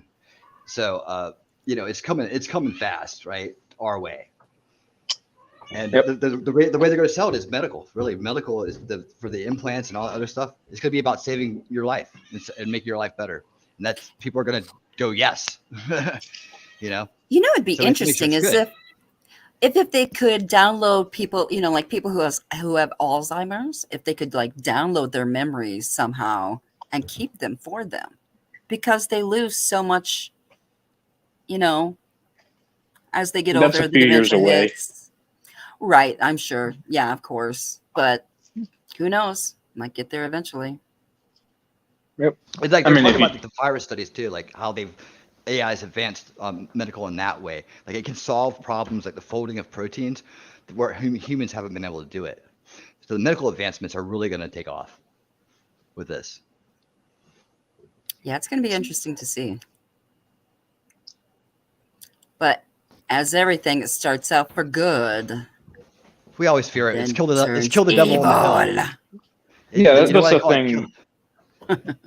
You know, they call it Kill Devil Hills in North Carolina. They call it Kill Devil Hills, where the man first flew, because when they were trying to do it, people were saying "kill the devil on the hill," and that's how it got the name. Because people thought, you know, anything that's like unnatural, like they haven't seen before in their life, must be evil, right? Right. Superstition. That's how they got the name. What's up, Tom? Interesting. I did not know that. Yeah. So it's The not old about world fear it. superstition. Yeah, and rejecting it. It's about accepting it and then taking responsibility for it more than anything Yeah, else. that's where, like, in principle, do we want it? Is it a good thing for humanity? Who knows? But at this point, who cares? Because it's happening. So this is one thing that conservatives have a problem with sometimes is, or just people in general, is we reject and we deny something that's happening because we don't want it to happen, when we have no control over whether or not it actually happens or is happening. And we end up on the wrong side of history because we're just reflexively reacting rather than adapting to it, because it will happen. It is happening. None of this is going to change. Electrification of cars, as a vast majority of cars, is going to happen, whether conservatives want it to or not. It is happening. And we're just sitting here kicking and screaming in the dark. Same with AI, same with Neuralink, same with all these other things. We have to just stop reflexively rejecting things and start learning how to use them or adapt to them in a better way. But we want to live in the medieval times. What are you talking about? No, I'm just kidding. I like my anesthesia. Actually, I do too. It is a wonderful thing, especially since I've had many surgeries, and it's yeah. Put me out. I don't want to be awake for this. Thank you very much. If somebody says, what point in history do you want to live? I'll be like, well, 50 years in the future. That's the point in history where I want to live. I don't want to ever go back. Why would I do that? They don't have air conditioning. Like, no. Right. I like the clothing from some of the period times, but would I want to live there? No. No plumbing. I was gonna say the clothing no is great. refrigeration. Yeah. Well, the clothing's a great lot for of child death too. A lot of children dying from diseases and oh my goodness, and injuries yeah. and things that we couldn't detect. I mean, nothing sadder than that. Yep. What? You woke up during surgery, Tweety? Oh no. Everybody dying of like lung cancer because we couldn't identify. Oh, yeah, maybe it's not a good idea to burn, smoke in the same place where people are sleeping. Like, yeah, things like that. But I'm totally okay with progress on. It's part of our evolution at this point. Physical evolution is very slow, and you see it over many generations. But mental evolution can happen in big batches. Yeah, that's the human superpower. That's why we're different. Because we have the capacity monkey, to. Man. Yep. 100th monkey. Are you a 100th monkey? That's what you need to ask yourself.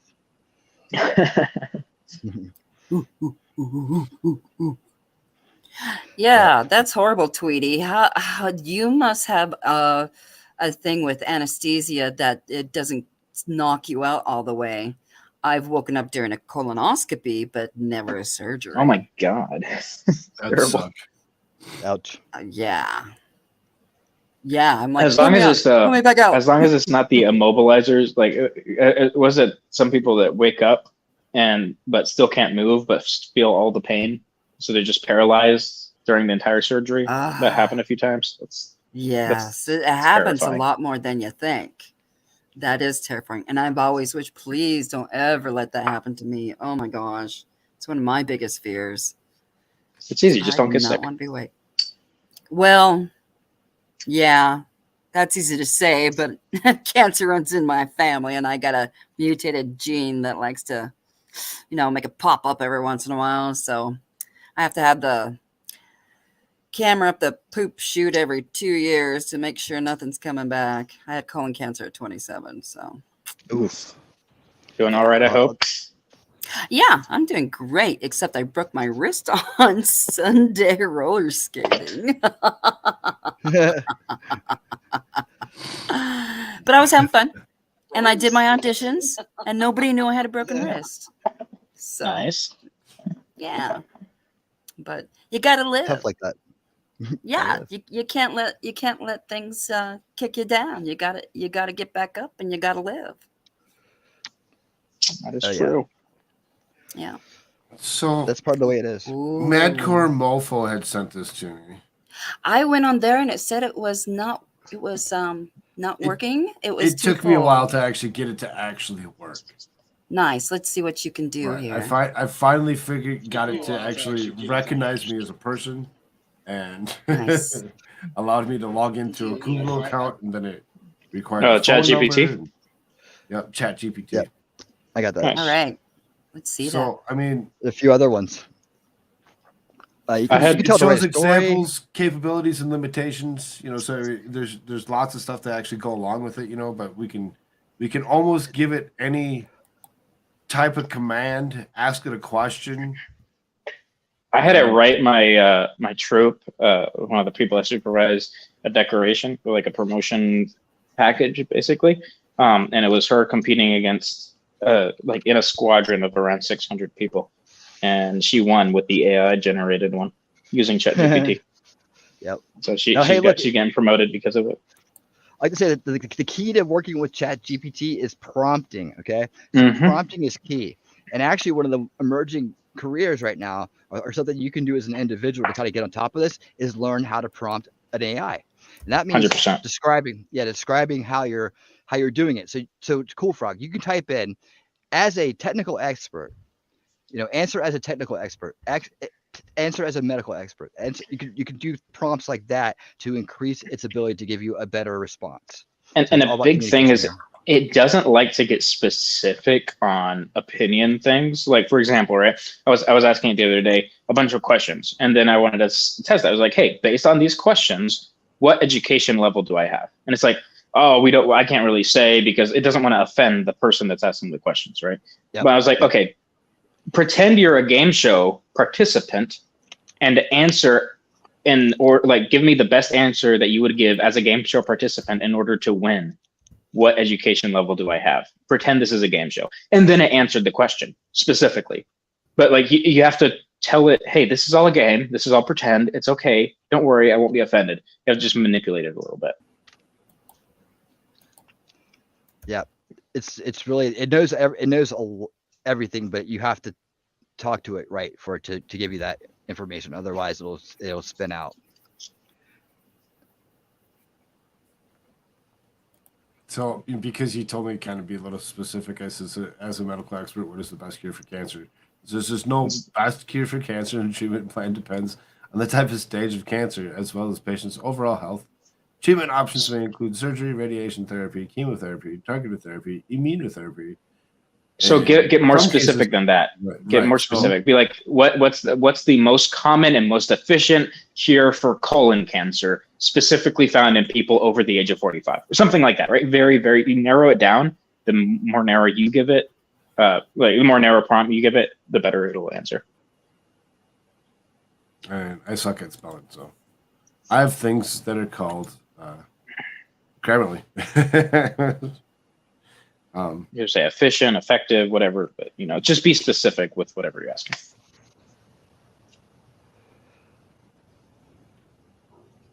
Yeah, efficient and effective are two different things, right? So efficient would be the quickest, and effective, yeah. Yeah, I was stage 4. Oof. So tell it that, right? So assume the cancer is stage 4. What treatment will you give them?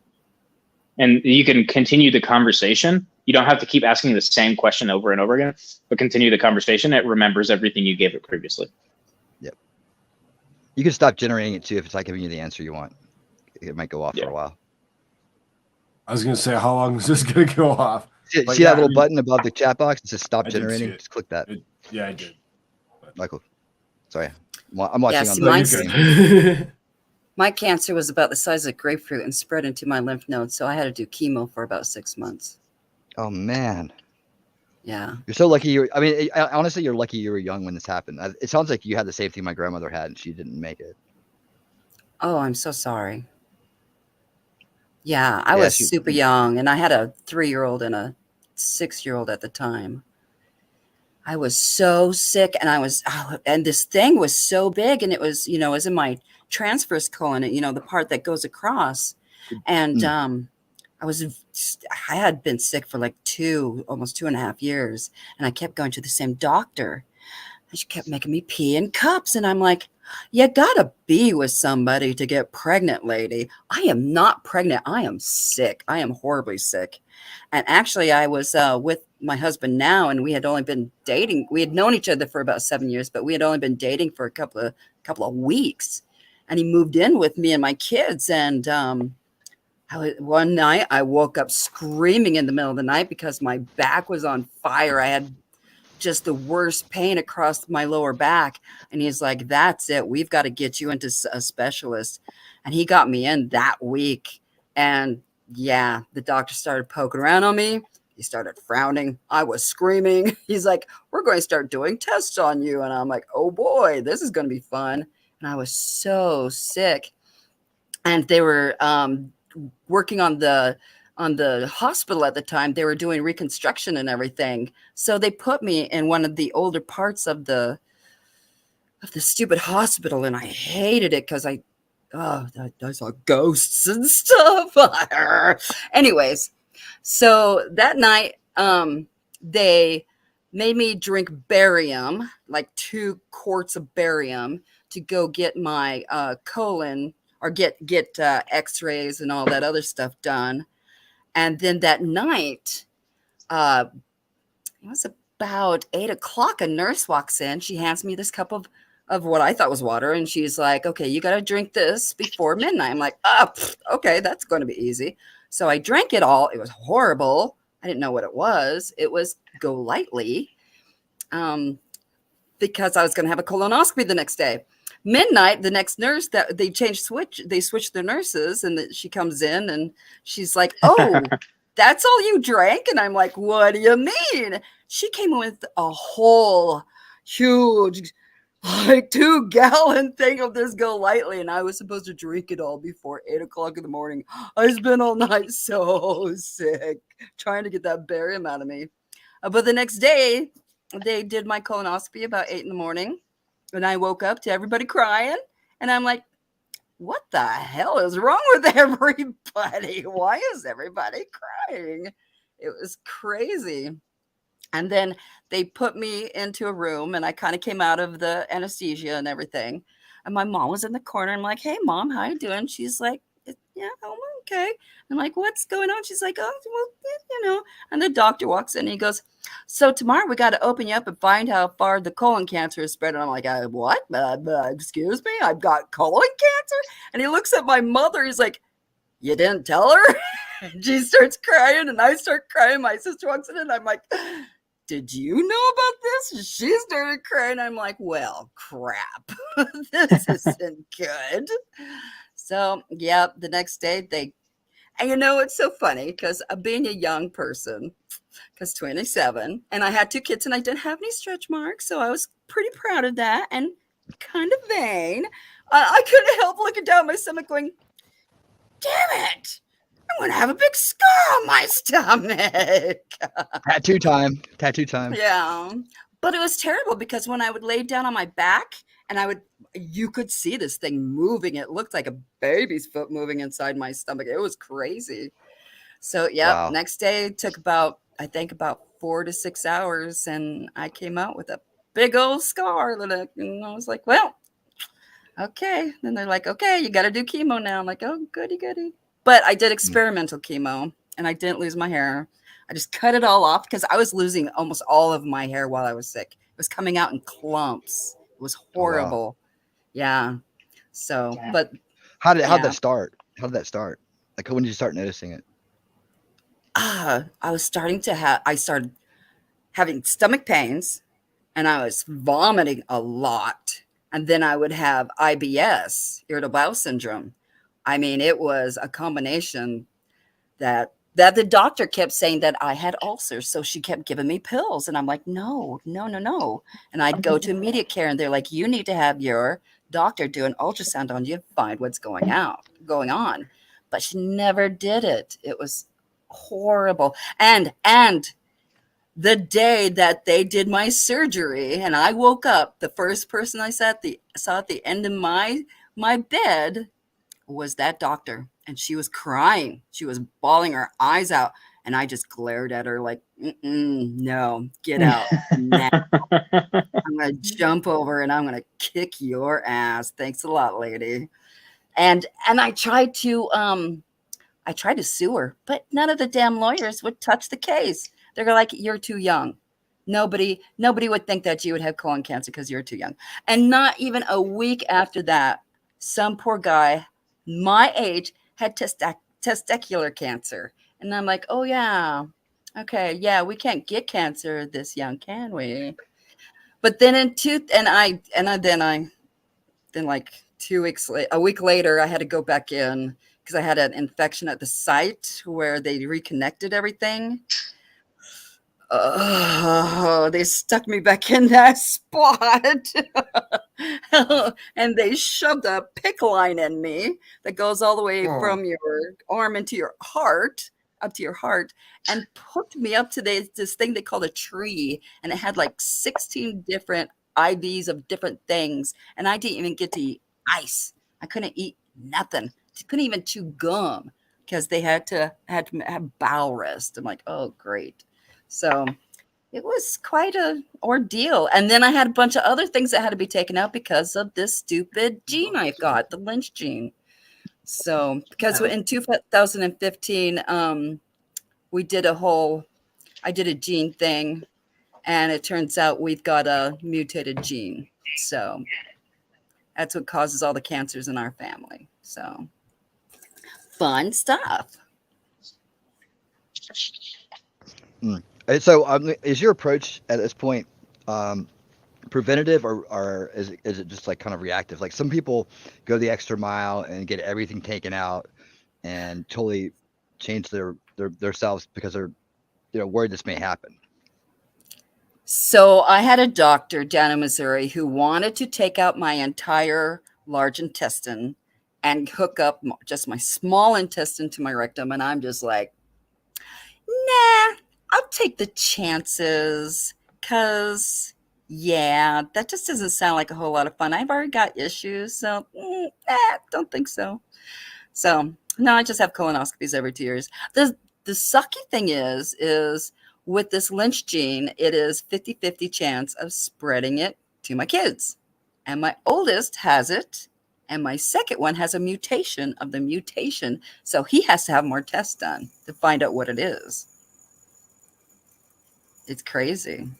So if I could do anything, I would reach in and yank that gene out. Here comes the AI medical part of it, right? It's like these are things that may be able to change with AI and technology. Why people are worried about mind control and watching mainstream media and other sources that actually do it. These are technologies that actually perhaps could like make your life better, and your son's life better, overall. Cut down on the tests, have some kind of better way of doing things. It's the kind of advancements I think we're going to see. That's just my opinion on it, but it seems like that's the way things are going to go.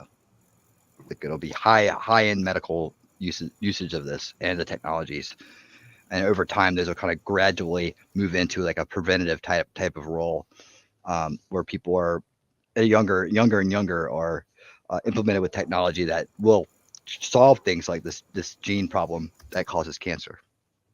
Yes. Preventing cancer, it's all about prevention. It's all about prevention. So curing cancer is about prevention, not about cure, not about reactive or messing with it once it's already formed. It's about stopping it before it ever forms. Well, we have figured out that hormones has a lot to do with it. Hormones will trigger it, which is really crazy. Nobody in my family could do, well, my oldest sister did, which is interesting. She did birth control, but then she turned out to have endometrial cancer and ovarian cancer in 04, and she died in 07. So, but then my middle brother had Hodgkin's in 1990, Hodgkin's in 1996, rectal cancer in 2012, and then mesothelioma in 2017. But he lived and went through COVID twice, and then died of a heart attack in 2021 in October. And he was only 58. Yeah, he was 58. And then my middle sister that was closest to me, we found her brain tumor in 1998, 3 months into my chemo. And she had 6 brain tumors, and she died in 2020. And all of it was cancer, and all of them did radiation and chemo. I only did chemo. So, yeah. And my parents have lived through all of this. They're still alive. Yeah. Man, that's horrible. Yeah. I'm sorry that all that happened and you've had to go through that. Yeah, it's been, I have felt more for my parents than anybody, really, because my mother, actually. My father has Parkinson's and she's taking care of him. So, she's really had to deal with it a lot because he'll forget and try to have a conversation about that. I mean, they talk about them, of course, but he talks about them while they're still here, but then she has to remind him. And when my brother was he lived 80 miles away from where they live, and he had his first heart attack. So my sister-in-law got a hold of my mother, and my mother's like, "Okay, honey, I've got to go see our child. He's dying." And he's like, "Okay, well, tell him I'll see him here soon." And she's like, "What? No, you're not." I'm like, wow, good grief, goodness. But yeah, the night my brother died, I was at a theme park, actually, a Halloween theme park. And it was just, I was feeling so somber. And I was just like, I'm not really into this. And just at the time he passed away, I looked up in the sky and saw a shooting star. And when I told my mother about it, she was just like so overcome by that. And I was like, yeah, that was pretty special. That was really cool. I mean, like I said, grief gets you when you at least expect it. But if you don't, in my family, we've always had to laugh. You treat it with humor. When my sister was dying, my oldest sister, you would have thought we were having a party in her hospital room because everybody was telling jokes and things from the past. And yeah, you just gotta keep going. That's all there is to it. You gotta keep going. Yeah, that's great. That's great advice and a great way to handle it. Celebrating life, Exactly. realizing it's all a Celebrate your gift. life. It is. It really is. And it doesn't matter if the world is flat or if it's round, square, sideways, upside down. We all live on this planet and we all have to get along, right? Yep. That's And for dude, just to be intelligent life in this universe is so unique and special. When you look around at everything that's around us, just to be matter in this universe is special. Just to be a grain of dirt is special because most of it's space. It's empty, and dark, nothing. So Right? the blessing of intelligent life is probably one of the highest honors in this realm anybody could, anybody could possibly experience. And it's good that you can debate about the things in this world because that's what it's about. Weirdness makes the world go round. Absolutely. No matter how fat it is. Yep. Yeah. I've also thought we're here just to collect information to solve a bigger problem, and collectively, all of our experiences together will equal something, right? And the 3D universe, the realm that we're in, the 3D dimension, right, is special because this is the dimension where things can be created from nothing.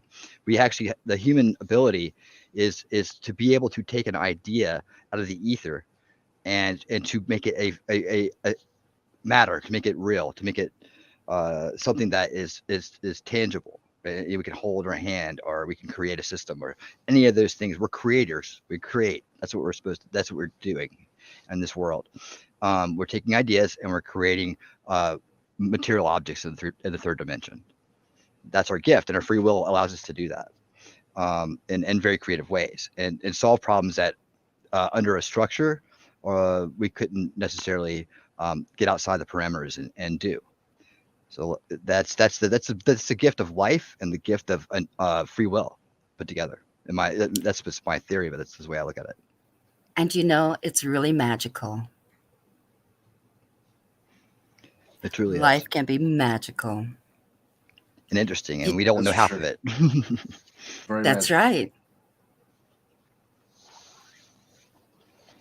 I So guess it's all a way of perspective. Yeah. So whatever's coming down the pipe is part of the adventure we're on.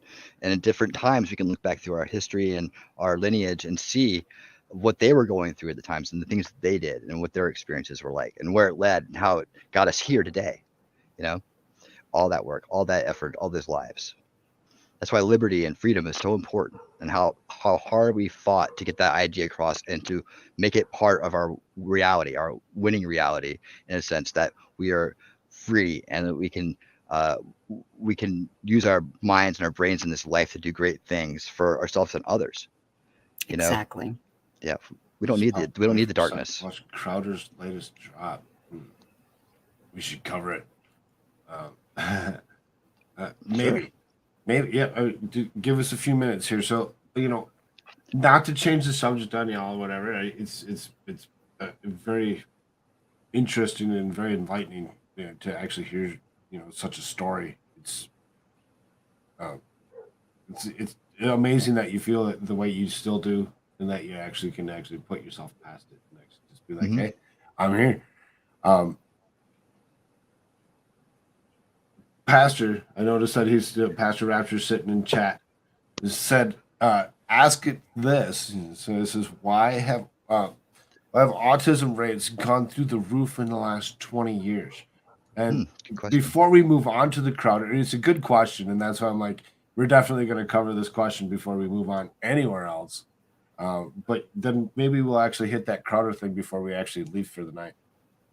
So this is autism rates have increased in the recent years, but it's not entirely clear why this is the case. Some experts believe that the increase of diagnosed cases is due to the combination of factors, including 1. Improved diagnosis, increased awareness and understanding of autism spectrum disorder has led to better identification and diagnosis of the condition. 2. Changes in diagnostic criteria. The diagnostic criteria for autism have evolved over time, leading to a broader definition of increased diagnosis. 3. Increased awareness. Greater awareness and education about autism have led to more children and adults being diagnosed with the condition. 4. Environmental factors. Some research suggests that certain environmental factors, such as the exposure of certain toxins and pollutants, may increase the risk of developing autism. 5. Genetic factors. Studies have shown that there may be a genetic component to autism. It is important to note that the research on this topic is ongoing and the causes of autism are still not fully understood. It is also worth noting that some of the apparent increases in autism cases may be due to changes in how it is diagnosed, reported, tracked, rather than real increase in the number of cases. It is also important to note that the prevalence of autism in the population can vary depending on the criteria used to diagnose it in the population studied. I find that very interesting as my oldest had some maybe issues or whatever, but they were never diagnosed. There's nothing that was ever, pushed that he was actually supposed to be, because he's 24 years old. So, in the last 24 years, watching the change, having a 13-year-old daughter, she's very intelligent, never had an issue with it. My youngest, at the age of 3, his mom had the feeling that he was on some kind of a quote unquote spectrum of sorts, which we all know Tadpole fairly well. We've all heard him scream and heard the things that he actually does, and him repeating words, doing basic math at the age of 3. I really don't feel that he's on the spectrum. She did have him tested, and that teacher actually come across and said, no, keep doing what you're doing. He's just fine. He's too young for us to actually try to diagnose with any type of form of anything. That being said, she has a daughter herself who's also 13. My current wife. That daughter is on a full spectrum, and it goes through quite a bit. Needs special teachers and help all the way through a lot of things. Not that she's not very intelligent, because she is. It's just that they teach kids nowadays different than they actually had ever taught kids. If they had taught me as a kid some of these ways that they're teaching these kids nowadays, I may have been a better off person, because there's a lot of things where I find that I'm on some kind of a spectrum of sort. When it comes down to the 5 topics at hand, or the 5 bullet points that it throws out as, improved diagnosis, yes, that is the thing. Changes in diagnostic criteria, yeah, there's a lot of things that have changed over the last several decades. Obviously, I just kind of pointed a bunch of those out. Increased awareness. There's a lot more people that are a lot more aware of these potential issues coming through. Number 4, I really think there is something there. I really do. When it comes to actually being exposed to certain things, can actually change the development of person's being. It's kind of strange and awesome to actually think about, right? And then genetic factors. Genetic factors, obviously, when we see our own children do some of the things that we did, is where we actually kind of look at them and be like, well, yeah, I can see where you're, potentially have the same issues that I did, or, something similar, something close. It's all very interesting. And I don't know if you guys had any thoughts on any of that. I'm totally down with the environmental factors. Big time. I do see the pattern starts really, the trend starts like really around the early 70s, like or late 60s, for this curve that we're on.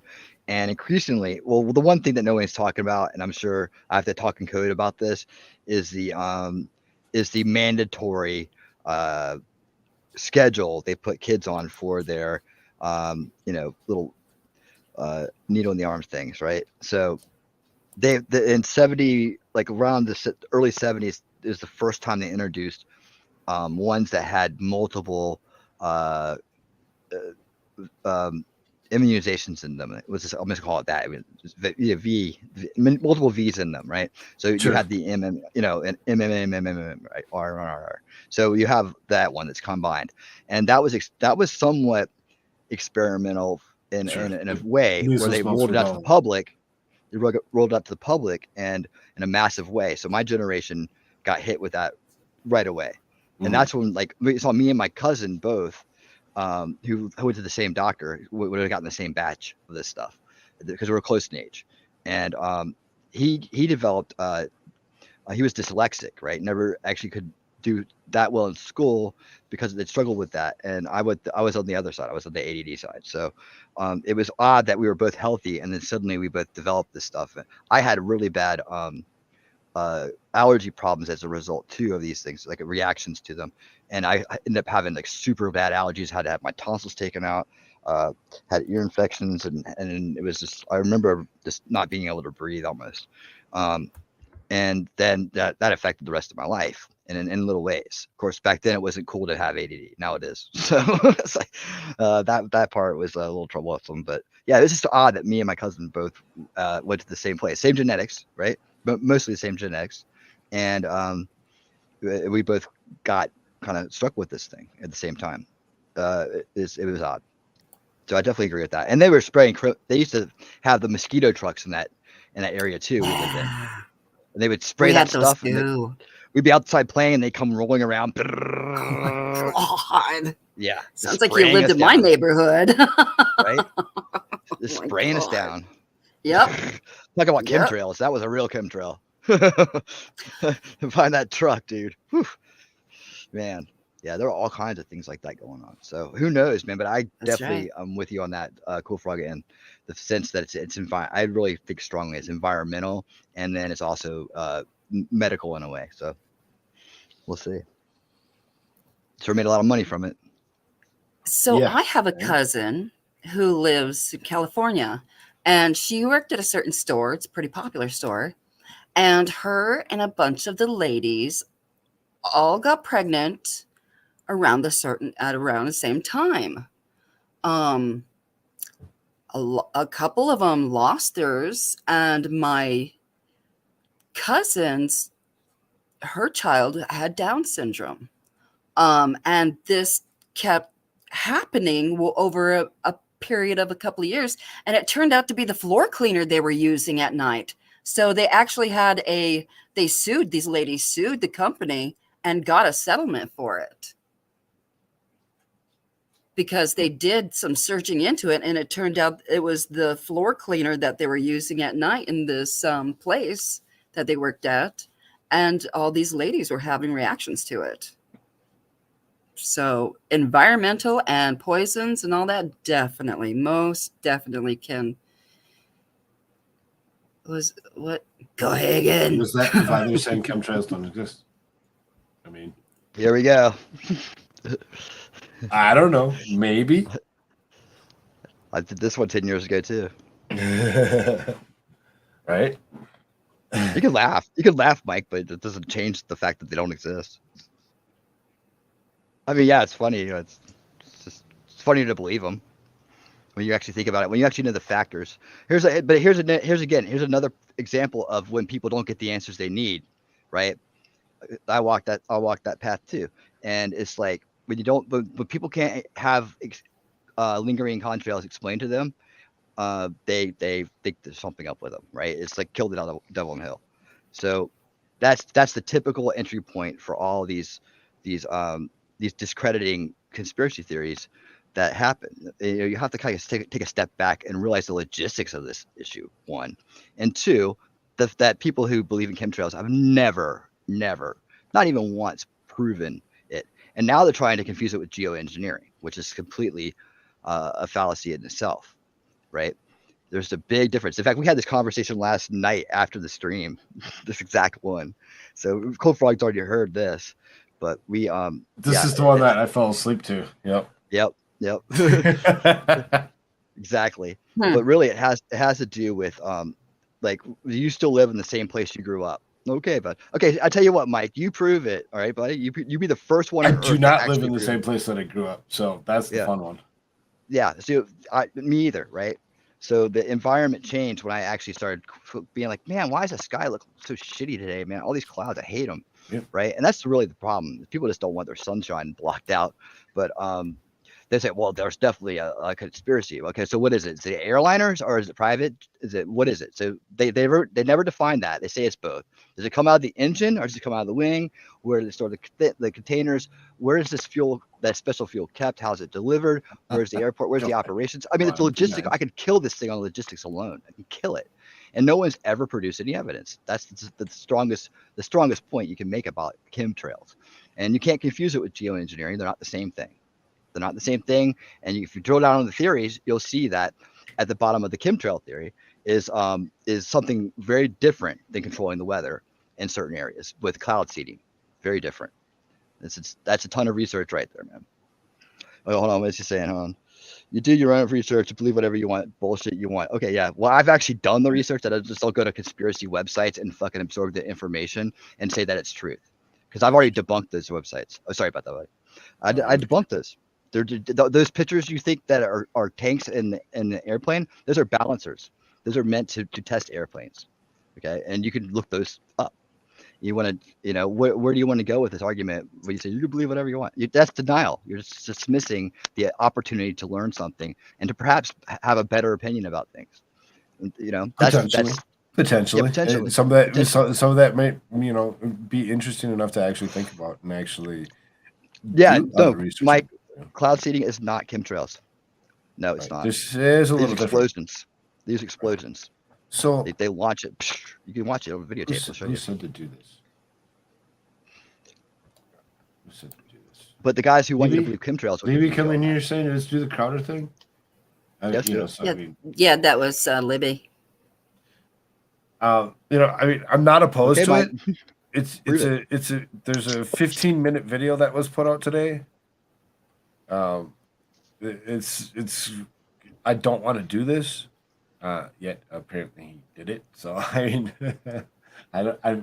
we can actually. It's a 15-minute video. We can try, fair using it as much as we possibly can, which means we have to, take the last. He would have to claim it, and I don't think Crowder's that kind of guy. Crowder doesn't claim it. Yeah, I put it straight. I'm just saying we'd have to finish this within the last hour and 10 minutes, though. So I mean, we still have to kind of watch ourselves and make sure that we can get through the whole 15 minutes.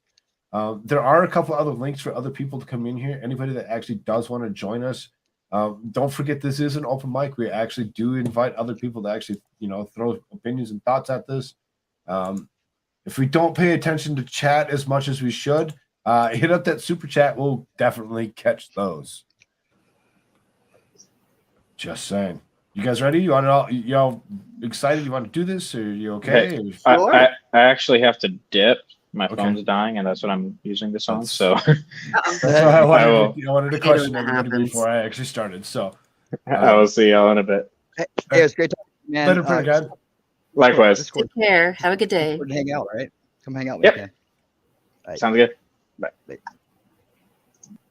All right. Anybody else that does want to actually join in? Anybody that's finds it interesting enough that they want to share an opinion? Let's go. Bring yourself on. Let's have some fun. And let's close a couple things that I got going on here so that my video doesn't buffer out too much. I got a lot of tabs open. I limit myself to about 3 or 4 tabs here. I hit the wrong one. All right, so Stephen Crowder. Levy, you with us? You ready?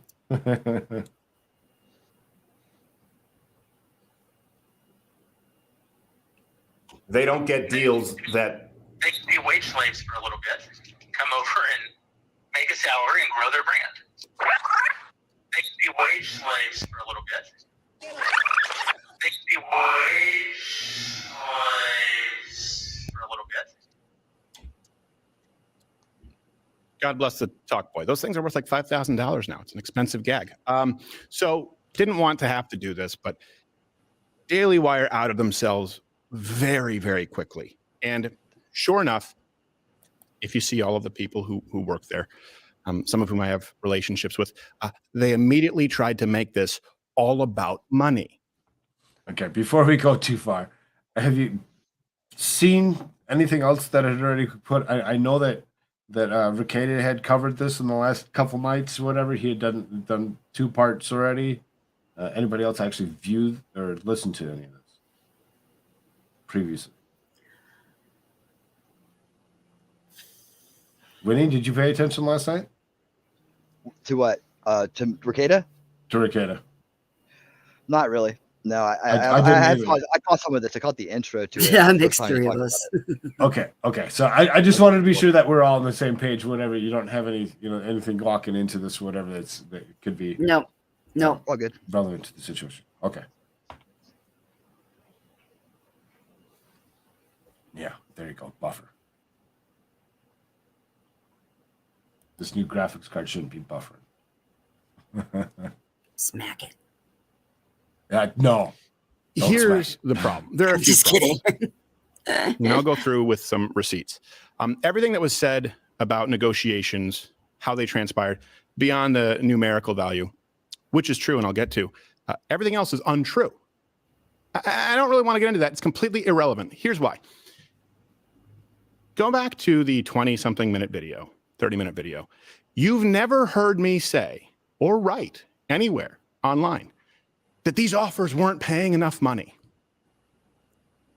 Why? Because it's not about the money. It's kind of unreal to me that the only thing these people can still talk about is the money. The conversation was about conservatism, the movement, and big tech. They keep talking about money. I'm talking about a country. I'm talking about a movement. I'm talking about making a difference. It's not about the money. And Jeremy and the Daily Wire know that. I mean, I agree. That's the whole reason that I've been doing what I've been doing. It had never been about, oh my God, you need to pay me. If you can't afford to do it, don't do it. That's not what I'm here for. It's never been what I'm here for. I'm here to actually have fun, entertain everybody. If I make $1 on the side, awesome. Thank you. That's just an extra bonus to go along with it. So I'm kind of with him on the whole shoving it down, let's make it about the $90. It's always about the dollar. And it seems that everything seems to go that way, where it always ends up being about the dollar. And I don't think it should be about the dollar. It never should. And you might actually find yourself actually better off in the long run when you stop thinking about the dollar. How do I know they know that? Because after, according to what he said, I walked away from the offer. I did place one more call to the Daily Wire, and I made it very, very clear that it wasn't about money. That was not the topic of conversation. There was zero, as they've tried to portray this, miscommunication. It was one last call where the only thing that I asked for, my only demand, was their word. And not even for me, but for other people coming up facing these kinds of contracts. Let's say it's a kid who comes in with 500,000 YouTube subscribers or something like that, 100,000. Let's say it's some other kid you're paying 6 figures to come in and do it. There's not the penalty of the demonetization, or if they're removed from iTunes, Apple, YouTube. Yeah, sure there would be. And here's something else. I was also very measured. I was painstakingly clear in taking myself off the table because it wasn't going to be a right fit. That happens in business all the time. But that we weren't talking about me. We were talking about the futures of other people who could potentially be in that position, that very disconcerting position. No miscommunication. What I'm talking about is you're describing a model for everyone, not just, let's get rid of me here.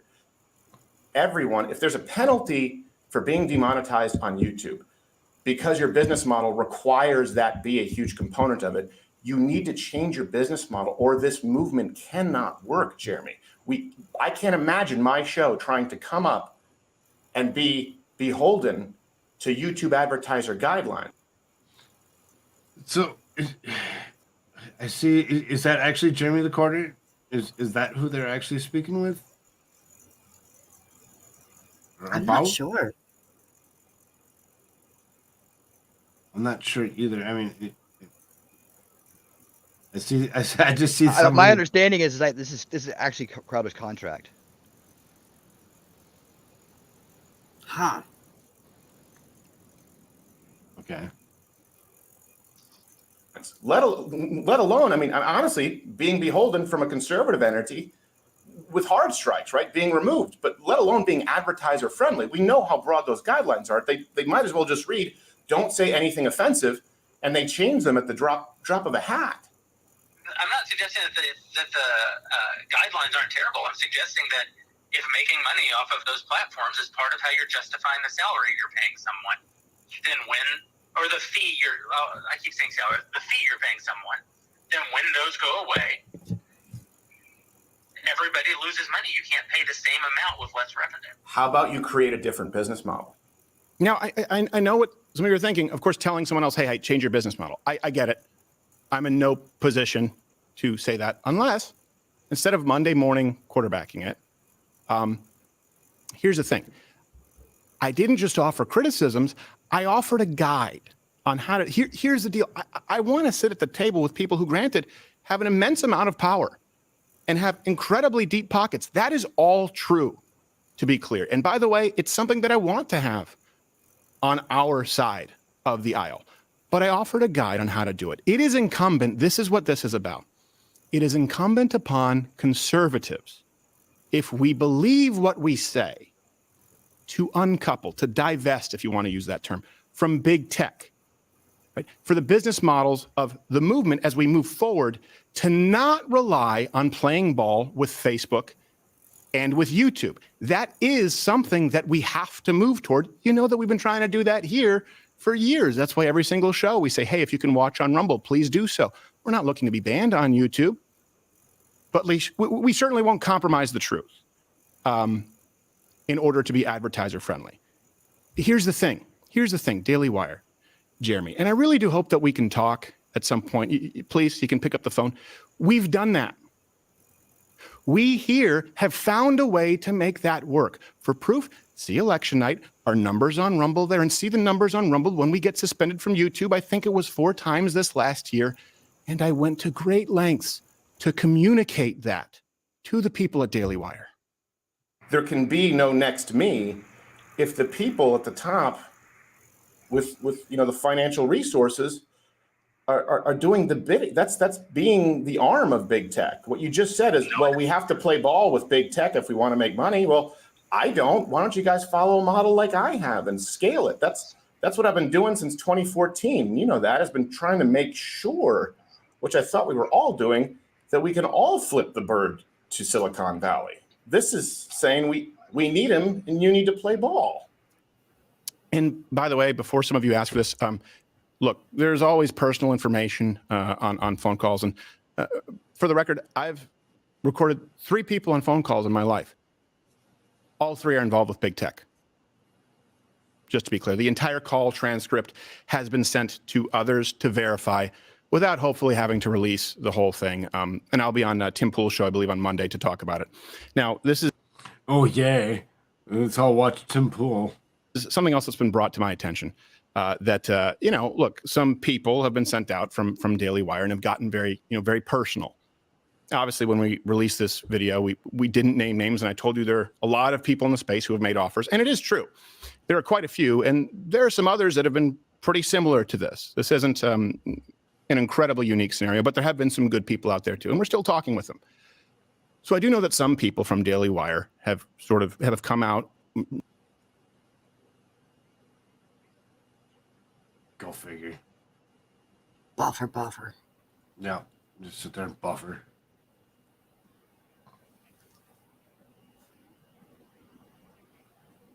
Maybe been instructed to. I have no idea. I don't care.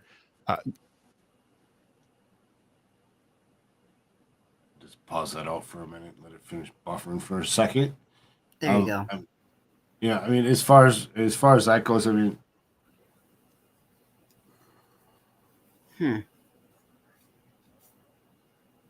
dang, bro. And they've gotten very Yeah, personal. sorry about that. Sorry. I don't want to do You're that. okay. At least I didn't want to. But now it's sort of necessary for me to do so. So these are the only personal things I will say about the people at Daily Wire. Andrew Klavan is one of my favorite people of all time. He has an unbelievable skill to make you feel like the smartest guy in the room, even though I guarantee you he's smarter than you. There are very few people whose company I enjoy more than Andrew Klavan. Jordan Peterson is not only a friend, I would go to the wall for him. He's a guy who has changed the landscape of our country for the better. Can't say enough good things about him. Ben Shapiro is possibly the smartest person I know. That's a little far, but okay. You're gonna go Wow. ahead and you're gonna actually put Ben Shapiro friend. as the smartest guy you know? He's a friend. That's- He's a good friend. So it's a process, right? He's just kind of like he Right. doesn't want to. I mean, that's like me saying Winning's the smartest guy I know. I mean, it's Isn't he? he is. That's what I'm saying. It's because You he's are incredibly such smart. a good friend, and he's incredibly as smart as he is. That I'd put him at the top of the list right now. Definitely. I agree. I agree. I've watched enough Ben Shapiro to not feel that way about him. He's just well versed. Mm-hmm. He is well versed for sure. He's got a good memory. He's got good recall, and Right. that's a lot of it. It's like, quick recall, but he also does engage in a lot of methodology in his delivery. And those are, if I ever talked to him, I would be calling those out and try to settle those down. Let's not use those. Let's be straight with each other about what we're talking about. We don't need to throw in jabs like intellectually dishonest and all that kind of other kind of shit he does. That's what I wear. No, I just don't feel that he's the smartest guy or whatever. I really think that a lot of it's just the verse. He's said these things so many times over and over again that there's nothing that's going to actually stop him from being able to ramble off as fast as he does almost any information. Good point.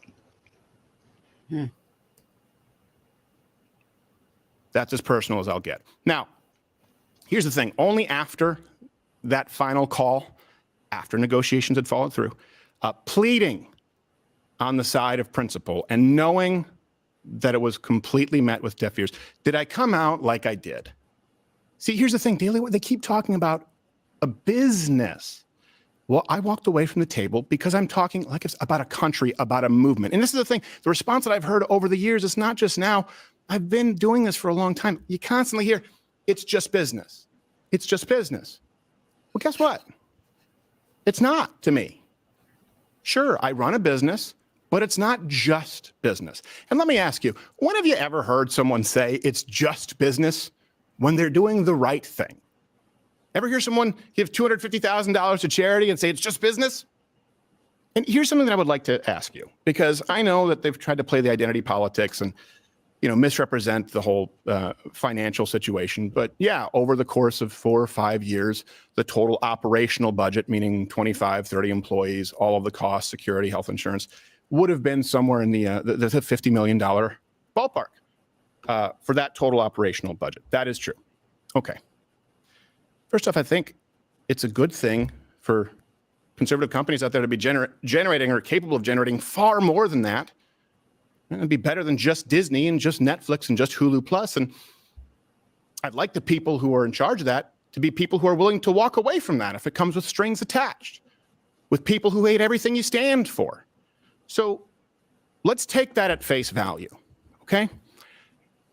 I want you to ask yourself this question, okay? Put yourself in my shoes. What would it take? How much do your principles matter to you? What kind of a headspace would you have to be in to walk away full stop from $50 million? That's a good question. I mean, really, when it comes down to it, to be in the headspace to actually just be like, well, you know, I don't care about your $50 million. I'm gonna walk away from that because I'm gonna continue to, you know, do the things that I've been doing and hang out with the people that I've been hanging out with. And that might be really rough. That'd be one of those that you wouldn't be able to just make that, you know, snap decision on. But because I hang out with the people that I do hang out with and I enjoy hanging out with them, I would be sure to try bringing somebody with me at some point in level to actually be like, it's not just me. I'm not the only person that makes this what is mine. It's not just mine. It takes every single person that has been here with me for the last year plus to make me what I am. So for me to actually, you know, walk away from that would be very hard. To be like, wait a minute here. I got to walk away from all of my friends that I've gathered over the last year. And I'm going to go walk over here and I'm going to take this big pot of money and I'm going to leave you all behind. No, hell no. Every single freaking one of you are coming with me. It's some way, shape, or form. Right? I don't care how. There's no way that that much money is just going to persuade me to be like, no, let's go. No.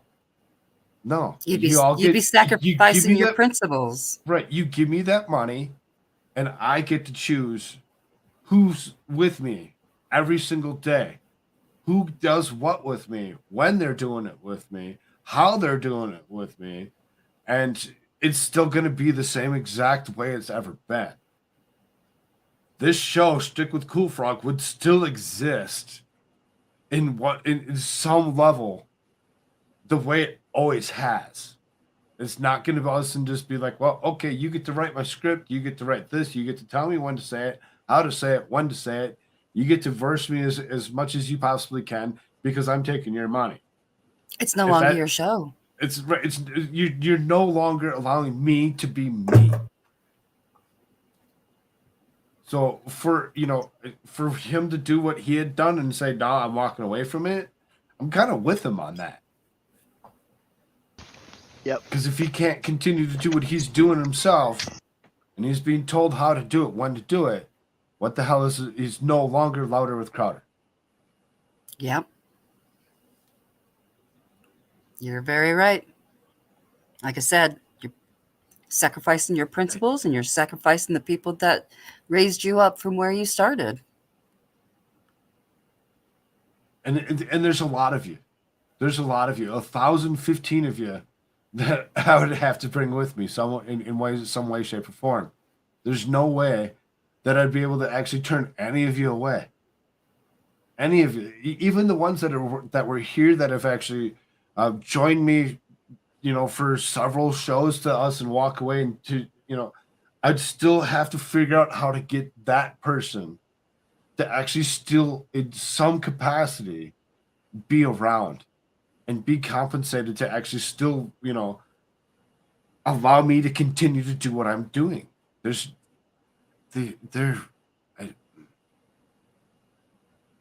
Yeah. It's horrible that he has to actually go through this, you know, particular situation. And I'm glad that he's actually putting it out there the way he is. It's a learning. He's a trailblazer. It's a learning He's a experience trailblazer for everybody. Yeah, He's a trailblazer. right? Exactly. You know, yeah. he's done it the whole time he's been on. That's why I love the guy. He's like, he breaks the mold. Change my mind. That's one of the greatest things I've come along in a long time. Having that discussion, having the balls to go out there and do it in hostile territory. The dude's a champ, man. Right? Exactly. And as you Biting guys the are hand talking that about feeds you, earlier- basically, if you take it, yeah, exactly, Red Hood. That's exactly. You'd be taken away from yourself the second that you took that. You'd be like, oh, well, I'm now, you know, richer in money, but poorer in almost every other aspect of life. Because he would be walking away from anything and everything that he's already done, all the friendships that he already had. I bet there would be a lot of people that would actually frown at him the second he would do that. Would be going against everything that he's been talking about. Yeah, it's a discredit, you know? Exactly. Good for Crowder, man. Yeah. He's doing Standing it right. up for what he believes. There's nothing wrong with that. Like his shirt says, free speech matters. Yep. He's a live streamer, creator, role model in that sense. Hi, Rose. Hello, Thank you. Rose. I'm glad that you feel that way. I'm glad that you enjoy what we do. And that's pretty much what we're getting at here. Is just without every single one of you, I couldn't imagine how he's feeling. You know, having to the reason that he has to actually go out and actually do this right now and actually make everybody else aware of what they were trying to do to him. I feel bad for him, really, when it comes down to it, that he actually even think about that. Time to find out who your real friends are. You can be with him, against him, or just out of his way. I mean, yeah, really? All right. Yeah. That's true. This is the time when you find out who's going to be there behind your back, supporting you. Exactly. Well, that just shows that he's the alpha in the situation, and he is has a purpose, and that he's driving that purpose. He believes in it, and he's open-minded enough to change his mind if you could make a good argument. I mean, that's the perfect role model right there. That's a big doing this job. If you can change his mind, you better come prepared. Oh yeah, you have to really seriously come prepared, because you're just going to take a lot to change this guy's mind. I've been watching Louder with Crowder regularly like I used to, but if I decided to take that money and put it on a facade, I'd unsubscribe in a heartbeat. Yeah, exactly. Right. Yeah. Exactly. If he would, as far as that goes, I'm an advocate for everybody subscribing to everybody in all levels. I don't care what they're doing, how they're doing it. If they're a creator and you haven't subscribed to them, what's the point? Go subscribe to everybody. That being said, because of the way that Daily Wire's actually been doing things, I have not subscribed to the likeness of Ben Shapiro. Why? I don't like that guy. I really have a personal feeling against the guy and the things that he's always done. This is kind of the stuff that he's done. This is the stuff that he's, as opposed to continuing to make things better for everyone, he's trying to always make things better for himself and to deepen his own pocket. He doesn't care about all the other people. He doesn't care about the people that are watching him. He only cares about himself and how he feels. That's just my personal opinion then. But, that's the one person that I'm not seriously subscribed to. This guy, heck yeah. This guy, I'll watch him on almost a regular basis. Have I not watched him in the last few days? No. Why? Because I've been doing my own show that's been lasting between, about 5 to 6 hours a day. So as far as that goes, I just don't have the time to watch everybody. We might have to actually start watching them a little bit more often. Might have to. Let me ask you even further. Absolutely. What would it take for you to be willing to walk away from at least $50 million because of it causing harm to someone else that doesn't even affect you, but the next kid? I've talked about this. You have it in comedy. I'm never going to be the guy who pulls the ladder up after me. What motivates me is not money. Of course, everyone here likes nice things. They want to make a living. You've heard me say this many times. I want to pass the torch. I want there to be someone else to do this. It can't happen if this is how our movement is structured. And you know that, by the way, this could do irreparable damage to the movement, the country, and the people who've fought so hard for the ground gained if we've decided to get in bed with these people who want to strip it away. I'm asking, would you walk away? What would it take for you to walk away from $50 million? Because it's true. That's exactly what I did. And I'm proud of him for doing that. I'm glad that he actually could bring himself to that point, holding his head up high. I walked away from the $50 million because why? I had actual moral that actually told me that I could not just take that and be fine. He's doing just fine with the way he is. I see Pastor said 50 million is a hell of a bribe. Wonder if he could have asked for 500. You know, I wouldn't have asked because of the second that I asked for the 500, got a price. Means I was already halfway there. Yeah, you got a price. Yeah, you know, he's demonstrating what principles are and like how to stand up against corruption. This is what we're seeing. You have to fight back on an individual level. Be part of the solution. He's being part of the solution, and he's being a great example. Exactly. This is I'm glad that Libby actually come in here and said we should watch this. It really opens some lights on a lot of things when you actually think about it, because this is just amazing to actually think that people would actually go to that point of saying, here, we'll give you this amount of money so that we can actually change your free speech. It's a powerful message to a lot of people.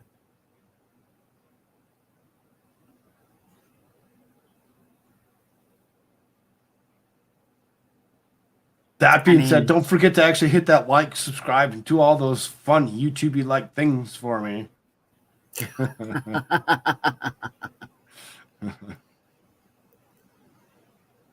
It's exactly what I'm doing. And so long as these contracts out there include enforcement of big tech, of punishing conservative creators on behalf of the people we claim to fight and the people who have long since demonetized us and can't stand me, and part of me doesn't blame them. As long as these contracts include that, not even for me, but the next person, I wouldn't take $1 billion. And certainly not if you understand in context, when behind closed doors, I know, and these people know, and acknowledge exactly what's being done to the next generation of creators. Bench talent, young talent, they don't get deals like this. So they don't get deals that They can be wage slaves for a little bit, come over and make a salary and grow their brand. that you then own.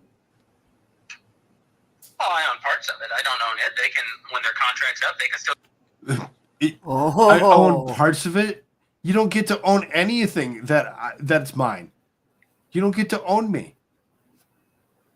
Just no. Stop thinking that you get to own people because you have the money to actually put out there.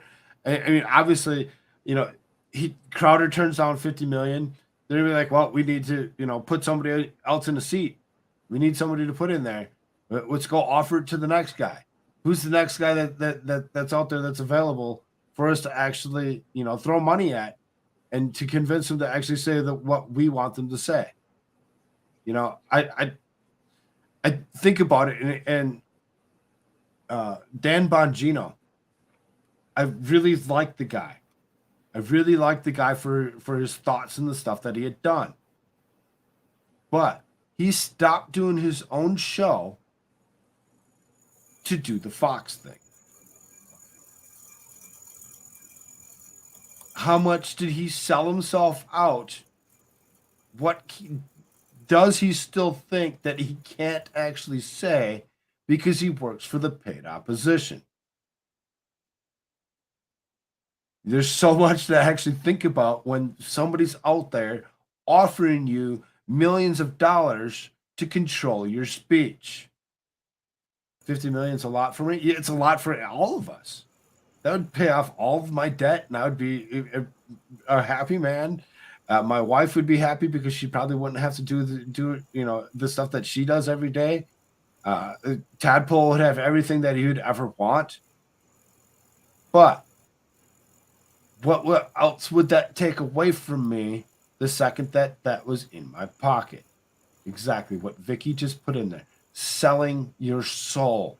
You're selling your soul for the money as opposed to your own feeling and what you feel you want to share with your audience.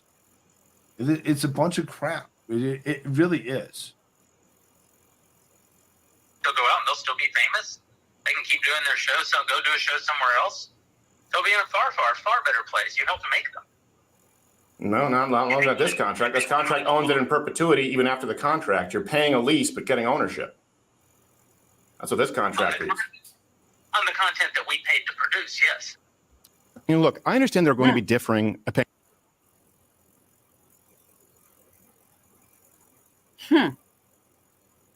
This contract owns that in perpetuity. Even after the contract, you're paying a lease, but getting ownership. What? What does that mean? I guess even after the contract is over, they still own you? That's pretty much the way it sounded to me. Is just no matter what you actually do, no matter what you do afterward, they own anything and everything that you ever do ever again. They own your name. They own your likeness. Wilder with Crowder would be theirs. The name Steven Crowder would be theirs. Anything that goes along with that, and even the desk that he's sitting at would be theirs. And they can cancel him at any point in time. He would be the definition of a sellout. Yes. That's exactly, disturbing. Melissa Jane. Be careful what you sign. Always Exactly. be careful what you sign. Always. Read everything before you put your name on it. Printer Guy says basically you own anything you make during the time you work for them. They own that in perpetuity, not things that you make after That you makes leave sense. them. Yeah, well, maybe. Yeah, but anything you create or anything during that time, you don't have any say to it afterwards. You know what this is? This is WWE right here. This is like professional wrestling. So you go to you join up and you're a professional wrestler, right? And you're in the WWE. And then anything that any character you come up with, and say you're a genius like Bray Wyatt, you come up with all these great storylines that connect over decades, right? And so, but all those characters, all that, the music, the look, the name, everything gets copyrighted by WWE. So if he leaves, he can't take his whole collection of work with him. That's what it is. And it's the same like in my job. Like I create something that's innovative, and this is one of my greatest ideas ever, right? And this company decides to do it, or I present it to them. I have to change it if I present it to anybody else to do anything else, because while I'm there, it would belong to them. It would have been done on their time with their equipment, with their data, and they would have ownership over it. I'm just an asset that's working for the company at that point. Hey, Pastor, what's up, man? Hey, man, let me get my audio set up here. How do you hear me? You sound good. You sound much. Yeah, you sound great. Damn, I didn't know you were coming on. I would have played your intro. I still got to do it. Hold on. You have a great intro. I love. All right, we're good now. I forgot to turn my other audio off, but no. Here I am. Oh, yeah, borrowing somebody else's USB microphone. So if I sound better, that's probably why. Yeah, no, you sound great. I discovered Howdy, Pastor. this rock thing was true. Jesus was the devil. All of a sudden, I found myself in love with the world. That's a long intro. I got to fix that one. But yeah, that's true. What? No music intro? No, it is. It is music. Hold on. Wait. And it's not formatted right. So, see. Oh my God, I need an intro. This rock thing was true. Jesus was the devil. All of a sudden, I found myself in love with the world. So there was only one thing that I could do, was ding a ding dang, my dang along ling long.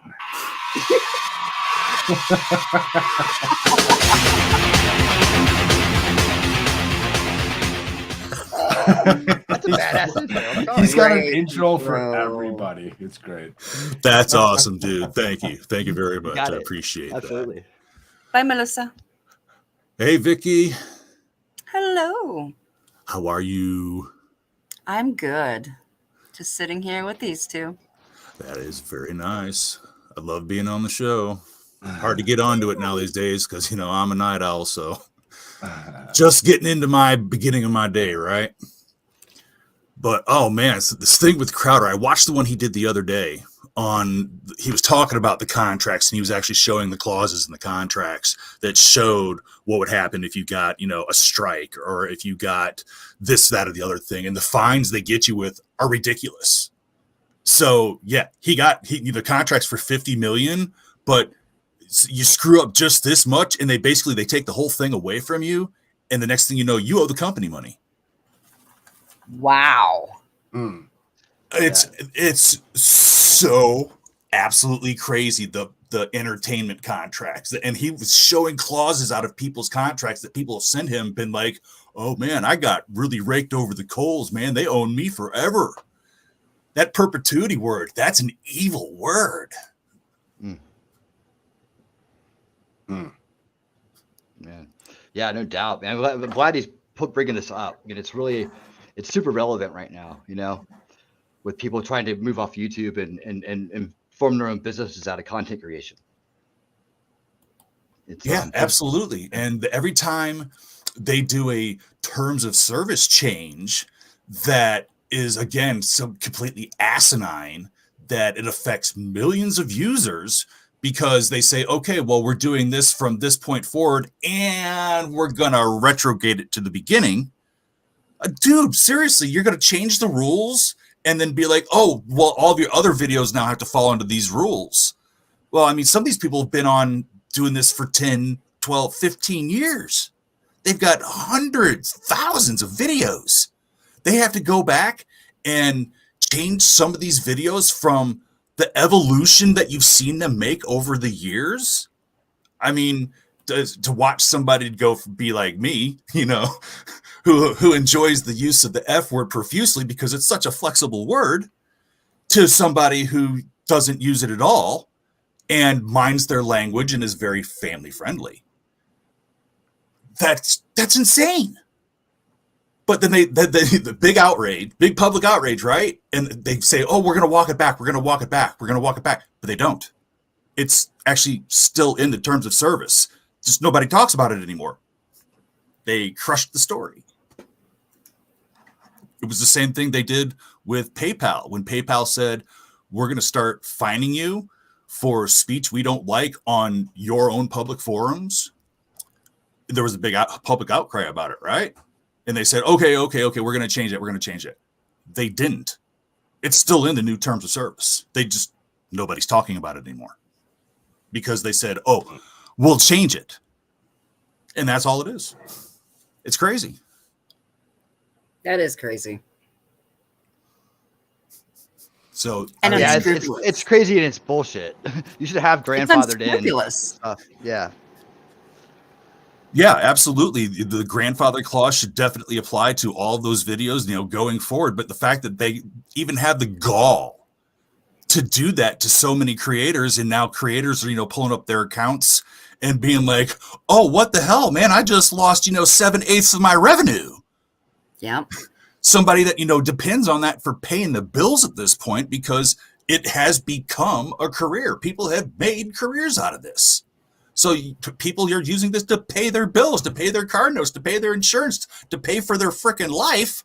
And all of a sudden, well, now they have to go back and fight this idiotic rule so they can start getting paid. And in that meantime, they're starting to be worried about being evicted, about having their car repossessed, about having, not having anything to eat, not having utilities.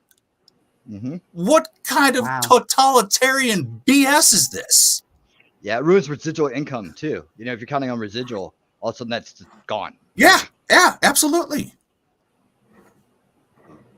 Wow. Because you've got the people out there that make the videos that continuously roll over. And, you're looking at a video that's got, 10, 20, 30, 100 million views, but, it's 15 years old. Yeah, I'd say that's producing some pretty nice residual income. But because there was one little slip up in there for a rule that they just produced yesterday, you're not getting your income on it anymore. Yep. It's absolute BS. Absolutely. Yep. If we were in a more unified society, we could actually, that would be something, this discussion would lead to a grander action to negate that unfair, unjust situation in our civilization. Our Oh, society. absolutely. You guys got me started on the path of talking to that chat GPI. And I won't tell you the questions I asked it, but I asked it well-worded, straightforward questions, and it gave me straightforward answers. And I'm like, you know what? If an AI can come up with that answer, why can't some idiot with a smartphone in his pocket be able to come up with the same answer if you tell them to go research it? Because they won't go research it. They've been programmed to not go research anything. They've been programmed to accept everything the mainstream social media feeds into their little brains, contributes to their programming tape, and they go on about their merry day. So this is, I mean, we talk about having to change the system. I keep getting called a pessimist on it. I think I'm trying to be realistic about it, but they've been working this plan for well over 100 years. The destruction of this nation because of the power of this nation, because of the diversity of this nation. Because despite what the lunatics want to tell you, we are diversified in this country. I spent 20 years in the service working with all colors and all calibers of people.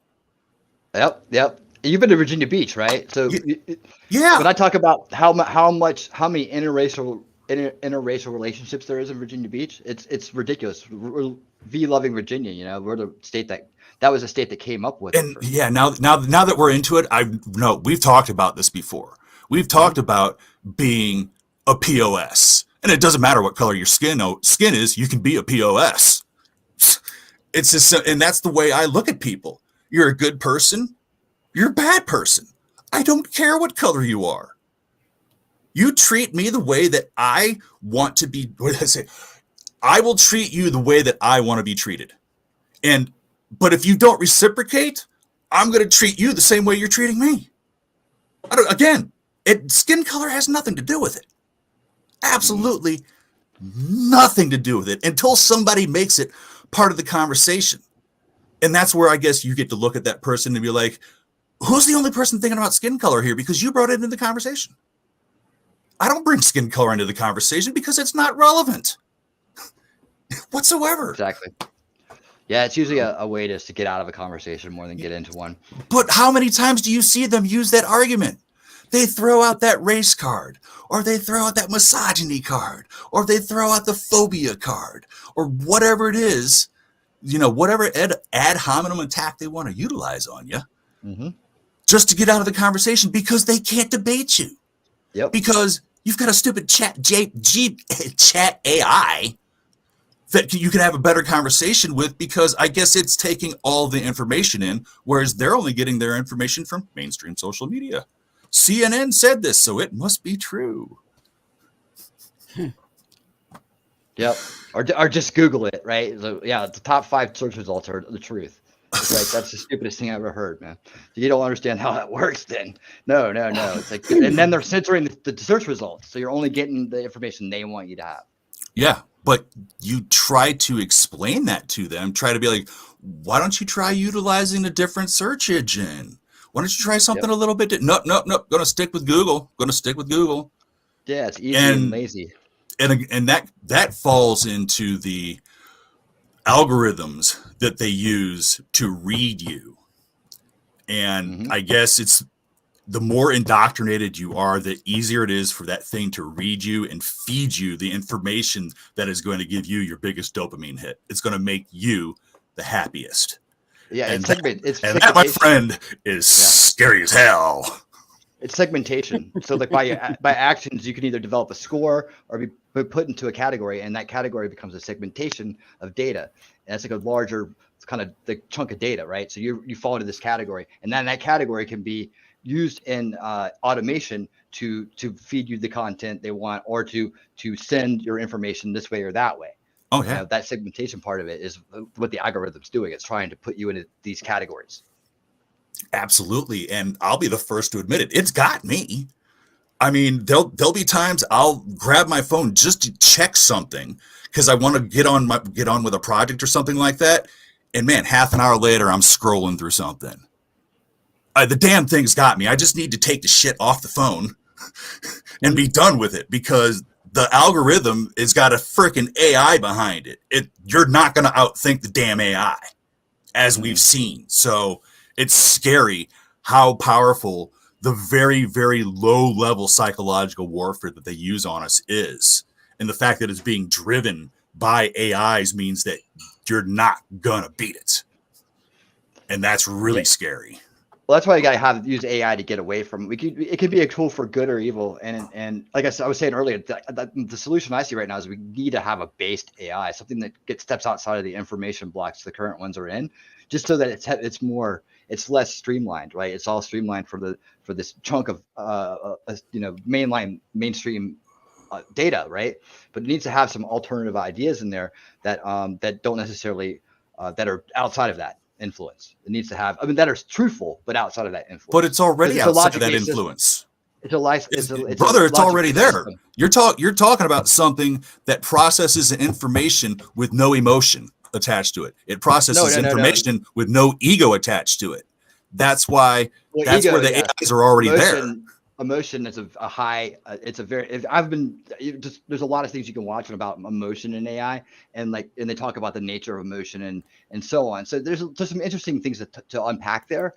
But I would say that the real thing that you're talking about, I believe, is the packaging or the confinement of information within it. So if it just has a mainstream narrative, right, then it's only going to pull ideas and information from that. Now, in a general sense of information, that's fine. When it gets down to beliefs and other political things, that's bad, right?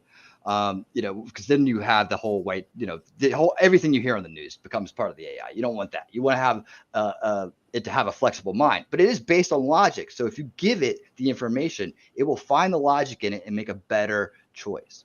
Because it's doing it without an ego. Yes. There you go. Perfect. So where you say a machine can have some sort of emotional spark to it, you know what? I can't argue it. I'm not a machine. Could it possibly happen? Yes. But because we're biological machines, but we still run on an electrical system, but an electrical system that's driven by chemicals, of which our chemical balance in our body gets thrown by basically anything we do, including being awake or asleep. Everything that we do as human beings is completely 100% subjective, because you can't see the world through my eyes, nor can I see the world through yours, experience the world through your ears or your emotions.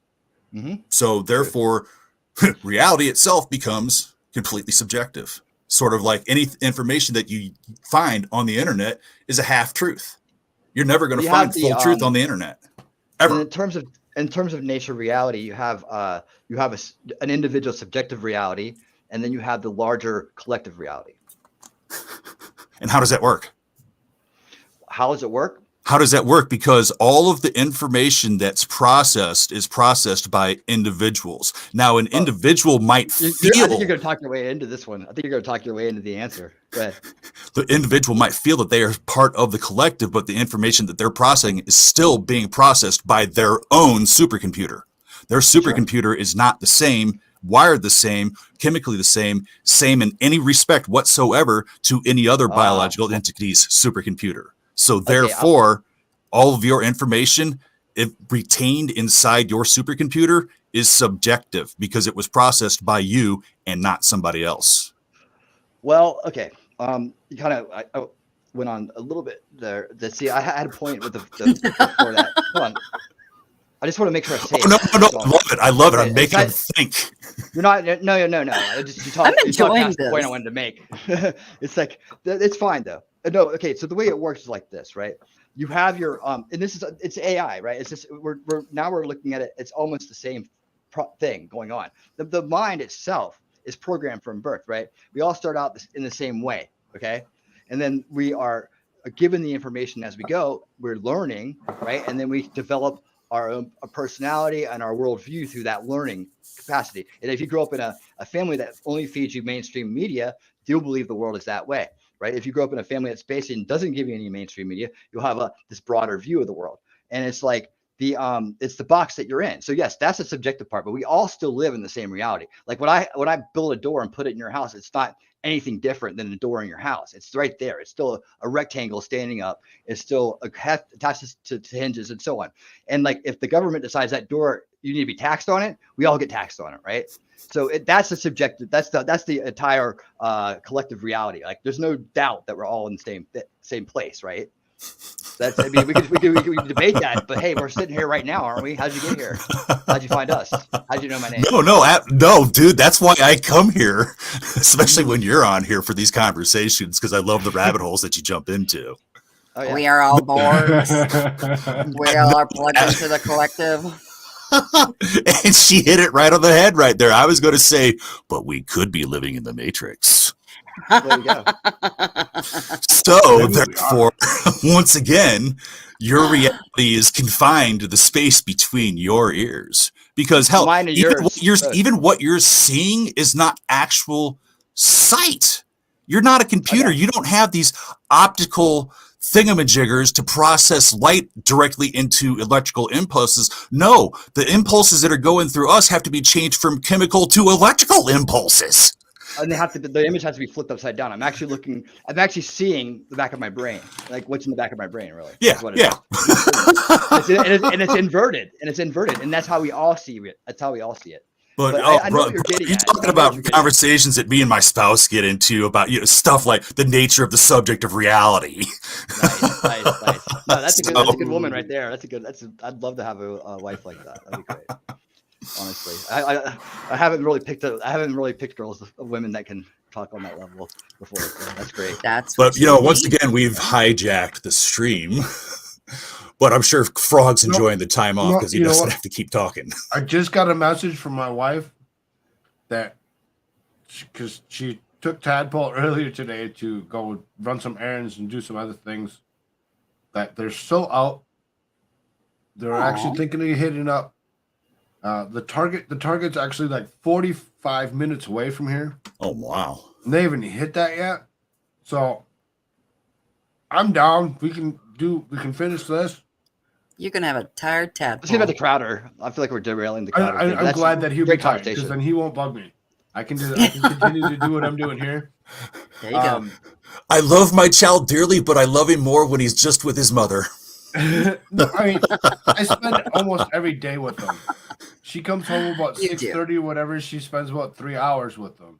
So on You're her good, day Daddy. off, for him to actually spend time with her and as much time as they do, I love it. Dude, absolutely. They can have That's have the awesome. one day a week, to themselves, and they can go have their fun and do their thing. That's awesome. That's great. Good for mom. I wish I had that. I wish I had that. Anyways, I want to actually finish this. Yep. I actually want to go back and I actually want to watch the 27-minute Crowder that was actually from the other day, where he actually talks about the contracts. So, if you're all still down, it's up to you. However long you want to stick around, whatever you want to do, let me know. Do it as you will. Let's hit this play button on this one here. Hipper? Like you're paying a lease but getting ownership. That's what this contract is. On the content that we paid to produce, yes. Look, I understand there are going to be differing opinions on this. I understand that. As someone who does run a business and has maybe 25 employees, I don't know, we're expanding. I understand people run businesses differently and have different priorities. Here's the thing. I would genuinely still, Daily Wire, Jeremy, love to sit down at the table and explain to you how you can make all of this work, how you can scale what we do and not have to be beholden to the people who we all go out and claim that we're fighting. And especially with all of the financial resources that you have, which, by the way, are very impressive. And by the way, since fielding requests for people who've sent this in who you guys are under these kinds of contracts, right? You've sent in your emails. If you're looking to either join a network or looking to navigate these contracts, we've been flooded. I'm going to try and get to all of you. But here's the thing. Let me give you my word right now. My word. Everyone, you can timestamp it, call me on it. Here at Mug Club, we will never take any ownership over your social media platforms or your channels. And I don't want a dime ever of your YouTube revenue. You make your own decision as to whether you want to be monetized or not. Some people want to, some people don't. That's true. Some people want to, some people don't. You know, I mean, there's an awful lot of people that, you know, once they actually do get to that point where they actually monetized, that they changed their whole game plan, everything that they've ever done. They throw everything out the window and start over again under new means of however they want to do things. They're always like trying to rewrite themselves and make things better for themselves so that everything comes out perfectly monetized, and not limited, because, you know, under a limited, you sometimes don't make anything at all. I just, for anybody to think that, okay, finally I made it, I'm here, I'm monetized, to stop what they're doing and totally change their whole layout of everything they've ever done,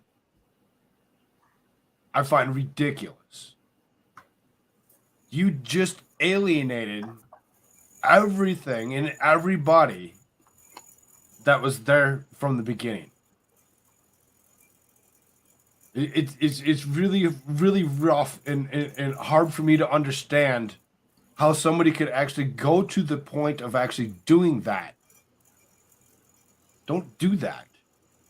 Don't do that to yourself. You're going to hurt yourself in the long run, because eventually you personally aren't going to continue to grow.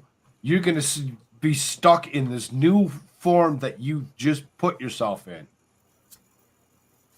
I just see, you know, the growth being a little bit different the second that you change yourself. The second you change yourself out, the second you remake your whole game plan, you're no longer yourself.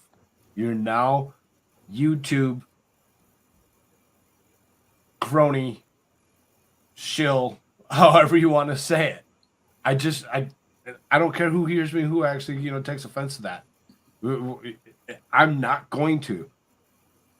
I've never wanted to. That money button that's sitting there right underneath that chat, that's a bonus.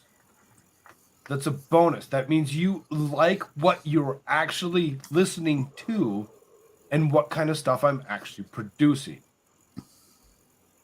That's not something that us and says, oh, now I get to change to what they're telling me to do. No. If it goes away, am I going to stop doing what I was doing? Nah. Why? Because what is the point of me doing it otherwise? This bullshit that he's dealing with, I'm really glad that I don't even want anybody to ever have to deal with that ever again. That's bullshit. Let's go. I just have a problem with requiring that you do and penalizing you if you don't. And to Daily Wire, to the rest of the people out there, give me a call. And look, let me put it this way. If you give me your word, this is all that matters here. Just give me your word that there will never be a clause in a contract again for some unsuspecting kid or someone who doesn't have the luxury to walk away from $50 million, as I did, true, guilty as charged.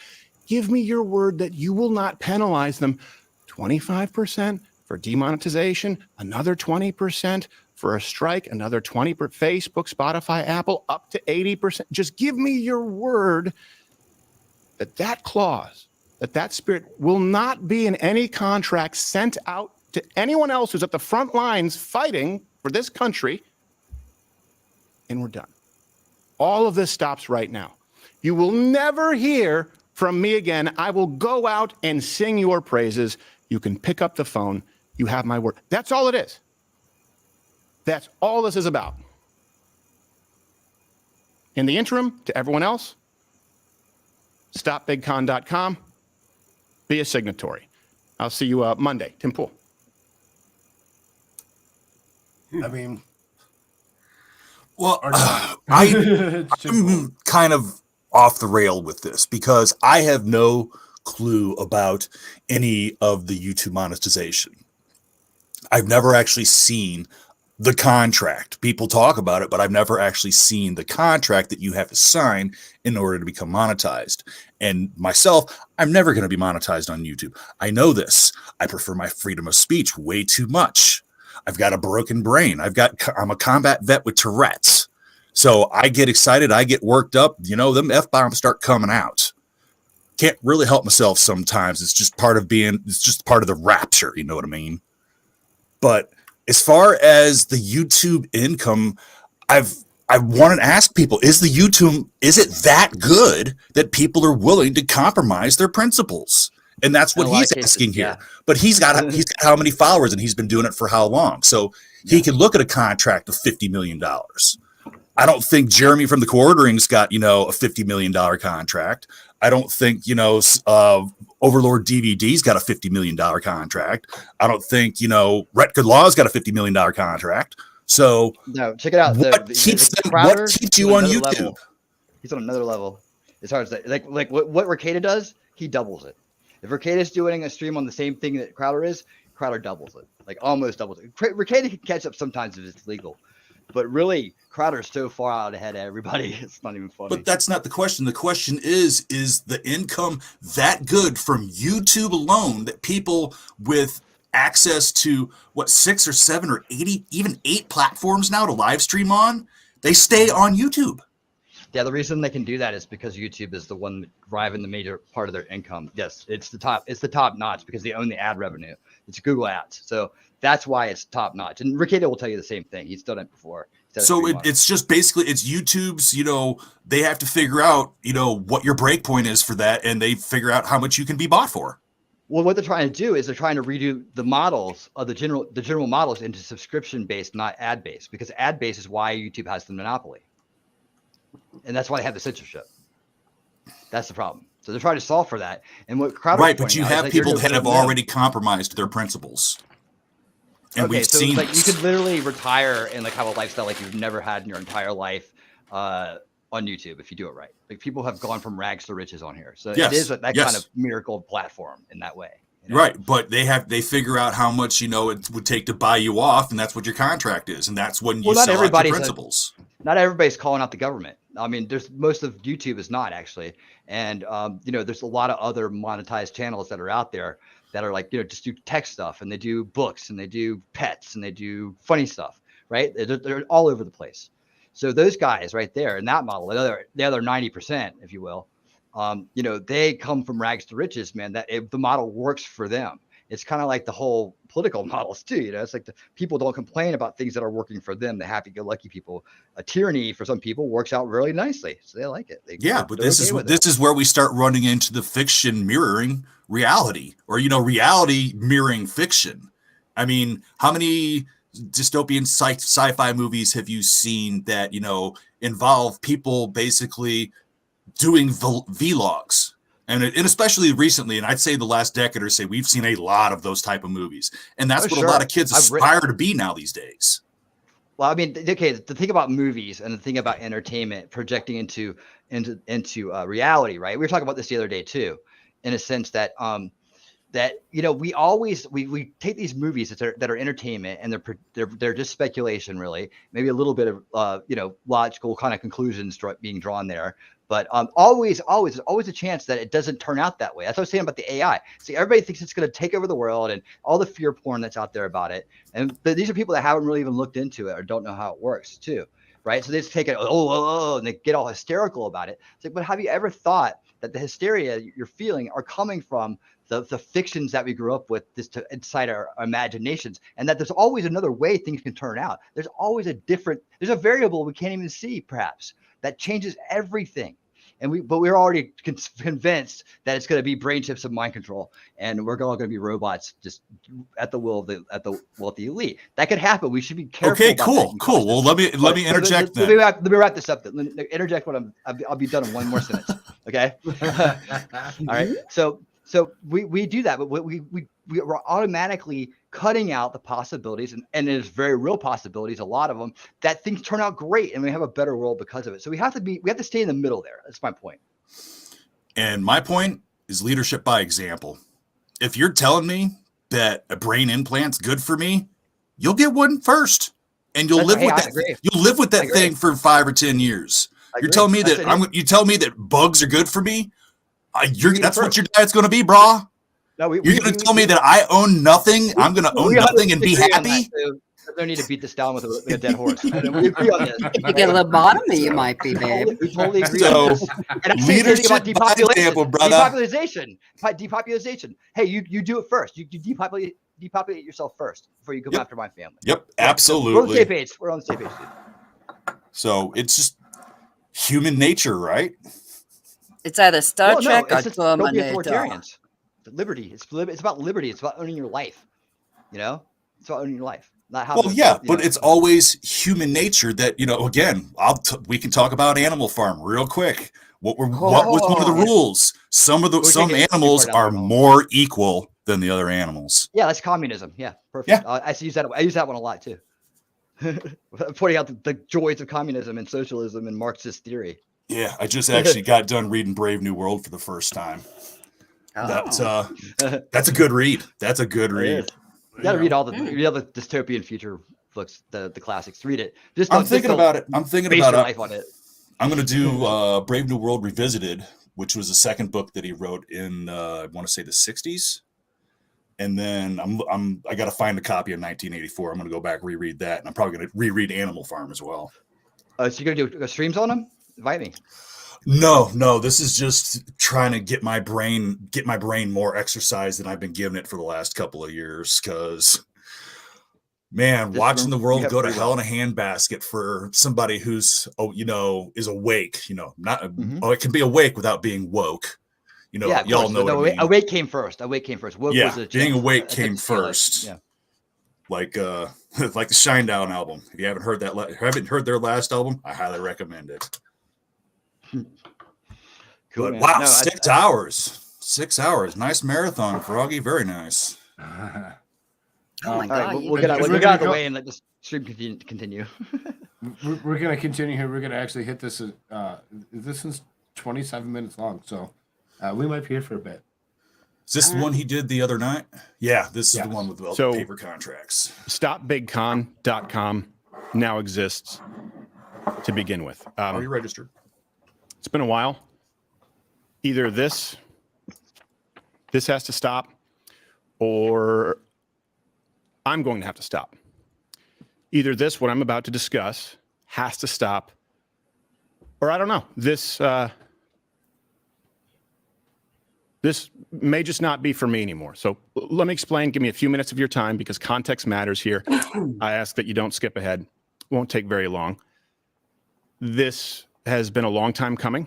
This is a conversation that I've actively avoided, sidestepped, and I've hoped and prayed that it not be necessary behind the scenes for a long while, but that's no longer possible. So if you've watched for the last decade, you know that I've always made it clear that we here at Mug Club are in the business of serving you, the viewer, you watching, listening right now. I've also made it clear that I wouldn't be in the business of attacking other conservatives, regardless of disagreements or personal issues. And I've always explained my logic was relatively simple. I believe that the world was better with more voices out there rather than less, regardless of minute differences, considering the magnitude of the battle that we are genuinely fighting for our country right now. But for the first time, I have to say that I believe many of those in charge in the right-leaning media are actually at odds with what's best for you, the viewer, the customer, and more importantly, the country. We here at Mug Club, we thought that we were all in this together, that we were fighting the media, entertainment, industrial complex. We thought that we were all genuinely taking it to big tech. But too many of those in charge of the big conservative platforms are verifiably in bed with them. Big tech is in bed with big con. The people you thought, the people I thought were fighting for you, a lot of it has been a big con. Now, I'm specifically avoiding naming names or going after individuals in this video because I genuinely hope that those I'm addressing, and you know who you are, have a change of heart. It's never too late to do the right thing. Guys, this is a genuine plea. We can all do better. We can all do better. It doesn't have to be this way. And please, don't make me have to provide receipts. Now, to the others out there who have now been able to verify, have been locked into exploitative contracts that I have the luxury of not having to sign, which is why I'm doing this. Those of you out there who've been locked into this and you know what I'm talking about, stay tuned. I've got something for you before this video is done. So a few points to address. Now, many, but not all of the suits running the business of big conservative, big con, at best don't share your values and at worst are taking advantage of your good graces. And as I've experienced it behind the scenes, I've watched our country be harmed as a result. So Mug Club, professionally, it's meant everything to us here. Personally too, but professionally, you are the entire reason for our ability, your ability, to create this kind of content truly independently for the last 6 years. When I started doing, right-leaning, like comedy, entertainment videos in 2009, maybe it was 2008, I really didn't have a plan. I didn't know the blueprint because there was no blueprint. I didn't know the ceiling because no one with this kind of content had ever really even tried it. It was you, Mug Club, you watching, supporting, who created the ceiling, and you made it clear that all of you were going to keep raising it. All I knew back then was that I was a conservative, I was a Christian, and there was nothing out there for someone like me. Not on cable, not on radio, certainly not on YouTube. And back then, that was really the only video platform. Live streaming wasn't really even a thing. All I wanted to do was to set out to create the kind of content, the kind of show that I always wished had existed when I was growing up. And I hope that there would be enough of you out there like me. Here's the thing. I was told that there weren't. I was told by the powers that be that you didn't exist. I was told that the only way to make a living in this business was to cater to older conservative generations, and that comedy, that entertainment, that edgy, quote unquote, content didn't work on the right side of the spectrum. An entertainment show would never work. You, all of you, are the only reason that we here were even remotely vindicated. And Mug Club sealed it. I remember exactly where I was when I thought up the idea of Mug Club. I remember who I was with. I remember what I was eating. I remember why. I could see the writing on the wall back then, the big tech censorship on the horizon, the diminishing advertising revenue day by day, and I knew full well that demonetization from these platforms, it was inevitable. But I wasn't really sure that this would work. At that point in time, getting anyone to subscribe to anything was pretty much impossible. Everything on the internet was basically free except for pornography. Even, Netflix, the only player in the space at the time between shipping DVDs of Poltergeist 3, they were struggling with online streaming. But I found a great partnership back then, a partnership with a company called CRTV, which later purchased The Blaze and used that name going forward. And on election night, 2016, so many of you signed up that the back end of our site crashed. We couldn't handle it. And it only grew from there. Now, I want to be clear about something. This video here, it's not about... It seems as though that 2016 was a big turning point for a lot of people. Like, so many people that actually stopped paying attention to leftist media the mainstream and actually turned themselves to the other side and actually started looking for alternative platforms to actually, find more information, if not the truth, something different, something that wasn't the same regurgitated everyday words that they were throwing at you. I mean, I remember sitting at my mom's house with watching the news, and we had, like whatever ABC on or something or other, or had CBS on, watching the CBS and listen to a couple things or whatever. And I know my mom always listened to the ABC as opposed to the CBS, and I went and I flipped the channel from the CBS to the ABC for her, and the story that CBS just covered was now being covered on ABC.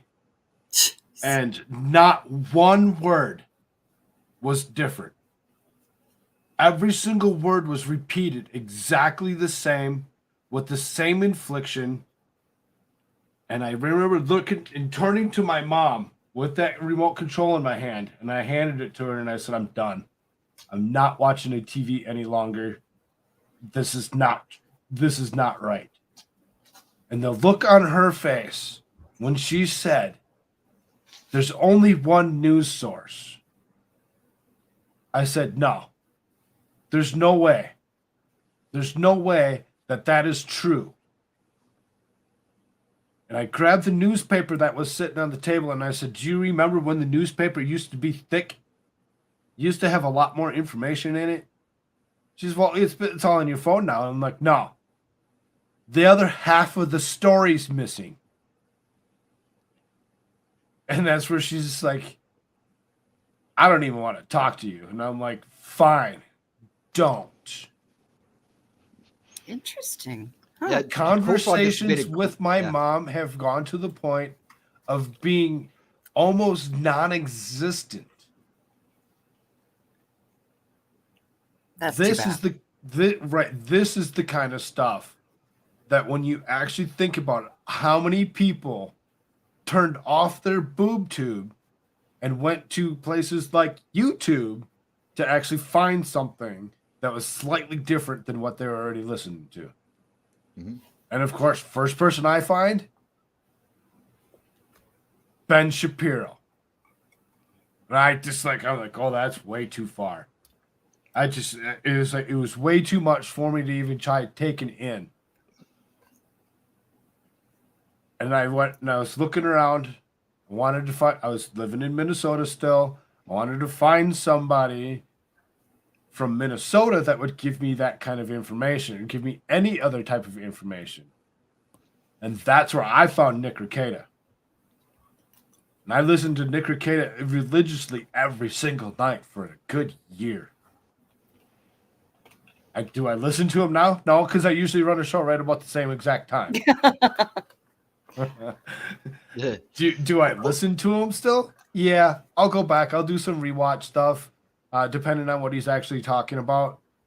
And then those nights that I'm actually at work, if I'm not sitting in Discord speaking with somebody like Winning or America Shirts, Jimmy YouTube,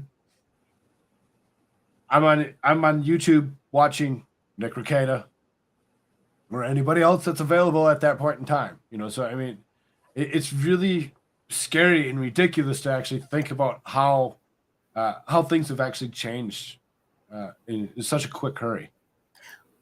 Well, hey, I just want to make a point about Cool Frog's story in general, the whole story, because I don't know if he probably didn't realize this at the time, but he's really just describing another personal kind of interpersonal paradigm that's currently exists right now. That's on the plate for examination. It's the fact that there are people like Cool Frog, level-headed, who can see the way things are, right? And there are people like his mom who are just adjusted to the way things are. And in that situations, we have this conflict that does cause division, right?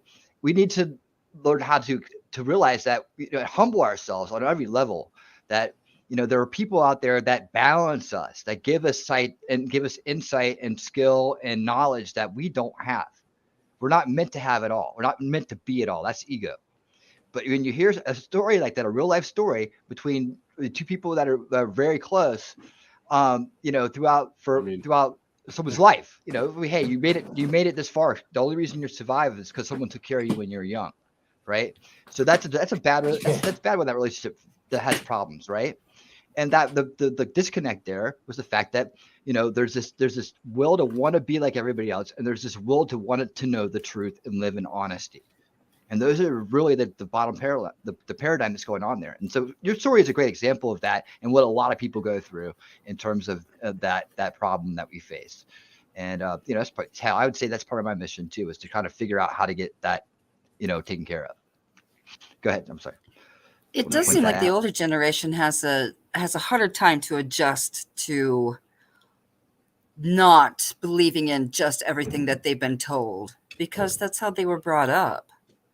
Just to believe in whatever you were told, no matter who it was. So yeah, I can see where you're having a struggle with your mom. Lack of info, man. Yeah. Yeah. Times have changed. Why are you letting the government get in between you and your mom? And as far as that goes, I've really never, I heard Winnie say, "Oh, it's such a somebody raised you, obviously, somebody was in your." Raised you, from being a kid into who you are. It wasn't my parents. My parents weren't there. Though they're still together, though we all lived in the same household, they work their butts off. They go to work every morning, they come home, they make dinner, and they'd pass out. They didn't pay attention to us, what we were doing. They didn't pay attention to our homework. They didn't pay attention to any of that.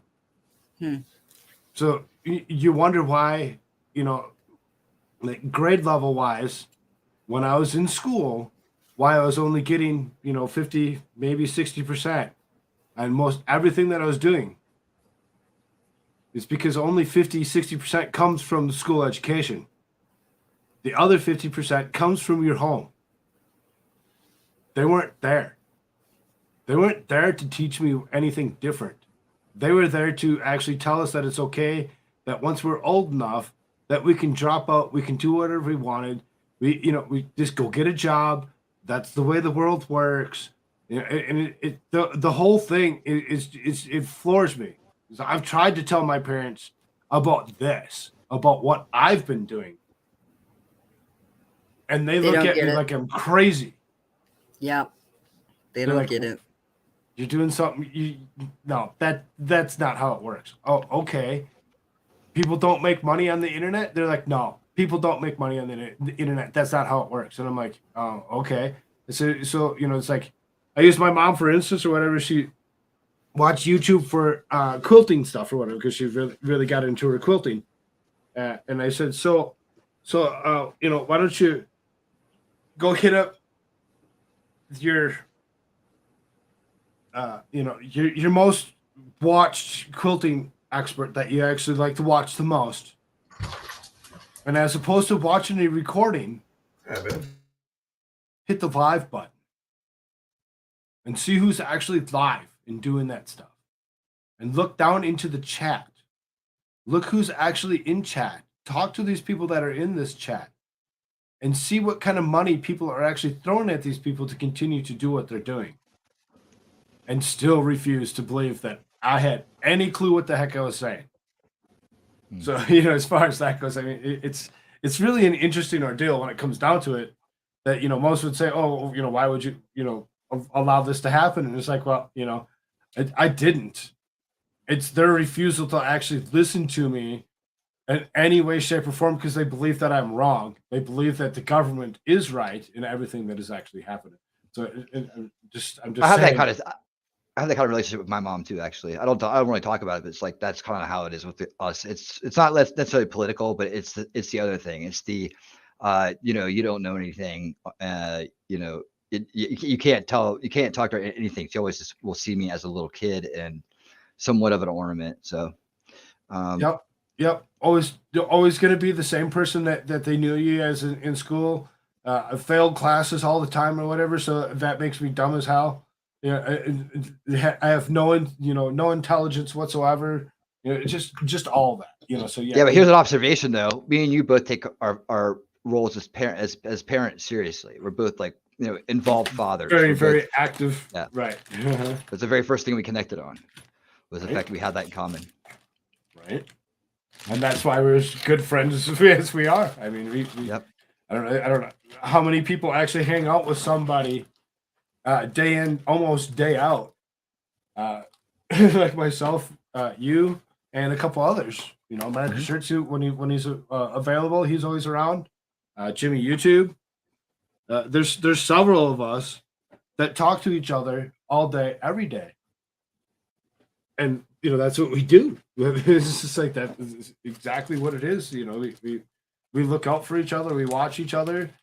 We pay attention to each other and everything that we're doing. Something. If one of us does something stupid, we point it out and say, "Hey, by the way, maybe think about this, or maybe think about that." Not that we talk each other. We pretty much up talk each other and say, "Hey, I got this cool idea." Whatever. It's very interesting dynamics when you actually start thinking about it and you actually get into what we're actually about. And to kind of swing it back around to the Crowder thing or whatever is, if we didn't continue to do what we had been doing over the last how many months or whatever, as long as we've known each other, and we didn't actually continue to do that, and we succumbed to the $50 million and went along with that and forgot about each other, I would feel horrible knowing that you sold yourself for $50 million and left me behind. Had nothing to do with me anymore. Because then we're like, well, wait a minute here. What was all of that about? What was everything that we actually just did together for the last how long even about? What was the point? Are we even, what was it that were we even ever friends? You start asking all these silly questions that really wouldn't be all that silly when you think about it. Yeah, so. that you just said something very amazing right there. That is epic. Clip it. Where's Dev? Clip that shit. Yeah. But I mean, it is what it is. I mean, we really do help each other as much as we possibly can. You see that? Madcore. Damn school holidays. I'll be back with y'all on the 1st of February. And that's another one right there. Madcore is the same exact way. He's with us. He's joined us with several different reasons and causes and helped us through things. We've talk with each other on a regular basis. I know that there's a bunch of us that actually kind of ran into some issues with each other or whatever per se, where some of us just don't talk to each other like we used to. I just hope that one day, some of that can get looked past and actually, come back around to where it was. And I believe that someday it will. We just have to, there's a little bit of work on all sides, not just one, not just the other. All sides. There's some things that that happened that we just can't. We just couldn't see eye to eye on. And you just kind of, did I lose respect for anybody? Nah. Did they lose respect for me? Yeah, potentially. I can't make up their mind for them, so as far as that goes, like I said, hopefully, things can get better from where they were. And I can't wait for Madcore to be available again and hang out with them again because, yeah, it's good stuff, good times. Mm-hmm. Definitely. Well said. Very well said. Let's push this button here real quick. Up the blaze. When they were purchased by CRTV, the company's goals, their vision, simply grew further apart from mine, from ours here. It just wasn't the right fit. Yeah, I wasn't thrilled about some things and the handling of Mug Club leaving, and that's why we launched mugclubforever.com, where you can sign up just to be able to reach you. This really isn't about that, so I want to create some separation here. Business relationships end all the time. That's business. But I was in a period to field offers from other people, other key players in this movement. They flooded in. Now, before you guess who it is, before you start... Okay, before he hits that, I see that Muffin Rando sitting over in Rumble says, can't wait for winning stream on Monty for going after you after that whole stream giving him a chance. I'm with him on that. I'm with you on that, Muffin Rando. Totally. I can't wait for that to actually happen. And it's going to happen. It's going to happen sooner than we think. It's right around the corner. I'm working on it right now. It's coming. Flooded in. Now, before you guess who it is, before you start trying to do some Sherlock Holmes work, there are far more people beneath the tip of the iceberg than you know about who are trying to get into the space. There are more than you would probably assume. So I went into free agency. I looked over the offers. And I saw the clause come out. And I don't just mean unreasonable demands for control, but what I would argue are immoral terms that actually punish conservative content creators on behalf of big tech.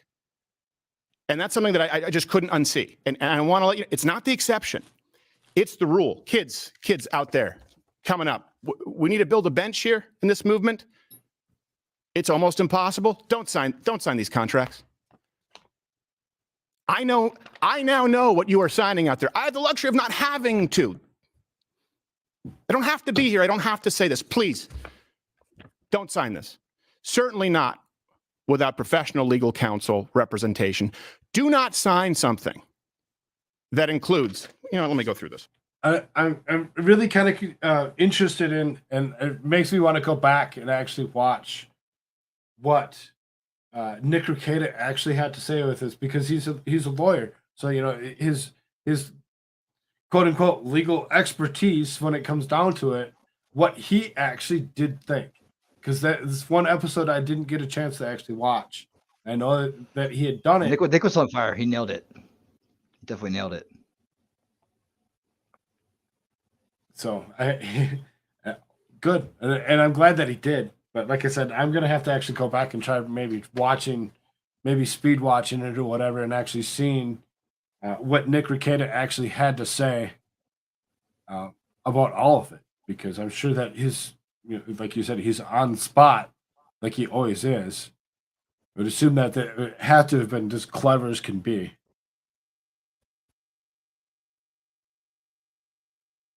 Very accurate. Oh, Vicky dropped out. That's fine, Vicky. We'll talk to you in a little while. Effectively, full ownership of all your social media platforms, channels, in perpetuity, the rights to your content name, image, likeness, even the ones that you've built. Don't sign contracts out there that include multi-million-dollar penalties for different. Let me read you an example of what I. If multi-million-dollar penalties or any penalty whatsoever, what the hell? Mm-hmm. You're signing a contract. You're signing your life. You're signing your life out, and if they're actually going to penalize you in any way, shape, or form for your own words, they're no longer for freedom of speech. And that's what it's about. That's what the majority of this is about. On most every platform, is to get the information out and actually explain how we need to still allow each other to speak the way we feel that we need to. It's kind of disturbing that for millions of dollars in penalty. What I mean. And this would be if it was me. Right. Does Rekieta actually have a copy of the agreement? Do you think, or is he just going off of what was being read? I think it's just going off what he had. And I don't know. I can't remember if he had it or not. Maybe the chat can help. that'd be interesting to know if he actually had the actual agreement, and he could actually, say this is what they're actually offering, this is how far they're trying to go, this is kind of stuff. I think he's the one who pointed out that what they were talking about was Crowder's actual contract, if I remember right. Okay. If Crowder fails to deliver a monthly content in any month or any of the quarterly content in the corner, including any and all ad reads, and by the way, all these contracts came with 3, 4, 5 ad reads per show, which would fundamentally change what this show is. Got to get those dollar bills. If I failed to do that, it would be a $250,000 reduction in fee per quarter. If, let's say, we did do everything per quarter, but annually maybe missed something, like let's say we went and did a Change My Mind instead of a daily show, which of course requires a lot more work, it'd be a separate $1 million penalty for that if you miss a single piece of content. And the amount of content required is not in line with, frankly, it's worse than Disney, it's worse than ABC, it's worse than NBC, it's worse than CBS. This is ownership of you and everything that you do. But here's, just to drive it home, don't sign something that has another $100,000 daily penalty if it's not signed off on beforehand. I'm not feeling good today. I'm not going to produce anything. You get hit by a car, you have a sick day. Right? You lose $100,000 a day. That's exactly what he just said, right? Right. Exactly.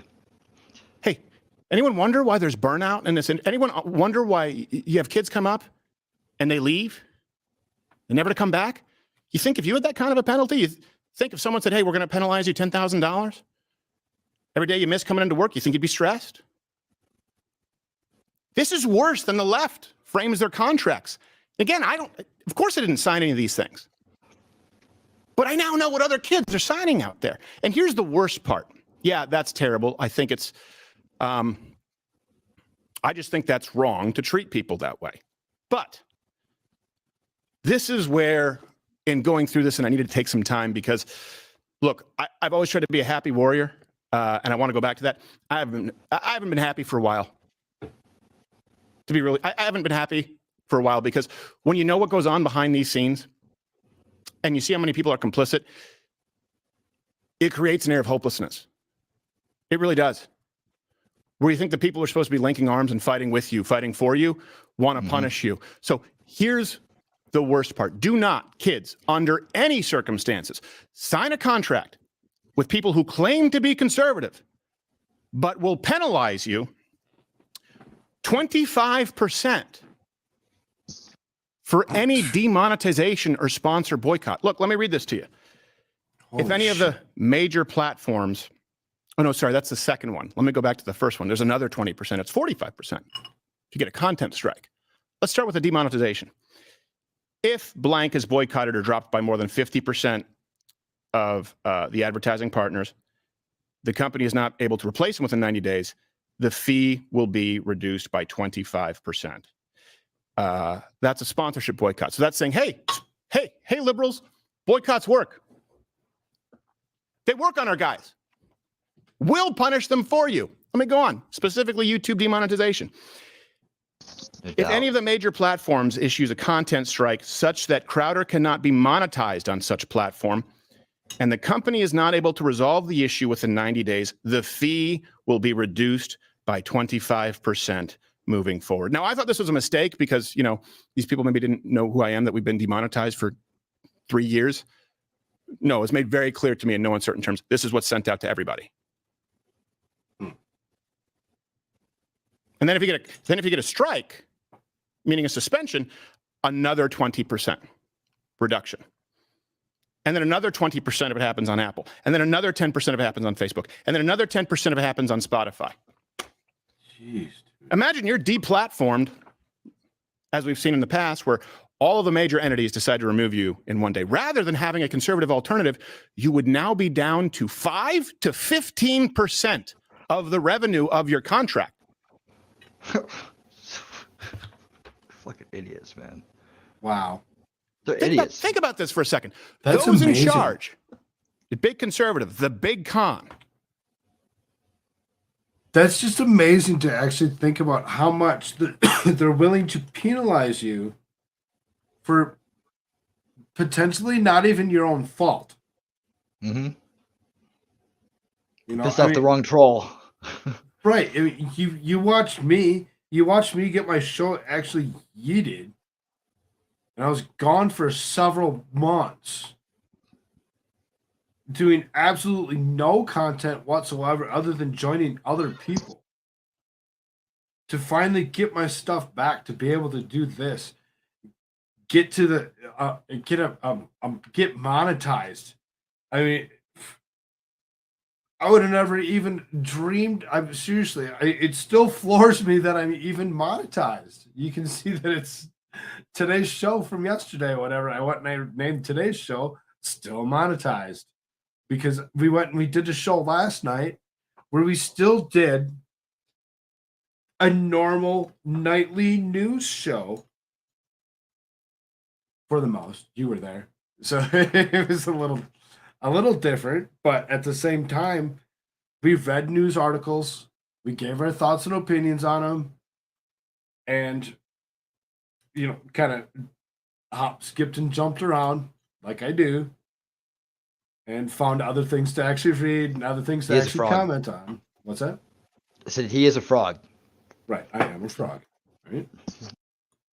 So it's just amazing to actually think that all of a sudden they're like, well, we know that you had issues by yourself, but come over here. We'll give you a script on what you can actually say, what you can't say, and or we're not going to give you a script, but now if you get dinged, you're going to have to pay me because you got dinged.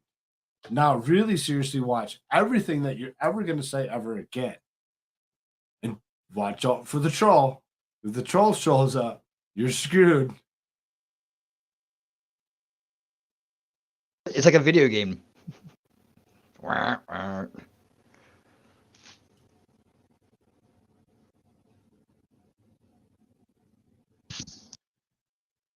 Muffin Rando, I see your comments over on the Rumble side there, whatever.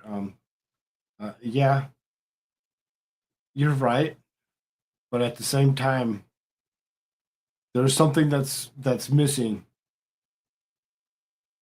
There's something that's missing off of that last part, whatever. That's kind of, there's been a little bit of a disconnect.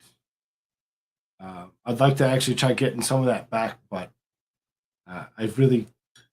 there's not much that I can do by myself. It needs to be a two-sided conversation. So, and it really is the biggest con going right now. They're making it known in their contracts that they will enforce the guidelines of big tech and punish conservatives on their behalf. Don't worry, Wojcicki.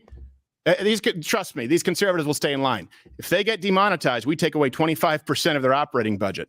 Take another 20% away if they get a hard strike. Hey, don't worry, Zuckerberg. We've got your back. Hope to see you at the UFC Apex.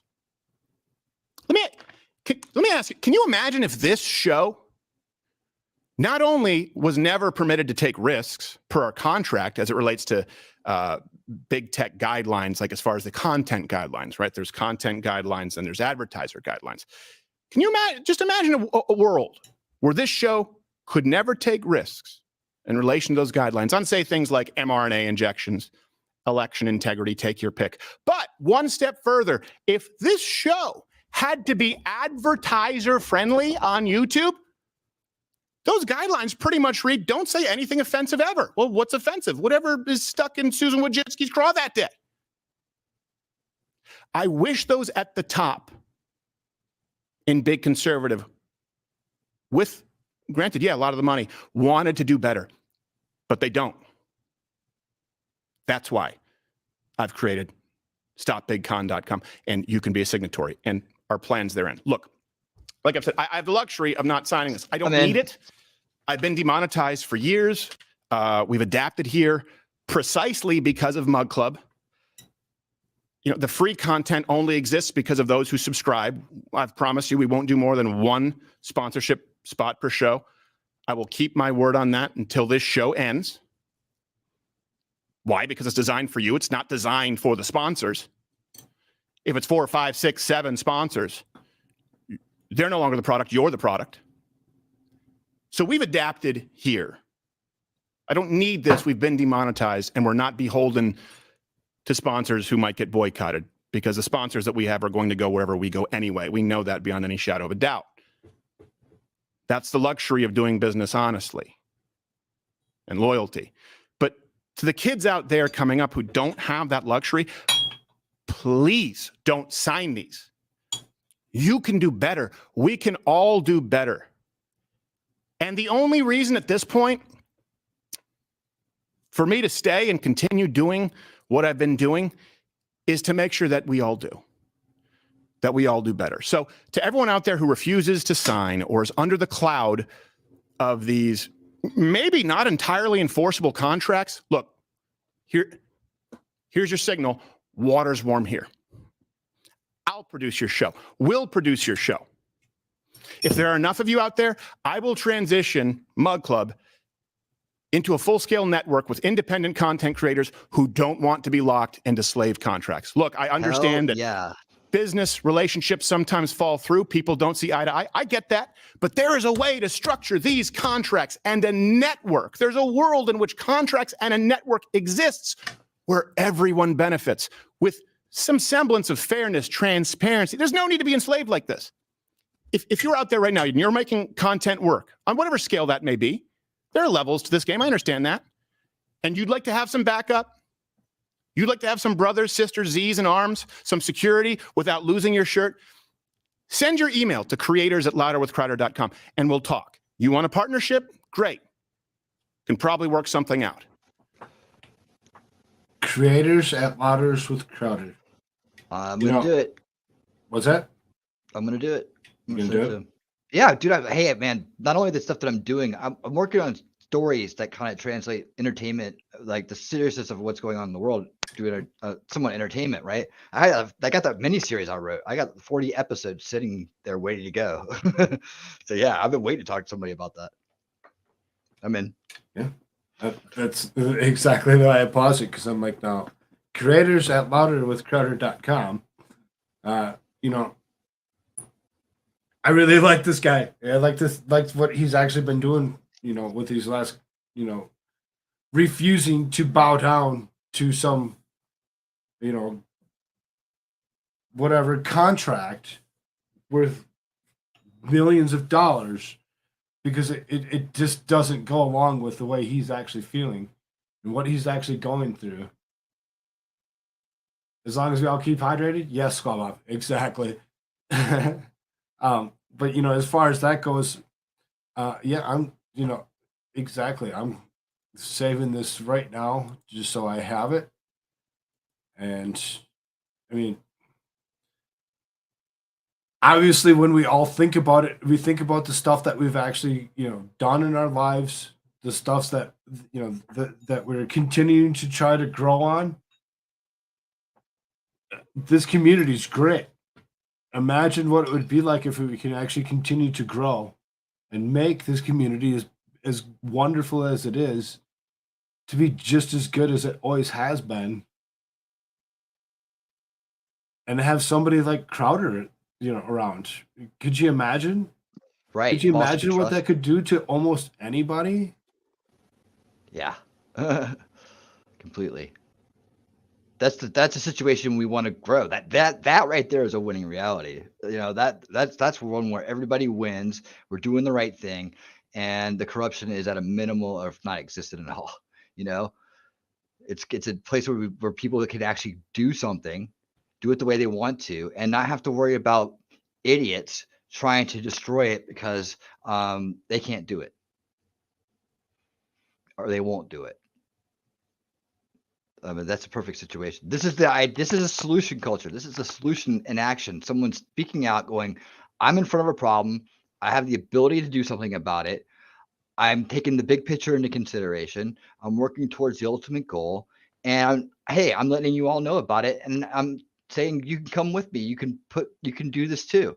We can all be part of this solution." That's solution culture. That's what this crowd is showing us exactly what we've been missing for a long time.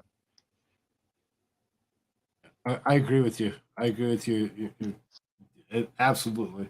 He's actually this is awesome that he's actually going to the point of what he's actually going to actually make it a bigger thing as opposed to it just being him worrying about, just himself.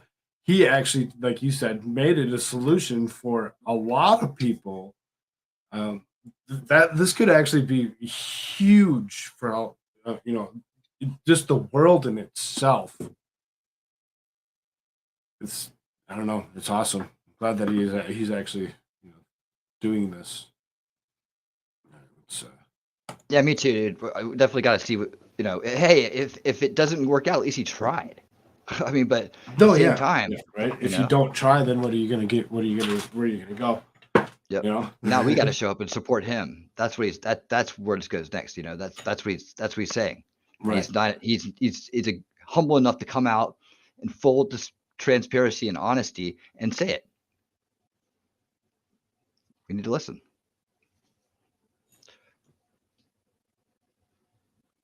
All right. You want the security of being an employee? You'll probably make that work too. There are many ways to skin this cat. And you know what? If Mug Club or whatever network it becomes isn't for you, if this isn't the right home for you, we have lawyers and representation who will negotiate your contract for you with anyone else out there at half the market rate. Why? Because I don't like this, and I'm going to end this. We all need to end this together. I have plenty of friends. I could use a few enemies. There is strength in numbers. And if you, watching right now, if you want a network that you can truly call your own, I just ask that you enter in your email at stopbigcon.com. Entering in your email makes you a signatory. It's a statement that you want not just Mug Club, but you want a network that does better. So it's either time for Mug Club to go big or it's time for me to go home. I can't change this all by myself. I really can't. No, we're gonna have. And frankly, brother. swimming upstream with just this one show, it's a futile endeavor. So either Mug Club grows and you start setting the standard for this movement, we right this ship, or you know what, I'll go back to doing maybe occasional videos, stand up. I don't need to do this. It's that simple. My life would be less complicated. I just want you to think about this for a second. There's a reason that if you felt this way, let me put it this way, and I've heard feedback from you. If you feel in your gut that a lot of conservative content out there feels homogenous, feels sanitized, feels like they're missing some key points, there's a reason for that. There's a reason that you often find yourself asking, hey, I wonder why X won't talk about Y. And I now know any contract that I would have signed would have turned this into yet another softer radio show on video, littered with live reads for every sponsor that could be crammed into every single episode possible, devoid of the sketches, the change my mind type segments, the spontaneity, the levity that's made this show exactly what it is. Oh, and by the way, I was told would never work by the same powers that be. And the real reason the stakes are so high for us here, but me specifically, look, either I'm a break glass in case of emergency candidate here to start a network and to actually start helping people out there who don't enjoy the same luxuries that we do of being independent. Either that's my role moving forward, or this isn't for me. And here's the thing. All at once, it kind of hit me. And I had to take some time, I hope you understand, to really pray and contemplate this. And it hit me. After all of these years, even after all this time, after all of you have voted with your dollar, and your viewership and your support, you've shown what's possible in supporting this, the largest show in the conservative movement, bar none, just to be clear. And I don't often advertise that. I don't lead my show with that. I want the content to speak for itself. But I also realize that you need to understand you're a part of something bigger than maybe you realize. It's the biggest show in the movement, bar none. The last election night on Rumble, bigger numbers than any mainstream show on YouTube. That's significant. That's you. And while I'm grateful and humble, false humility does you a disservice. But even after all this time, after all of you have voted with your dollar, with your viewership, with your support, after you've set records, it wasn't, and it's not, I should say in the present tense, it's not that the suits in charge of these places, Big Con and these sites, these media companies, it's not that they still believe that this show can't work. It's not that they any longer believe that you don't exist. Those at the top, those pulling the strings in Big Con, are bothered precisely by the fact that you do. They don't want a group of rebellious rabble-rousers who want to learn, fight like hell, and laugh together. You're of no value if you can't all be kept in line to some degree. I don't mean some master plan to eliminate you. Just subdue you a little bit. Just soften your edges a little bit. Just play ball a little more so we can keep our content all monetized and keep having cocktails with those in charge of big tech. They want you to do that, and they're forcing many of the people you watch to do that. I can't do that. I can't do that. And I'm willing to bet that most of you watching right now can't do that. But okay, you know what? No. Let me rephrase. Of course I could. Of course I could do that. I won't. I won't do that. And I'm willing to bet that most of you won't either. Let me know just how many of you won't. Enter in your email at stopbigcon.com. Now, I just need some time to figure out how to do this. The requirement for infrastructure is light years beyond what we would need for just this show. Some time to solve this puzzle as to how I can best and most efficiently accommodate you. And hopefully some time to restore my faith in a movement which frankly has been shaken by some, not all. There are a lot of good people in this movement, but some really bad actors among us. And rather than throw anyone under the bus or continue this long, drawn-out drama playing out in the public square, I'd rather focus on how to serve you, the only people who truly matter in this movement and to this company, and I would say to the future of this country, you, the average American who's watching, not the person who's creating the content and framing the contracts, you right now, at home, in your car, in your truck, wherever you are, hands on the wheel. So in the interim, as I figure this out, pardon my dust, I'll still be on my social media pages. The silence is over now. I know I've been sort of gone to radio silence. I'll still be doing stand-up shows that you can always check out at louderwithcrowder.com/tour. I'll actually probably do some more of those. I think I'm in Kentucky February 10th. You can go and check it out. I may even upload the occasional video. I don't know. Also, you know, I don't really do a lot of press. The last time I did it was, I think, the Vox Apocalypse, because I just do this show. And for the first time in a while, I'll make myself available. I'll talk about this. So anyone who wants to learn more, anyone who has the balls to talk about this, isn't afraid from the backlash of maybe not getting the guests from the people who want to try and pinch us, you can send an email to media@louderwithcrowder.com and send in your inquiries here. I'll make myself available to talk about this. Now, if we are going to keep doing this, we need to do it right.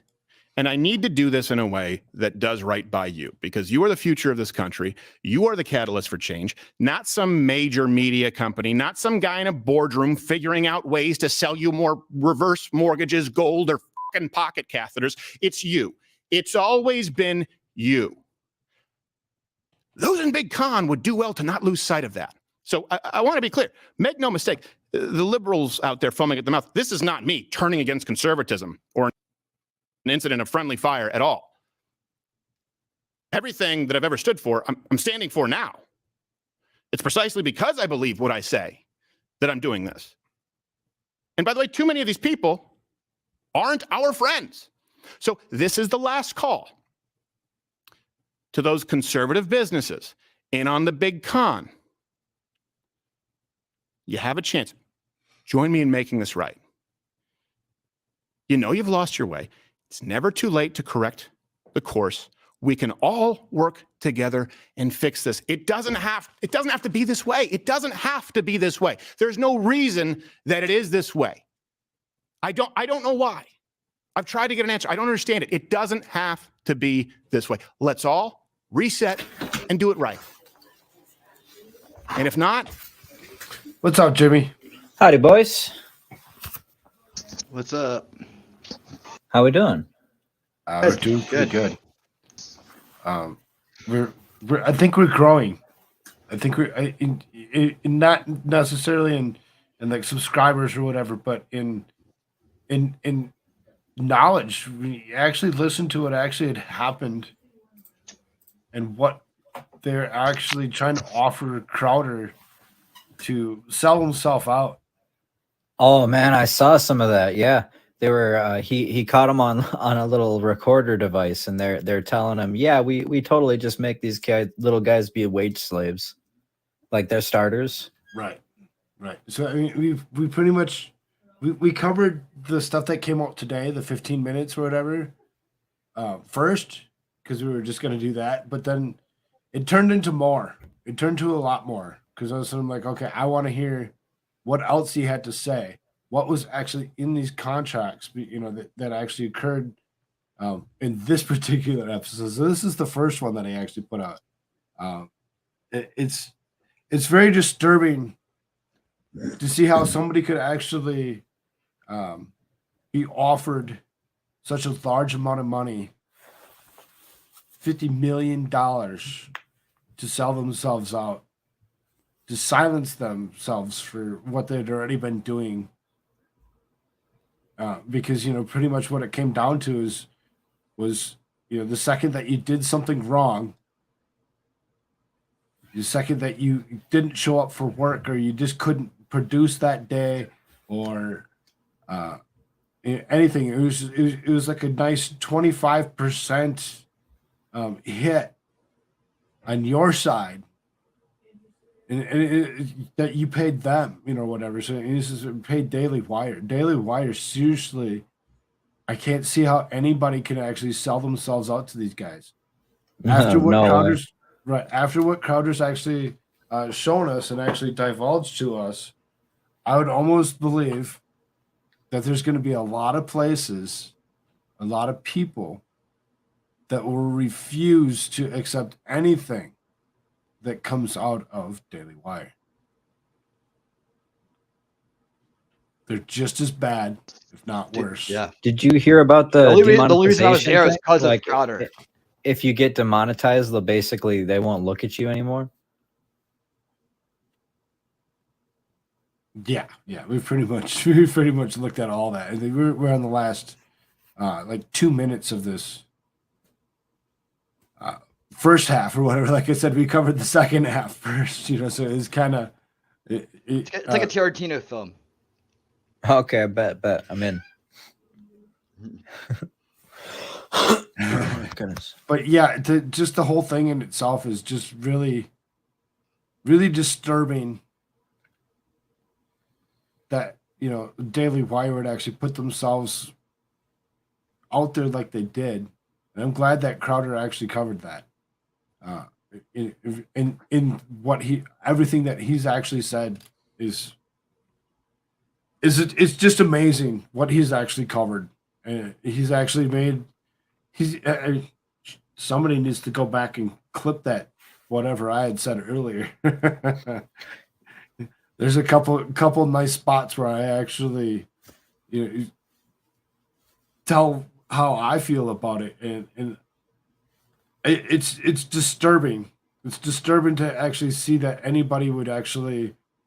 That's not what the right is about. The right isn't supposed to be about that, and that's what they're actually bringing themselves. They're being just as bad as mass media. It's horrible. It's horrible what they're actually trying to do with it.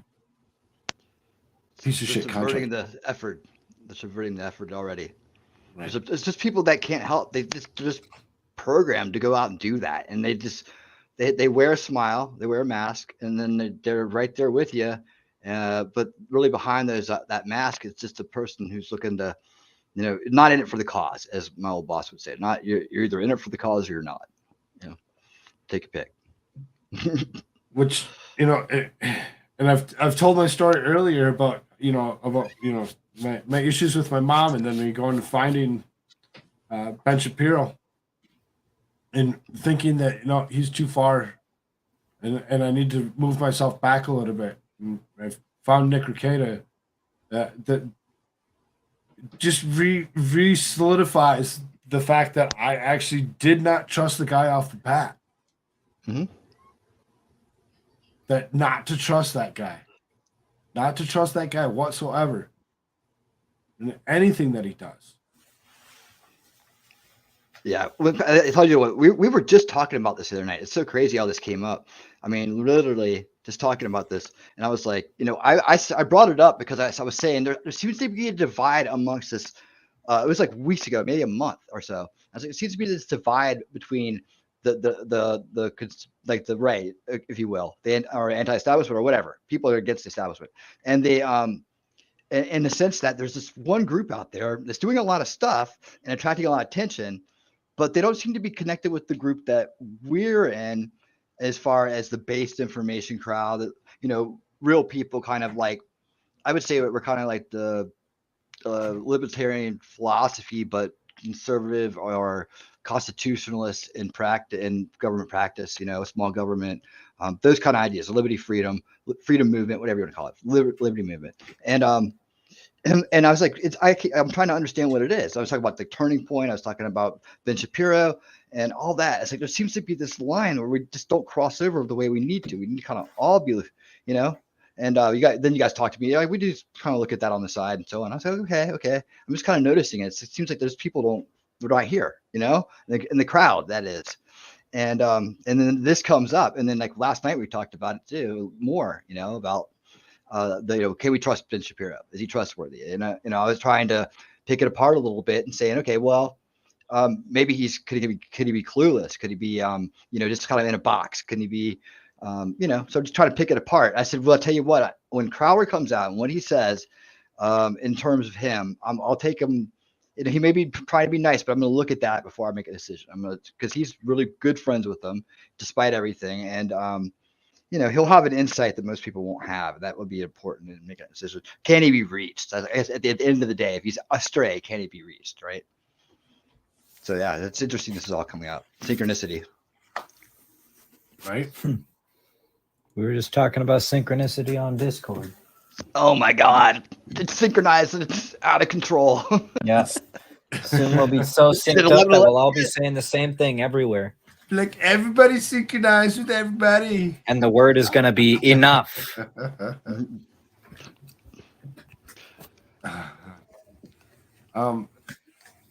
There's 2 minutes left of this. Let's hear them out, and maybe we can move on and do something else, or we can go away for a little bit, or whatever. Crowder's no longer a cuck. Owen Benjamin exposed him. Go. Owen Benjamin, that's the flat earth guy I was talking about earlier, the comedian. Owen Benjamin doesn't expose anybody but himself, man. He's funny as shit. I think the guy's funny. I used to hang out in the early days of his channel, and I watched him go down that fucking hill, and I tried to stop him, and pretty soon, boom, there he goes. Off into Neverland. Isn't Owen Benjamin the Lotus Eaters guy? No, he's a comedian. He used to be on Crowder. He was Crowder's a writer for Crowder, and he had some other like comedy roles. He's funny. He's a funny dude, right? But what he got into was this moon landing is fake, and that from one thing led to another, and suddenly he was like, "Well, you could totally use a zoom photo lens to go over the horizon and see a boat." It's like, Jesus Christ! Oh my Lord! Oh my then all of a God! sudden The circle's falling all the way back around to where we were at how many hours ago? I'm done. I'm Owen Red pilled me on Owen flat Benjamin, Earth. yeah. Modern science is so fake. Oh my freaking Lord, bro. Who is that? I'm not even Some looking things right are now. just dropped in the system to make us bog down in conversation. See what I'm saying? If you talk about it, they'll just start showing up from every direction. Like if you entertain it, like maybe it is flat. Oh God, they'll just like you'll have a party at your house. Freaking Lord, stop it! You'll have a It's party. goddamn. We went through this earlier. It's a goddamn sphere.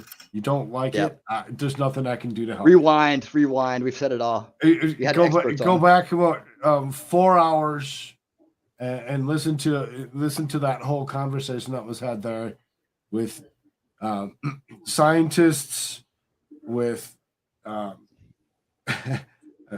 military that deal with Force. satellites, actually works in Space Force. Just go back about 4 hours if you want to talk flat Earth. We're not talking flat Earth again. All right, last 2 minutes. Let's all reset and do it right. And if not, hey, I'll do it without you. And Mug Club is coming for all of it. The viewers, dude. You Star Trek fans can't get it right.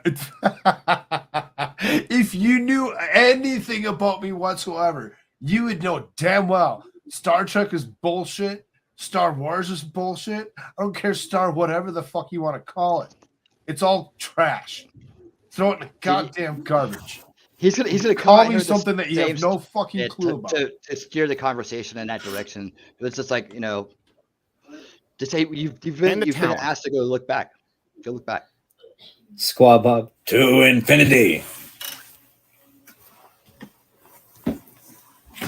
now, to everyone else, everyone who's watched, listened, paid attention in any way, either right now or throughout the years, I just ask that you join me in letting them know that there are far more of us, far more of you than of them. Demand change, demand better, be a signatory. That's what this is. It's not just entering in your email. It's letting these people know at Big Con that you want something different, that you require better. Because you know what? I am going to march into these people's offices, these nameless, faceless people's offices, with your declaration and the number of you who exist. Those in Big Con are personally going to know just how many of you are equally pissed.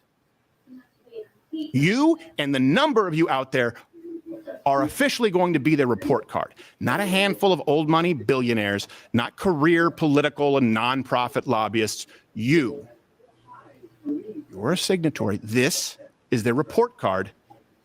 And all of you are the reckoning. And if enough of you draft me, fine. I'll be your instrument. Otherwise, what are we doing here? StopBigCon.com. Please enter in your email. Comment below, hit the like, all of that, because it helps the algorithm, and you make sure that they see this. And stay tuned. Probably going to be a little bit of a bumpy ride. Probably. There you go. StopBigCon.com. I signed up for it already. I signed up for it the second that I seen that it was something that was available. Why not? Why would you not want to actually stop the bullshit from occurring? Now, to move on a little bit. I don't know how you want me to Barabas. I don't know how the hell you want me to pronounce your stupid ass name. Again, go back about 4 hours and look again. I don't care. I'm not having this conversation about flat Earth again tonight. It's already happened today. I'm good. And telling us to enjoy certain types of things that come along with it, with jabby stabbies. That are in wrong crowd, dude. You're in the wrong crowd. True Blood's here. That's what it is. There's not a single one of us that have taken a stupid freaking jab of any sort. Try again. Go somewhere else with your bullshit. And you know what? I bet you he was over in the Flat Earth Discord. With Divinity showed it to me. She hangs out in there sometimes, and they're probably over there talking about it or sniping us or something. But yeah, we're done with it. Go back, man. All the good stuff's there anyway. I'm telling you, go back about 4 hours. You'll catch it all. You'll catch everything that you want to hear from us to go along with your bullshit flat Earth theory.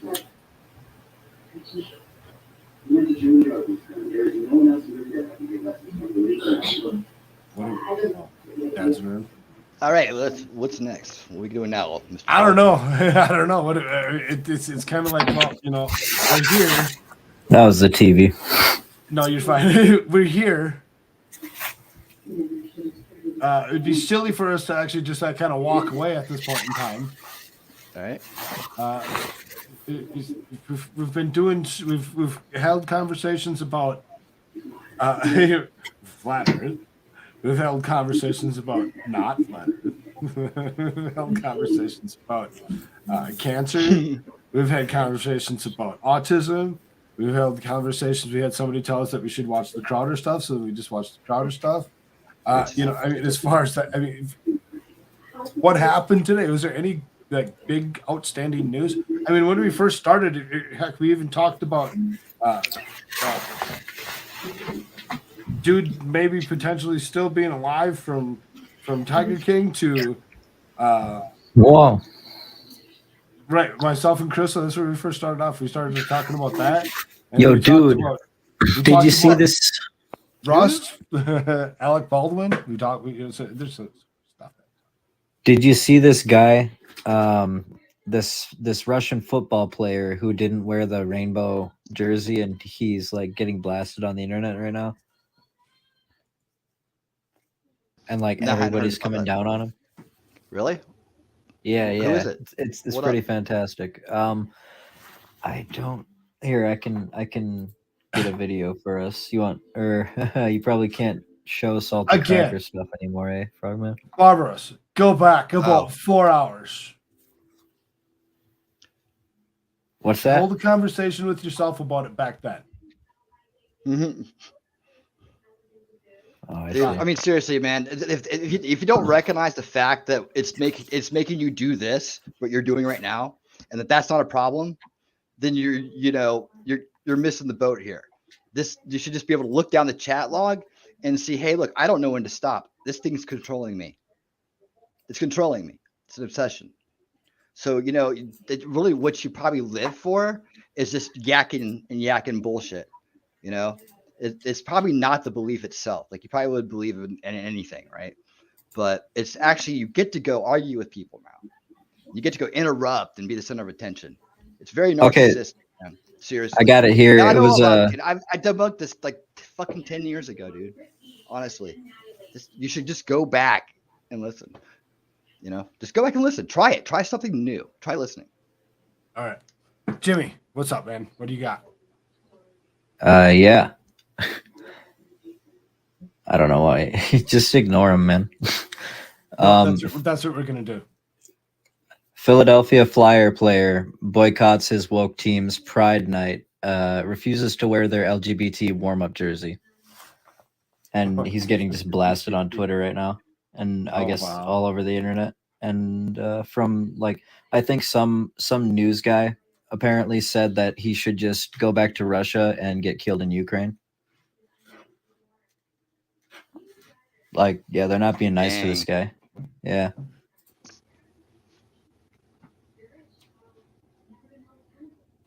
Just for not wearing the fascist flag. Ridiculous. The push to make us believe that anything that comes out that's supposedly tied to or needs to be tied to anything that's LGBTQ, anything of any sort, needs to stop rearing their ugly head. It just go away. I'm so sick of hearing about all of it, and not that I won't talk about it, but at the same time, I'm just so sick of the bullshit, the freaking lies that come out, that saying, "Oh yeah, look, it's so much better for us to actually be this way." What? Don't be cis white men. It's not even a real word. Fucking, I'm sorry. That's not even, that would. That's why I said it the way I did. Yeah, Don't yeah. be cis white men, because that's pretty much what it's coming down to. They Yeah, just that's not a real invent word. these words and inject this into our culture to bog us down. I was just talking about this too. It's just to make us go in circles in more conversation that means nothing, instead So of what's the getting to the alternative? Be meaningful a stuff. GAC male? A GAC? Are you a GAC male? I just made that See, up. look, That means look that's at this. what you are, right? Look at this nonsense we're talking. Half You male. share it or? Oh, you want to? Oh, Yeah, okay. I You can threw it in show you. private or what? Oh, okay. No, I was just saying, look at this nonsense we're talking about. Like, Oh, I thought you were like trying to all these. show us something. Yeah, I can show you if you like. Here, let me. I mean, show our audience what we're actually, potentially looking at here. Yeah, absolutely. Here, I'll yuck it in private chat. There you go.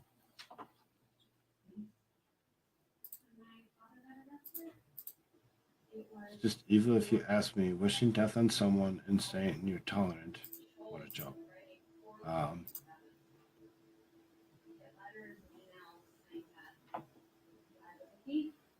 Not sure where you're getting it with that red hood. I really don't.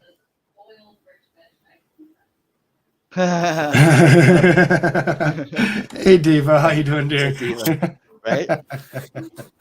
These new words totally throw off my dictionary vibes. I'm sure they do. They invent more every day. Like I said, it's just to make us talk in circles when we could be talking about the stuff that actually matters. Oh yeah, and it's an easy overwrite too. It's a great way to overwrite reality. Oh no, we won't want to change it, but we do have to update it. Right? Right. Hold up, guys. I gotta use the bathroom. I'll be back in a bit. Or I don't know if you guys wanna sign off here. That's chill too. I just gotta go. No, I'll be back. I don't think we're going anywhere anytime very quick here. I think we're just.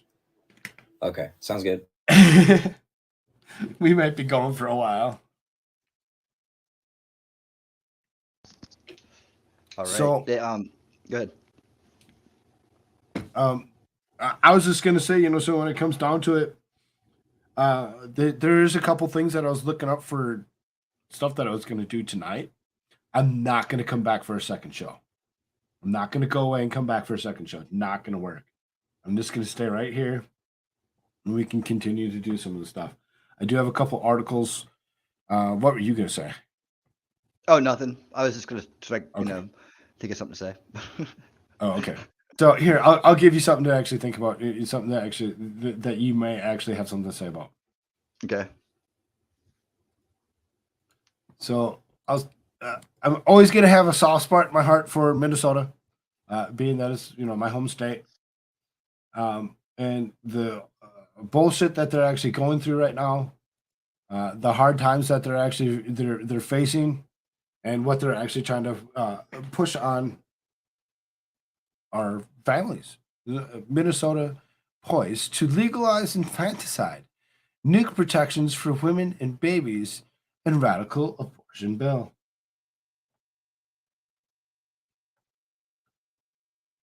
When the power goes briefly around the world, Harry Potter, the Beatles, Dictionary Divya won't exist. Just saying. Muffin Rando says, I'm in Minnesota. Help. Get out. Especially if you have children. Get out. Get away from the big cities. Get yourself into one of the smaller, if you can't leave Minnesota all in all, go somewhere away from the big city. I lived in St. Paul, right in St. Paul for the longest, couple of years. And then I moved myself into a suburb, and that still wasn't far enough away. I moved myself clear across the state of South Dakota to actually find a better place for myself. If you can, get out. The guy you were talking about with the jersey and shirt are not wearing. I thought one of you said the media wished death on it. Oh, yeah. And that's what Jimmy was talking about. It's kind of sounded that way. Like they were just like, oh, you're bad. You're wrong. The mob attack, Okay, so it says Minnesota Democrats are poised to ignore at least 69% of Americans who say that they want significant limits on abortion to pass the state's most radical abortion bill, which would legalize taxpayer-funded, on-demand abortion for all.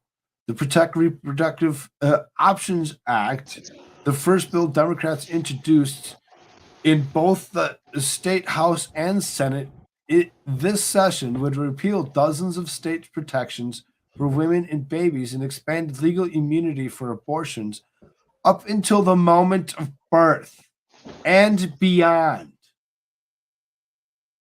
So they're trying to make this into like a fast food drive-through. Like it's going to be like McPortions, you know? It's just like they're lining up at the cars. Hey, just drop by And anytime. beyond. Yeah, right. This right here. This is the word that scares me the most. Beyond. I'm totally against. Beyond means your parents. Beyond means the grandparents, by the way. Well, right, it means the grandparents, but there's some people that actually feel that, if things just don't, seem to be working out within the first year or two, that you can still possibly potentially do something. That's the disgusting part of that. It's not just the grandparents. It's there's this particular issue of allowing people to go to these levels of removal of other human beings at any cost is disgusting.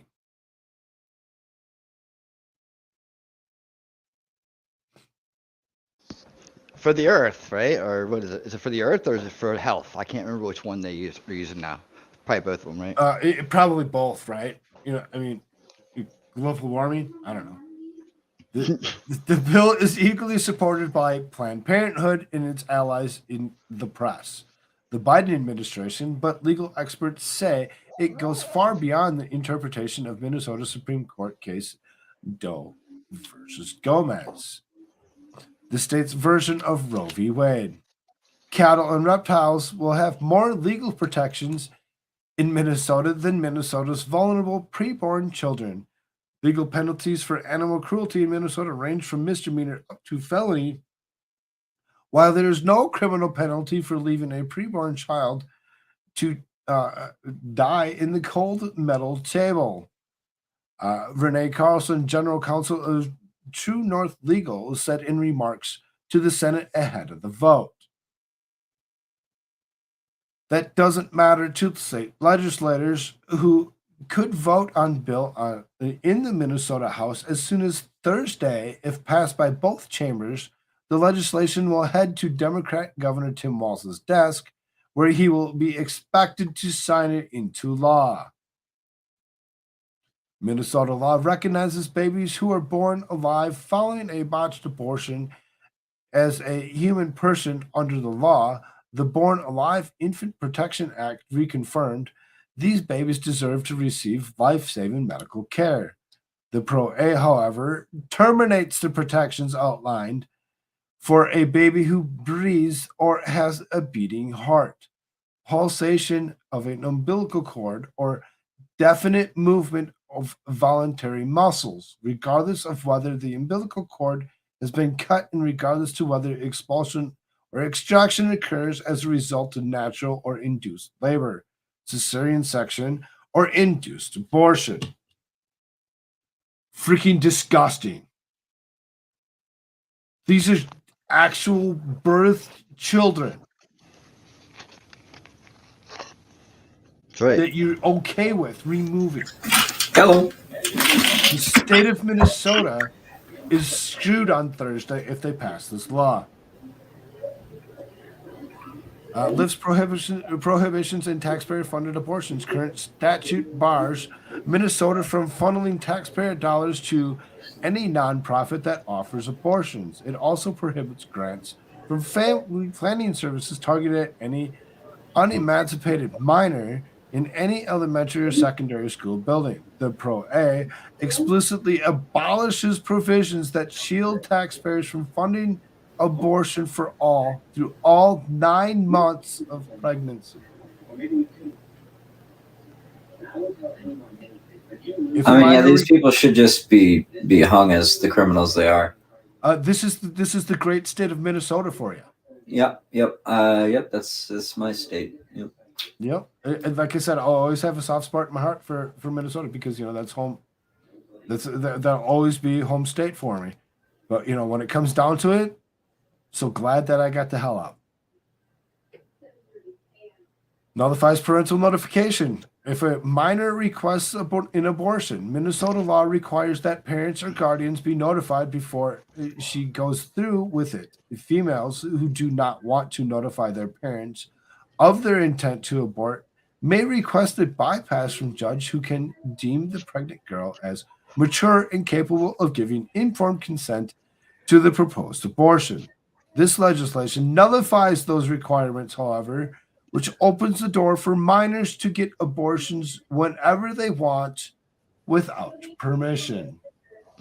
Yep, there you go. It's chipping away at parental rights. It's in the every mandatory vax bill. It's in every and now they're putting in an abortion bill. And it's in a lot of areas, school bill, all that stuff. They're constantly a death by 1,000 cuts, man. They're after parental rights. And just to frame this really quick, because we're talking about the subject, I like to point out the fact that to people who don't have children or yet, that you change when you have a child. You change in a way that you become a protector of that child and that innocence, right? And for a lot of us, that change, that evolution in our life, and we see it all that way. It's like, you know, we are not only driven to protect our own, but others as well. So when we hear about a helpless child, it's really easy to imagine our own child in that situation, and just know that what we know about it from firsthand experience, that's it's a very innocent and loving time in life. It's like you're born innocent, love, and light, and that innocence is beautiful, especially after you've lived a long life and you've long since left yours behind. You see it again and you realize how special it is. And it's just something about that moment. It's like, at least for me, you know, puts this, okay, I'm not just protecting my own child, all of innocence, everyone else's child, that it's threatened like this, and that when they need help, you know. And this is a problem. This is a big problem, a society problem. We can't sit comfortably and imagine a baby on a table dying with no one helping it. We want to help it. In our minds, we're fighting. You know, it's just to let you know where parents are when they hear these stories and why they have these positions. It's because we are physically being activated by the what we're hearing, and it is our instincts to protect children and innocence. I hear you, There you Skull go. Bob. Running out of places to go. Exactly. Let's see here. This next one here says viable. Defined in Minnesota law means able to live outside the womb, even though artificial aid may be required, which could be as early as the second half of the gestation period. The Pro A doesn't just rid the state of that definition. In an attempt to expand abortion for all through birth, it also quashes provisions that abortions performed beyond the first trimester must be done in hospitals and only executed if a mother's life is at risk.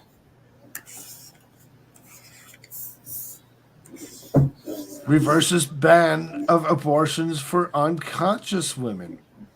Any woman receiving abortions in Minnesota, the law currently states, must be conscious and given a full explanation of the procedure and effect of the abortion beforehand. Under Pro A, neither of those conditions must be met to move forward with an abortion. So that means, she gets knocked unconscious. Well, guess what? Who gets to make the decision? The doctor? The shitty ass doctor gets to make the decision on who actually gets to take this child? Yeah, dude, what an insult. What a kick in the nuts to every father out there. Like fathers don't care about their kids. Like, it's not a big deal. Like, it's nothing to us. It's fucking stupid. Excuse me, stupid. As far as that goes, the last night as we're running show, I had my door closed. I had it barricaded so Tadpole couldn't make his way in here while I had my camera on. When I went and actually got up after talking to yourself and Shirts at the end there, whatever, I got up, I opened my door up or whatever, and sitting at my door, curled up on the floor in a ball, with his blanket was my tadpole. Aw. I picked him That's a up. moment. I put him in my bed. I then laid down, as opposed to him laying in his blanket that he wanted so badly to make sure that it was with. He moved over and he curled up to me. It's an honor. Irreplaceable moments. Irreplaceable Honor. moments. To have a child that loves his parents so much that they're going to sit there and they're going to wait until they get that chance to actually lay down and sleep through the night. We did. We slept through the night. All night long. All the way until about 10:30 this morning. To have that sweet, innocent child show such unconditional love for somebody. It's amazing how, as adults, we can be so ignorant to the point where we can actually allow this kind of shit to happen. That we're going to actually force it so that you don't have rights. You don't have a say. It's no longer up to you. It's now up to the government and their stupid law that they're trying to push through.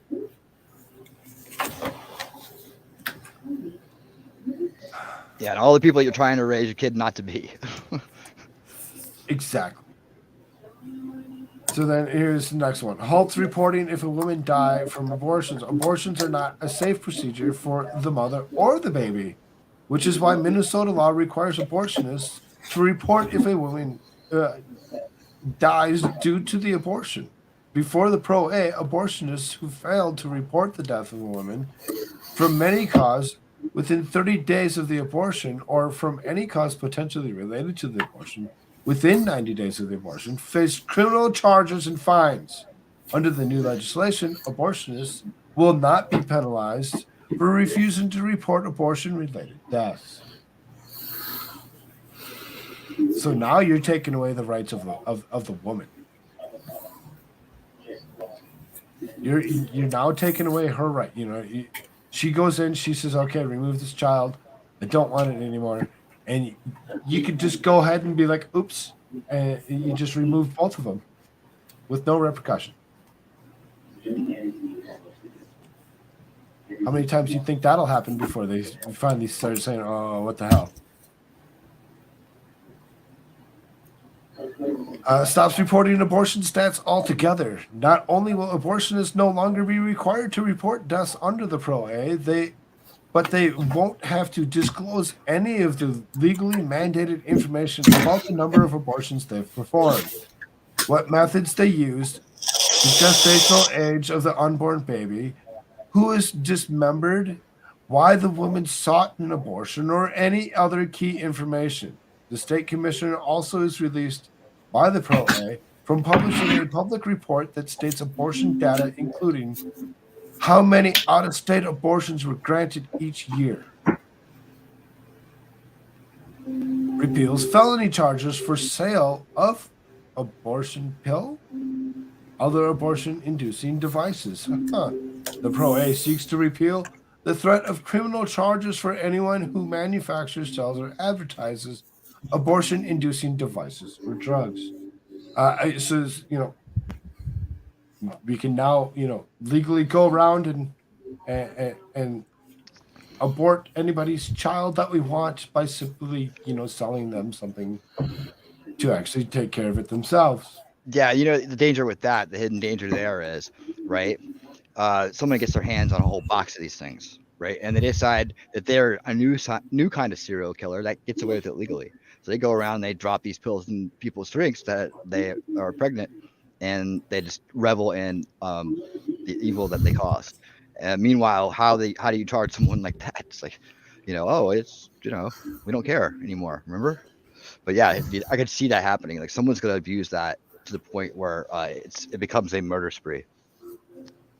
Exactly, Red Hoodwinked. And yet they sell the bill as giving your rights back. Right? not like taking away all of them. Allows the unregulated disposal of babies' bodies. Oh, really? Hey, do you notice that the retort is always the clothes hanger? It's always the clothes hanger, dude. No, you get in the car and you drive it out to a state over, or you just be responsible.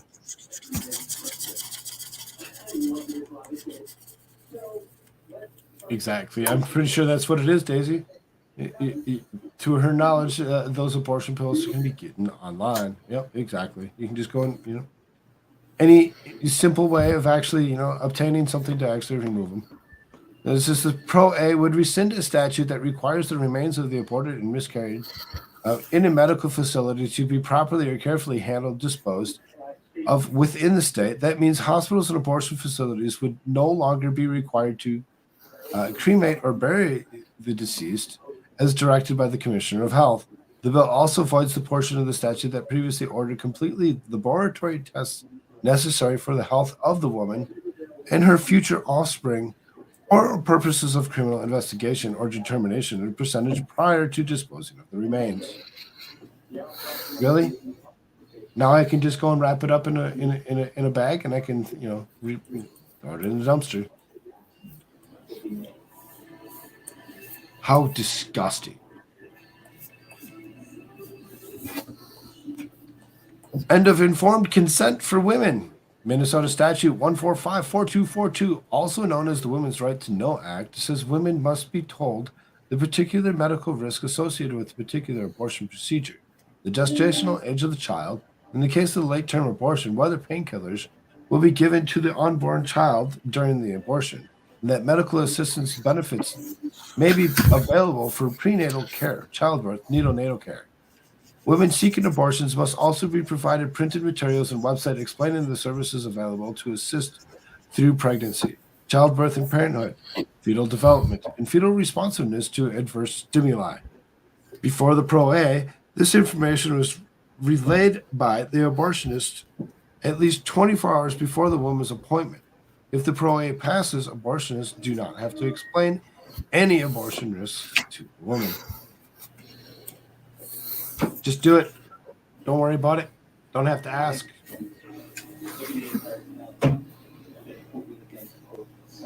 Expands who can give abortions. Oh, really? According to Minnesota statute, only licensed physicians may perform abortions designated by a facility such as a hospital or abortion facility using rules of the State Commission on Health guidelines. Before Pro A, violations of these regulations resulted in a felony. If the new legislation passes, violations of these statutes, including letting unlicensed abortionists perform a dangerous or fatal procedure, will no longer be considered criminal. I don't want my child. I'll take care of it myself. I got you. Oh, I killed you too? Oh, no foul. Don't worry about it. I'm good. I can now run around doing this however long I want. Imagine a couple trying for years to have a baby and they finally get the positive pregnancy, only to have some scummy a-hole to drop the abortion pill on the woman's drink to laugh about it later. Yep, exactly. The amount of disrespect that is being produced in this bill is disgusting. Anybody in the state of Minnesota that's not paying attention and doesn't think that this is okay needs to be put up against the wall. Yeah, I mean, childbirth no longer state policy. Well, I'm sorry, what's up? No, I was just gonna say, I can't even in any walk of my imagination, imagine someone supporting infanticide after birth. It's like that just to me just blows my mind. And yeah. Oh, they do it all the time. It's not freedom. Yep. That's enslavement. You just don't see the wall or the bars yet. All the time. I think this is the last one. So it says childbirth no longer state policy. Minnesota state policy, as that childbirth is opposed to abortion, is to be given preference, encouragement, and support by law and by state action. It being in the best interest of the well-being of the common good of Minnesota citizens. Passage of Pro 8 will change the state's policy from pro-life to pro-abortion.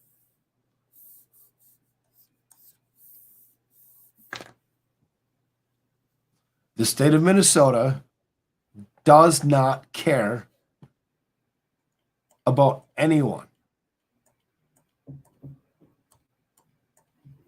They don't care about the woman.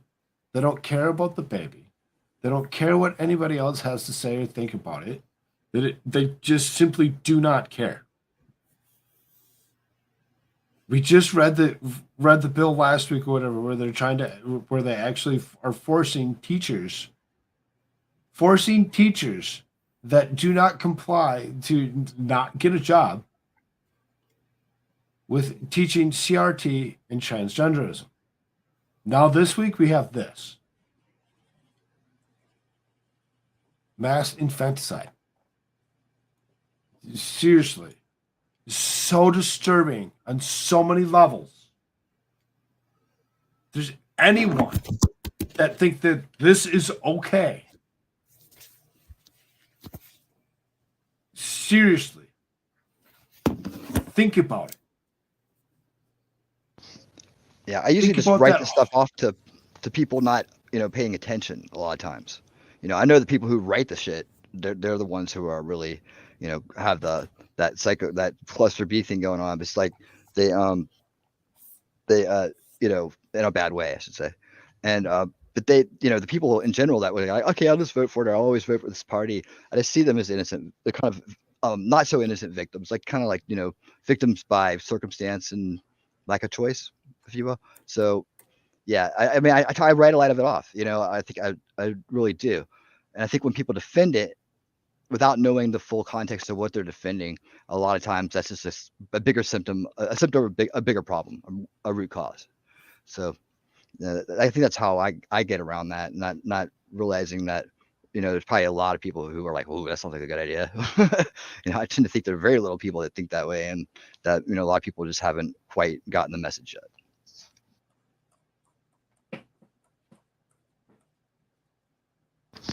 Baby can't be born dead. A baby can be removed dead. I mean, birth, born, it kind of insinuates life. The way I understand it. But yeah, like that's why, like they say, in utero pregnancies that have to be like removed. Those aren't viable. So when it's not viable, it's not considered a birth. Like you wouldn't you get a death certificate really. You're never really born.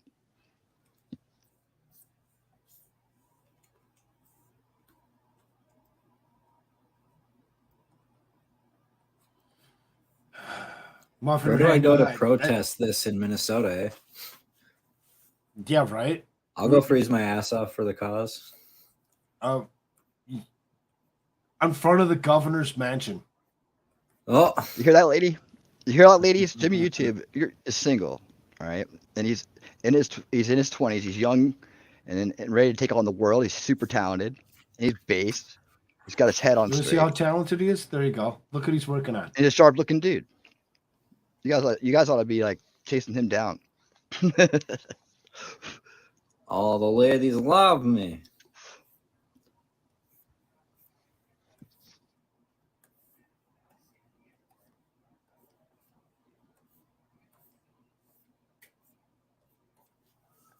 Yeah, exactly. Thank you on that. Squad Bob. Thank you so much. What up? They call me Rose. That's the Rose of Sharon Cassidy there. Y'all know her.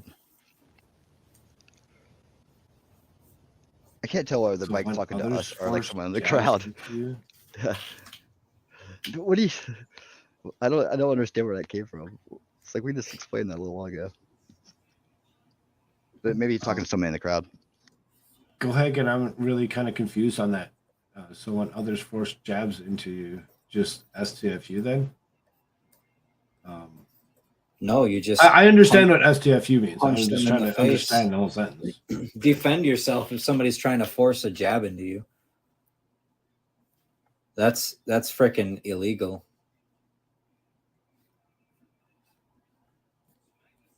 Because I don't know, we're all true bloods around here. Not a single one of us has taken that.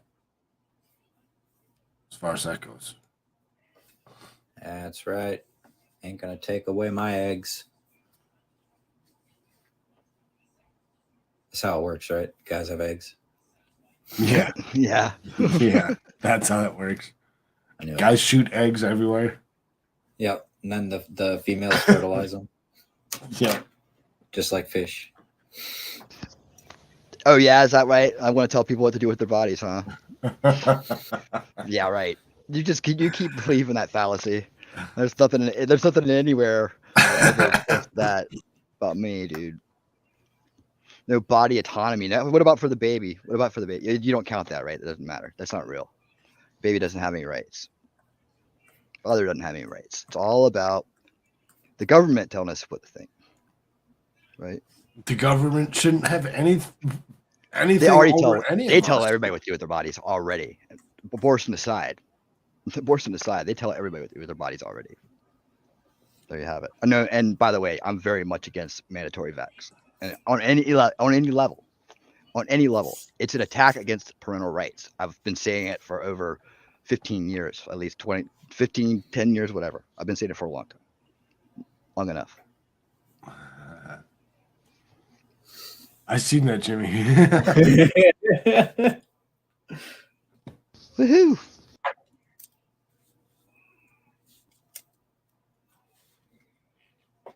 You leave my unfinished projects alone, Frogman.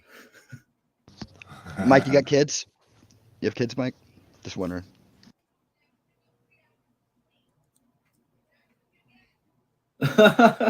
right when Rose said that too. That's funny.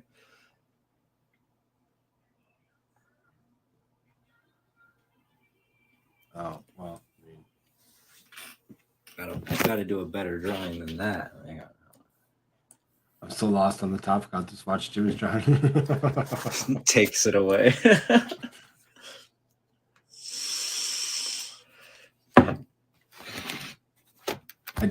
It's so disturbing on so many levels that, so many people think that it's okay to allow somebody to remove another life, regardless if you think it's a life or not. It sure the hell is. Who is it that you get to make up my decisions? When the government steps in and starts doing stupid things like they are, they need to be removed. The state of Minnesota has crossed the line, has gone way too far with the bullshit that they're actually pushing on their citizenry. So okay, so what Mike's trying to say is, okay, undid it. Yeah. So you're saying that it's completely the woman's decision, and that's it. So you got that. Okay, I see where you're coming from. But okay. So there's a level. There's some unpacking there to do. Because that's got a lot to it. There's the father's part in it, right? Because where's Grimspar when you need it? This is totally up. This is right down his point, and it's a great point. He says that if they do have the baby, right? Then you're fine as a man, as the father. You're financially responsible for it, and you can be taken for lots of money, and you can go to jail if you don't pay that money. Okay, so his point is, and I think it's a good one, that he would never approve of any abortions if they couldn't abort male parental rights at the same time, like responsibility. That is, like, in a lot of states, if you're not married when the kid's born, you have to be legitimized. You can't just say I'm the father and be on the birth certificate. You have to actually pay money and get a lawyer and pay money and go to court and get legitimized. Okay, so they'll go that far with the father, but at the end of the day, when it comes to killing the kid, just stay the fuck out of it. Oh God, I'm sorry. Cool. You're fine. You're fine. Frogman's like, I've accepted it. It's the mother and the father's decision. Okay, so that I don't think I disagree there. And then you got some stupid flat Earth talk again. I'm not talking about regulation. We're not talking about that shit right now. We're not talking about that. God, he's back. Oh, and Benjamin's In fact, he's like, wait a minute, even red pill people are still refugees. It's a bear. Flat Got a Earth bear has in the two chat. limits. No, dude, I like Also, Owen as a people, person. The way I we like him act as a person. exposes I how think he's a little closed-minded racist. you are. Yeah, You know, but I think he's being funny, but he takes it a little too far. You should have rights to actually tell anybody what they want, how they Not should some actually treat them. Why is it a religious zealot that it's always a religious zealot? Why is it a religious zealot? Not the state, not some religious zealot. So like it should just be like, okay, I'll just do whatever I want whenever I want to. I could go down with that if you'll let me do the same thing. But it's not that. It's really about the life of the child and what their rights are and what responsibility we have for the rights of the child. Now, if it's obviously a medical emergency, that's what they're for, right? That's what they're supposed to be for. They're not supposed to be for birth control, right? The degeneration of society contributes a lot to the issue that we're talking about. So if you really want to solve this issue, you need to kind of get back to the root cause, which is the demoralization and degeneracy. I mean, are you willing to take a step back to see progress in this area? The way that it's set up, it's always been it's set up to be a conflict. The whole idea of excluding the affected party in this, really, their rights to life, the same rights that we got. There it is, right there. The doctors took away your mother in her 30s via chemotherapy. Taking and projecting something that happened to you should happen to everybody else is your own insecurities coming out. That's exactly what that is. That's you and your own issues. Quit trying to tell other people how they should act and feel because you don't like what happened to you.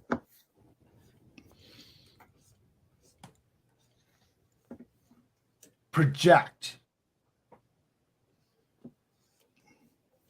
Go Hagen says, personally, I think abortion's wrong. I'm glad that you actually feel that way, Go Hagen. I really do. I've never seen get rid of all of them.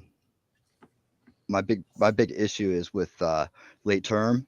Exactly, Barbaros. You projected your own loss into everything else and made it dictate the rest of your life, as opposed to actually being a person and standing up against the bull crap. You're part of the bull crap. It's exactly what you're doing. Is you're projecting and lying to yourself.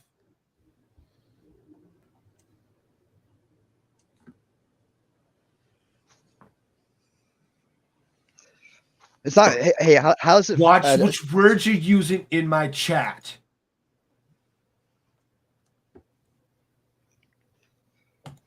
I don't think we're forcing any beliefs on anybody. The association. Nobody's forcing anybody to do anything. Rights to life. Other than the government forcing Right. people to go along with their bullshit.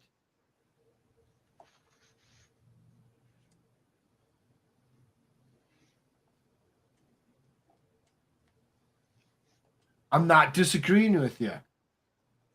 Exactly. When certain things came out, again, we're true bloods around here. Not a single one of us has been, quote unquote, jabbed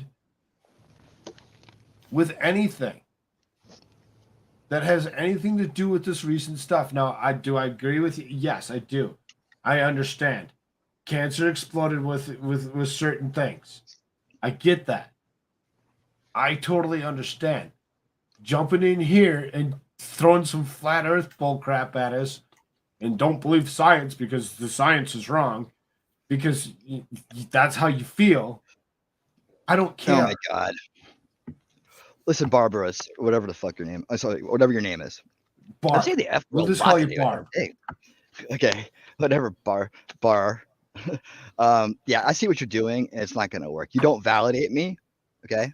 And none of what you're saying is true. What you want is attention, and I see it, but you're not going to get it. Okay, cool. Back to you, Cool Frog. Did Jimmy remove himself? No, Jimmy's around. I'm here. Hello, hello. I'm just doodling away. He used a different word for that, but yeah, he's still here.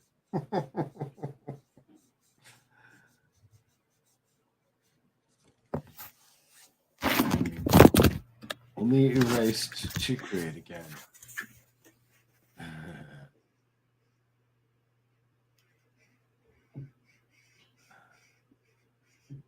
Dumbass. Not a single one of us has taken the jab. Barb, think about it. We just freaking told you that. Enjoy yours. I didn't take any. I'm worrying about these, whatever you want to call them. Again, YouTube doesn't like the words. They're not getting accepted.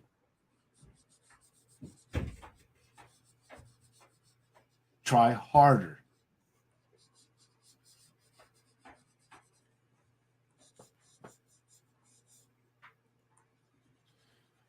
Well,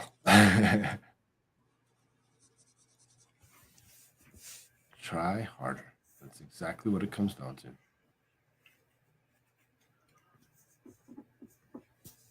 Shoot, what color is the My sea doctors turtle, always guys? ask, how many times do you go to a doctor?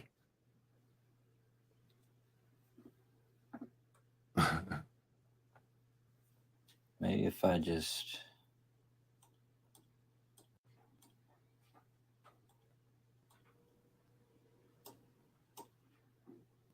Yeah. Ha, ha, ha, ha.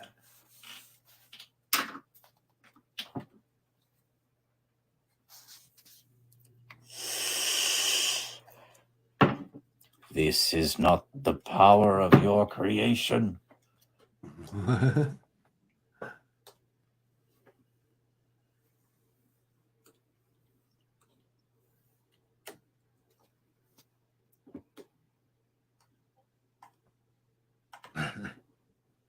Well, historically, science has been wrong an awful lot. Used to use radiation to cure headaches, put mercury in your teeth, on and on. Where, Debbie, you have a good one, dear. Talk to you later. What is the thing? Correlation is not causation.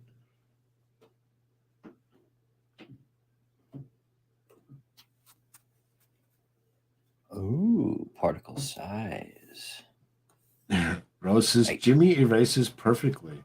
I would have had an unidentified blob on the screen. Yeah, I'm still getting used to all this, but I can do some neat stuff with it. Yeah, let's open up a new thingy. My angry turtle can wait.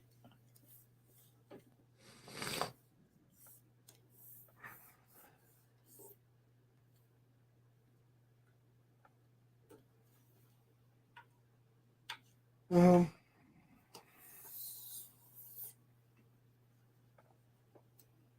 I don't know.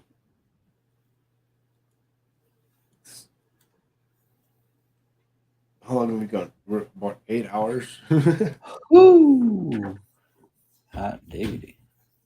We will end before the 10-hour mark, for sure. Alrighty. And the reason I say that is StreamYard. StreamYard stops recording after 10. When I say recording, they're recording everything up to the first 10 hours, and then they stop recording.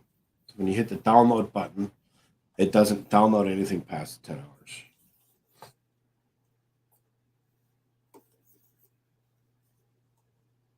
I don't think we're going to have too much of an issue. I talked to my wife about doing something here in the nearest future of doing a 24-hour stream for being monetized and being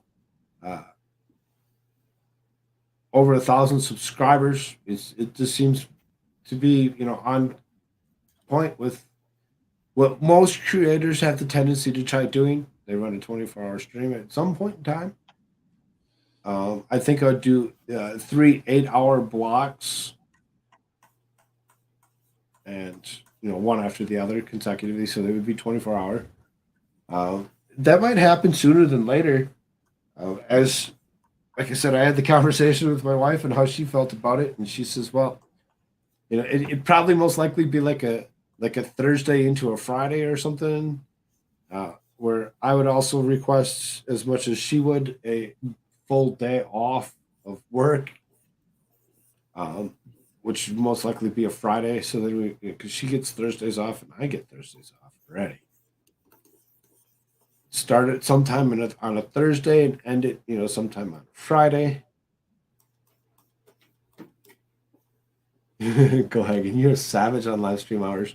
It's fun. It's fun. It's very interesting, and you just never know what's going to happen next. You don't know who's going to say what, and what's just going to come out of it. Who's going to pop in the room next? Who's going to say you're like, oh my god, this is so cool, and just drop a hundo on me or whatever, and just be like, and me too. Jimmy's like, me too, man. Yes, and Jimmy too. There's ways to actually help him out. You like the stuff that he's doing, you see the drawing that he's doing or whatever, you watch some of his stuff, and there's ways to actually donate to him, help him out.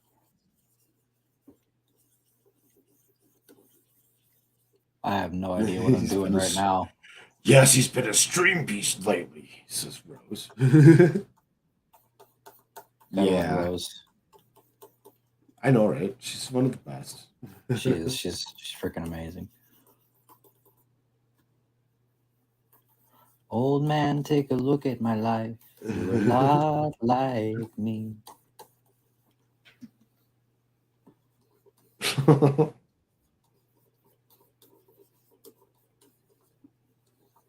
That would be something that if they would actually allow us to actually play music.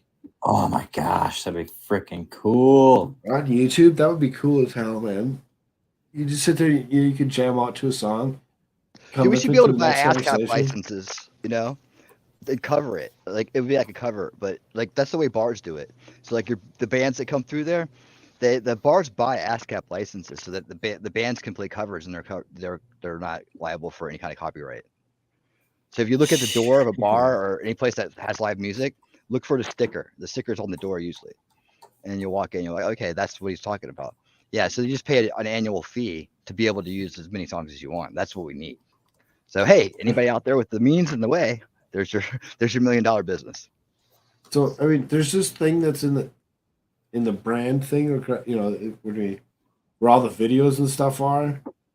There's a music bar that's in there that has like 8 different things or whatever that it's just like I can like this and like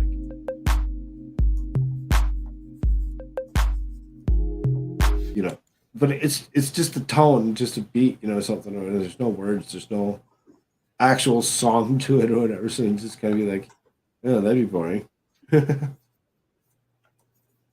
That's why I always try to pick live music. Luckily, the bands I like play a lot of live music, and a lot of the live music is really good.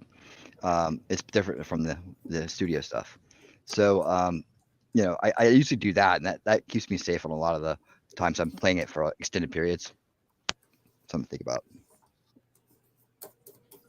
Red Hoodwinked. You have a good one. Have a good day. Yeah, take care. Hope everything's going good for you. Talk to you later.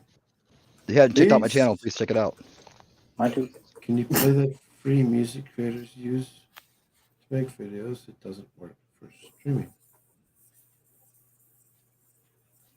There's certain things that we can use.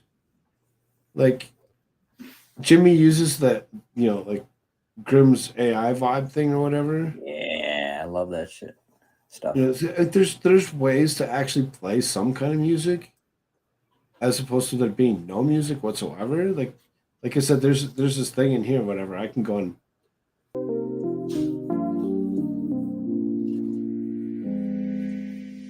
vibey. You know, Just as long as nobody can claim that later. no, it's the background music through StreamYard. It's good stuff. It's their own stuff, so if I get claimed for their own stuff, it'd be kind of upsetting. Just a tad. Muffin Randus is porn music? Not so positive about that. Why are you shaking, fool?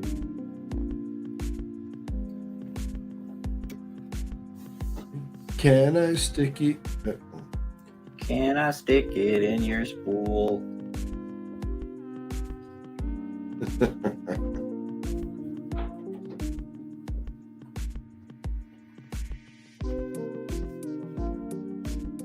So do we.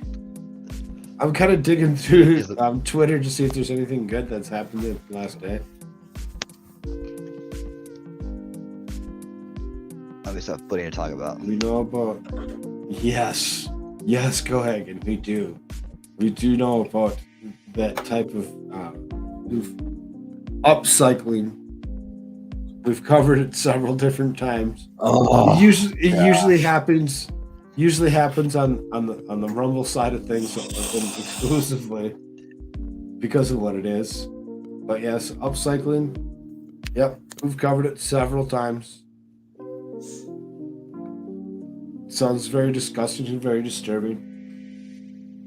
And that particular site that you actually clicked, I believe you're the one that actually brought that up to me. I actually did cover that on the Rumble side one night.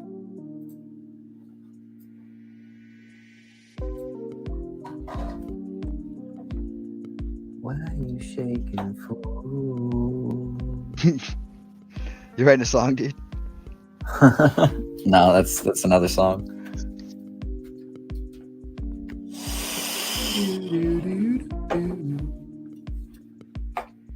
It's all silky smooth perfume.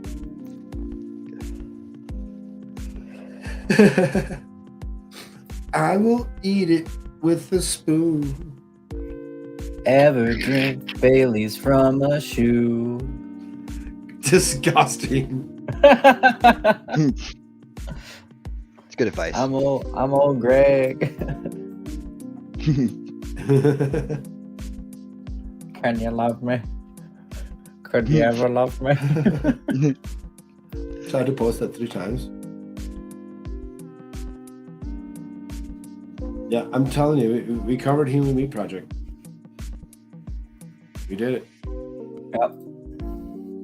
Facts. Very disgusting, very disturbing. Yeah, I mean that's the degeneration of society. I mean, all the things we're seeing, like you add them all up, right? The basic disregard for life that's going on, the abuse that's going on, the productizing of the human being. It's all a sign of a society in decay.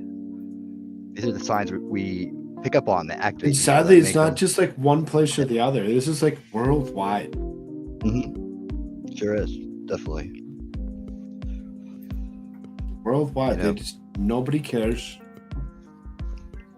You have to ask yourself, like, why do you know that? Why do you know what you know? Why do you feel what you feel? Like, that's the key here. Is like, that it's something bigger always going on, and that the collective energy of many people means something, and that this group here and other groups like us, we've broken off from what we knew, and because it's not right, and we had that instinctive feeling, that draw, that ability to do so, it means something.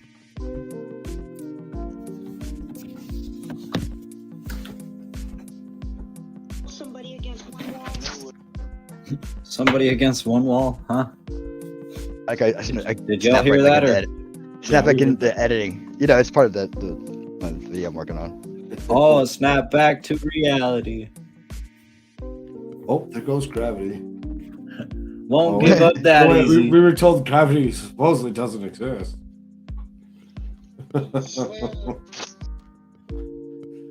We're just sitting here for no reason. He's broke. He knows that.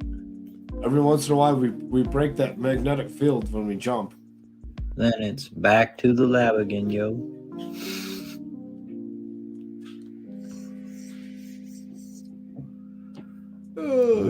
Shaking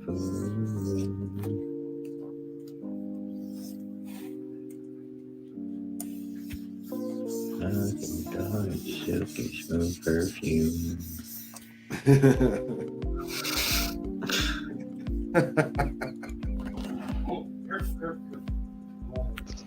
So there's an outside chance I might be more full time soon.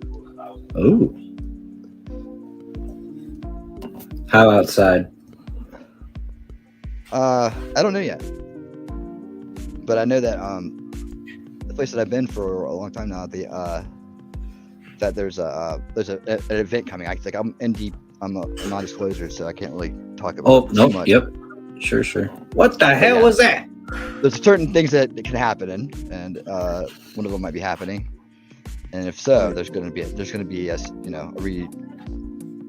recut budget kind of thing to get that to happen. So it's possible. It's just we just got a light warning right now about it. Did they potentially make you go like somewhere other than being at home? Or? No. They would scale down to scale back up. He said too much already. Okay, I got you. Well, let's hope that you actually get to keep your not one of the scale downs.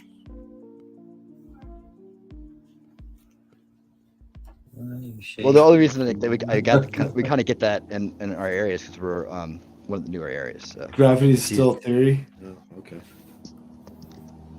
Technically. Thanks, Gohagen. Technically, but that doesn't mean anything.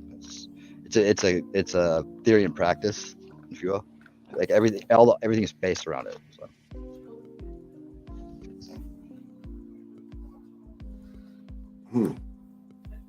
Check this.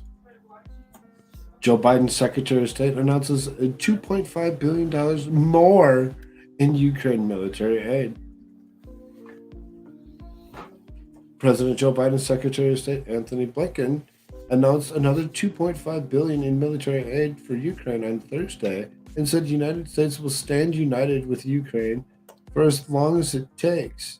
The most recent aid package comes after Congress awarded $45 billion to Ukraine in the massive $1.7 trillion omnibus spending bill that Biden signed into law last month, bringing the total amount of U.S. aid to $110 billion.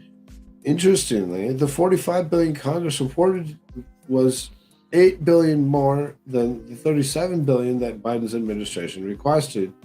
Pursuant to the delegation of authorities of the president, I'm authorizing our 30th drawdown of U.S. arms and equipment for Ukraine since August 2021.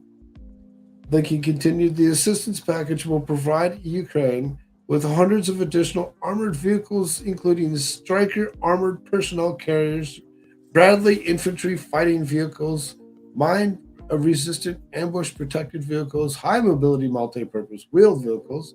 The package also includes critical additional air defense support to Ukraine, including more Avenger air defense systems and surface-to-air missiles, as well as additional munitions for SAMs that the United States has previously provided. The package also contains night vision devices, small arms and ammunition, and other important items of support Ukraine as it bravely defends its people, its sovereignty, and territorial integrity. Bullshit. You're right. Oh, crap. Excuse me. Blinken added that the U.S. continues to rally the world to support Ukraine and praised the incredible solidarity from our allies and partners. Blinken also mentioned that Biden administration plans to stand united with Ukraine for as long as it takes. Russia alone could end this war today, Lincoln said. Until it does so, we will stand united with Ukraine as long as it takes. I mean, okay, how many times do we need to say that sentence over again? Russia could end this war today. Yeah, that one. Recently, Republican lawmakers J.D. Vance and Dan Bishop led a letter sent to the Biden administration demanding a full cross-cutting report on all U.S. government-wide expenditures for Ukraine and countries impacted by the situation in Ukraine since February 24, 2022. Taken together, the 4 Ukraine supplemental spending bills passed since the escalation of the Ukraine-Russian conflict in February 2022 amount to arguably the 4th largest discretionary appropriations bill. Further, multiple DoD inspectors general advisories have raised questions about DoD's budget execution practices in regards to these funds. So, okay, so there you go. So instead of it just being the 110 billion that was already there, let's send them another 2.5 billion because, whatever, we don't need it. It's not important. It's just money.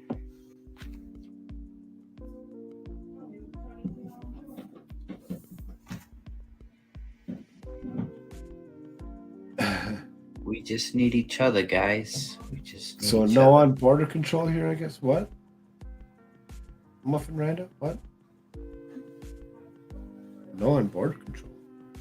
No. Finish the wall. Give my walk. I mean, maybe that's a little far, but at the same time, what the hell? Why are we allowing these so many people to be allowed across the southern border without proper documentation? Just allowing it. Oh. Rocker David Crosby from Crosby, Still and Nash has passed away at the age of 81.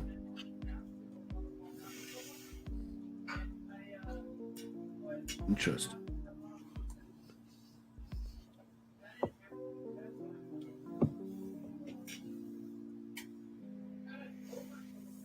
We now we know we are already delinquent in our debt. Yep.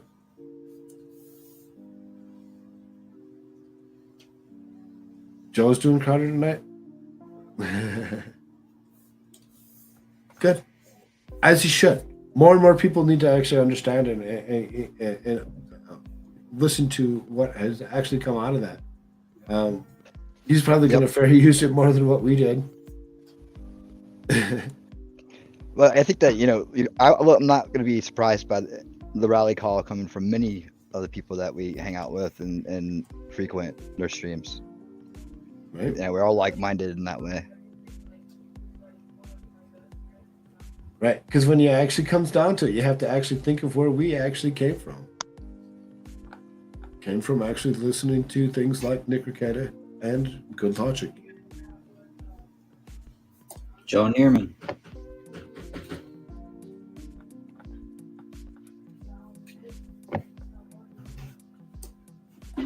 Or no Joe. Oh yeah, absolutely. Yeah. Bring Jimmy Strong back up. Joe Neerman is Good Logic, right? Yes. Okay. Sometimes.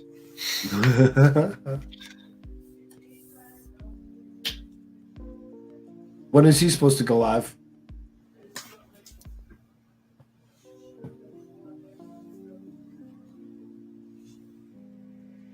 Winning? Who's that? What, Joe? 10 o'clock? Yeah. 4:30? The expert. Oh, he's currently live.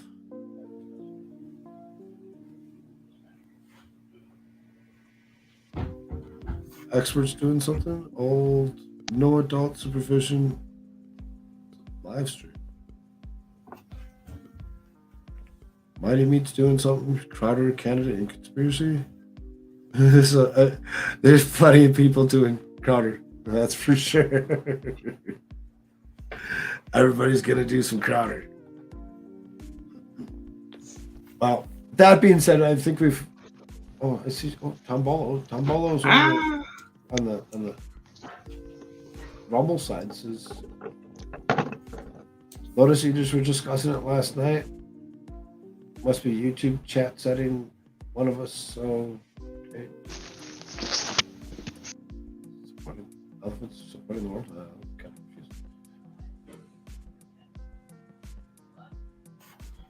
confused. Law without justice is just institutionalized punishment.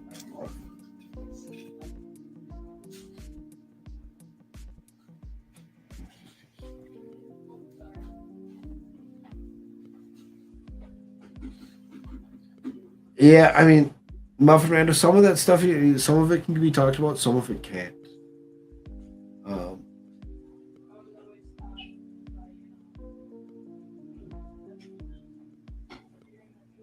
Boss Glowfeet.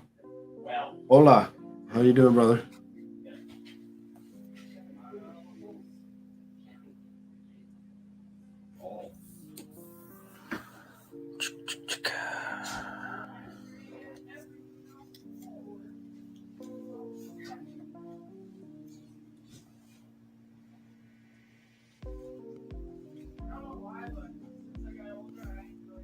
I'm like vibing with this music so hard.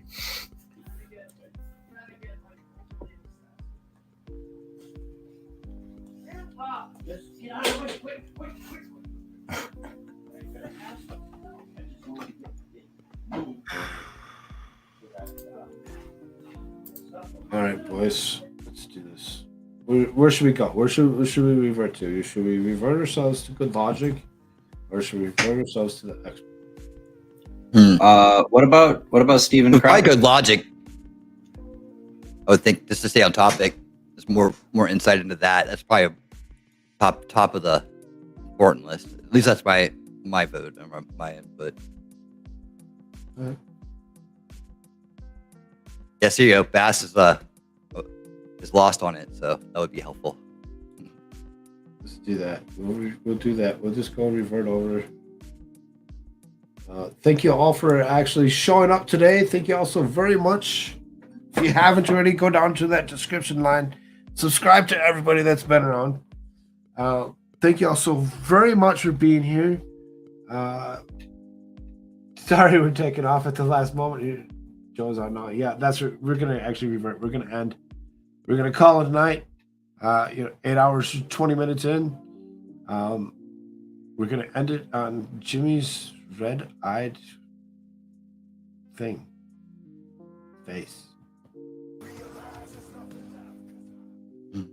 Thank you all so very much. Everybody say goodbye. Later. Thank y'all.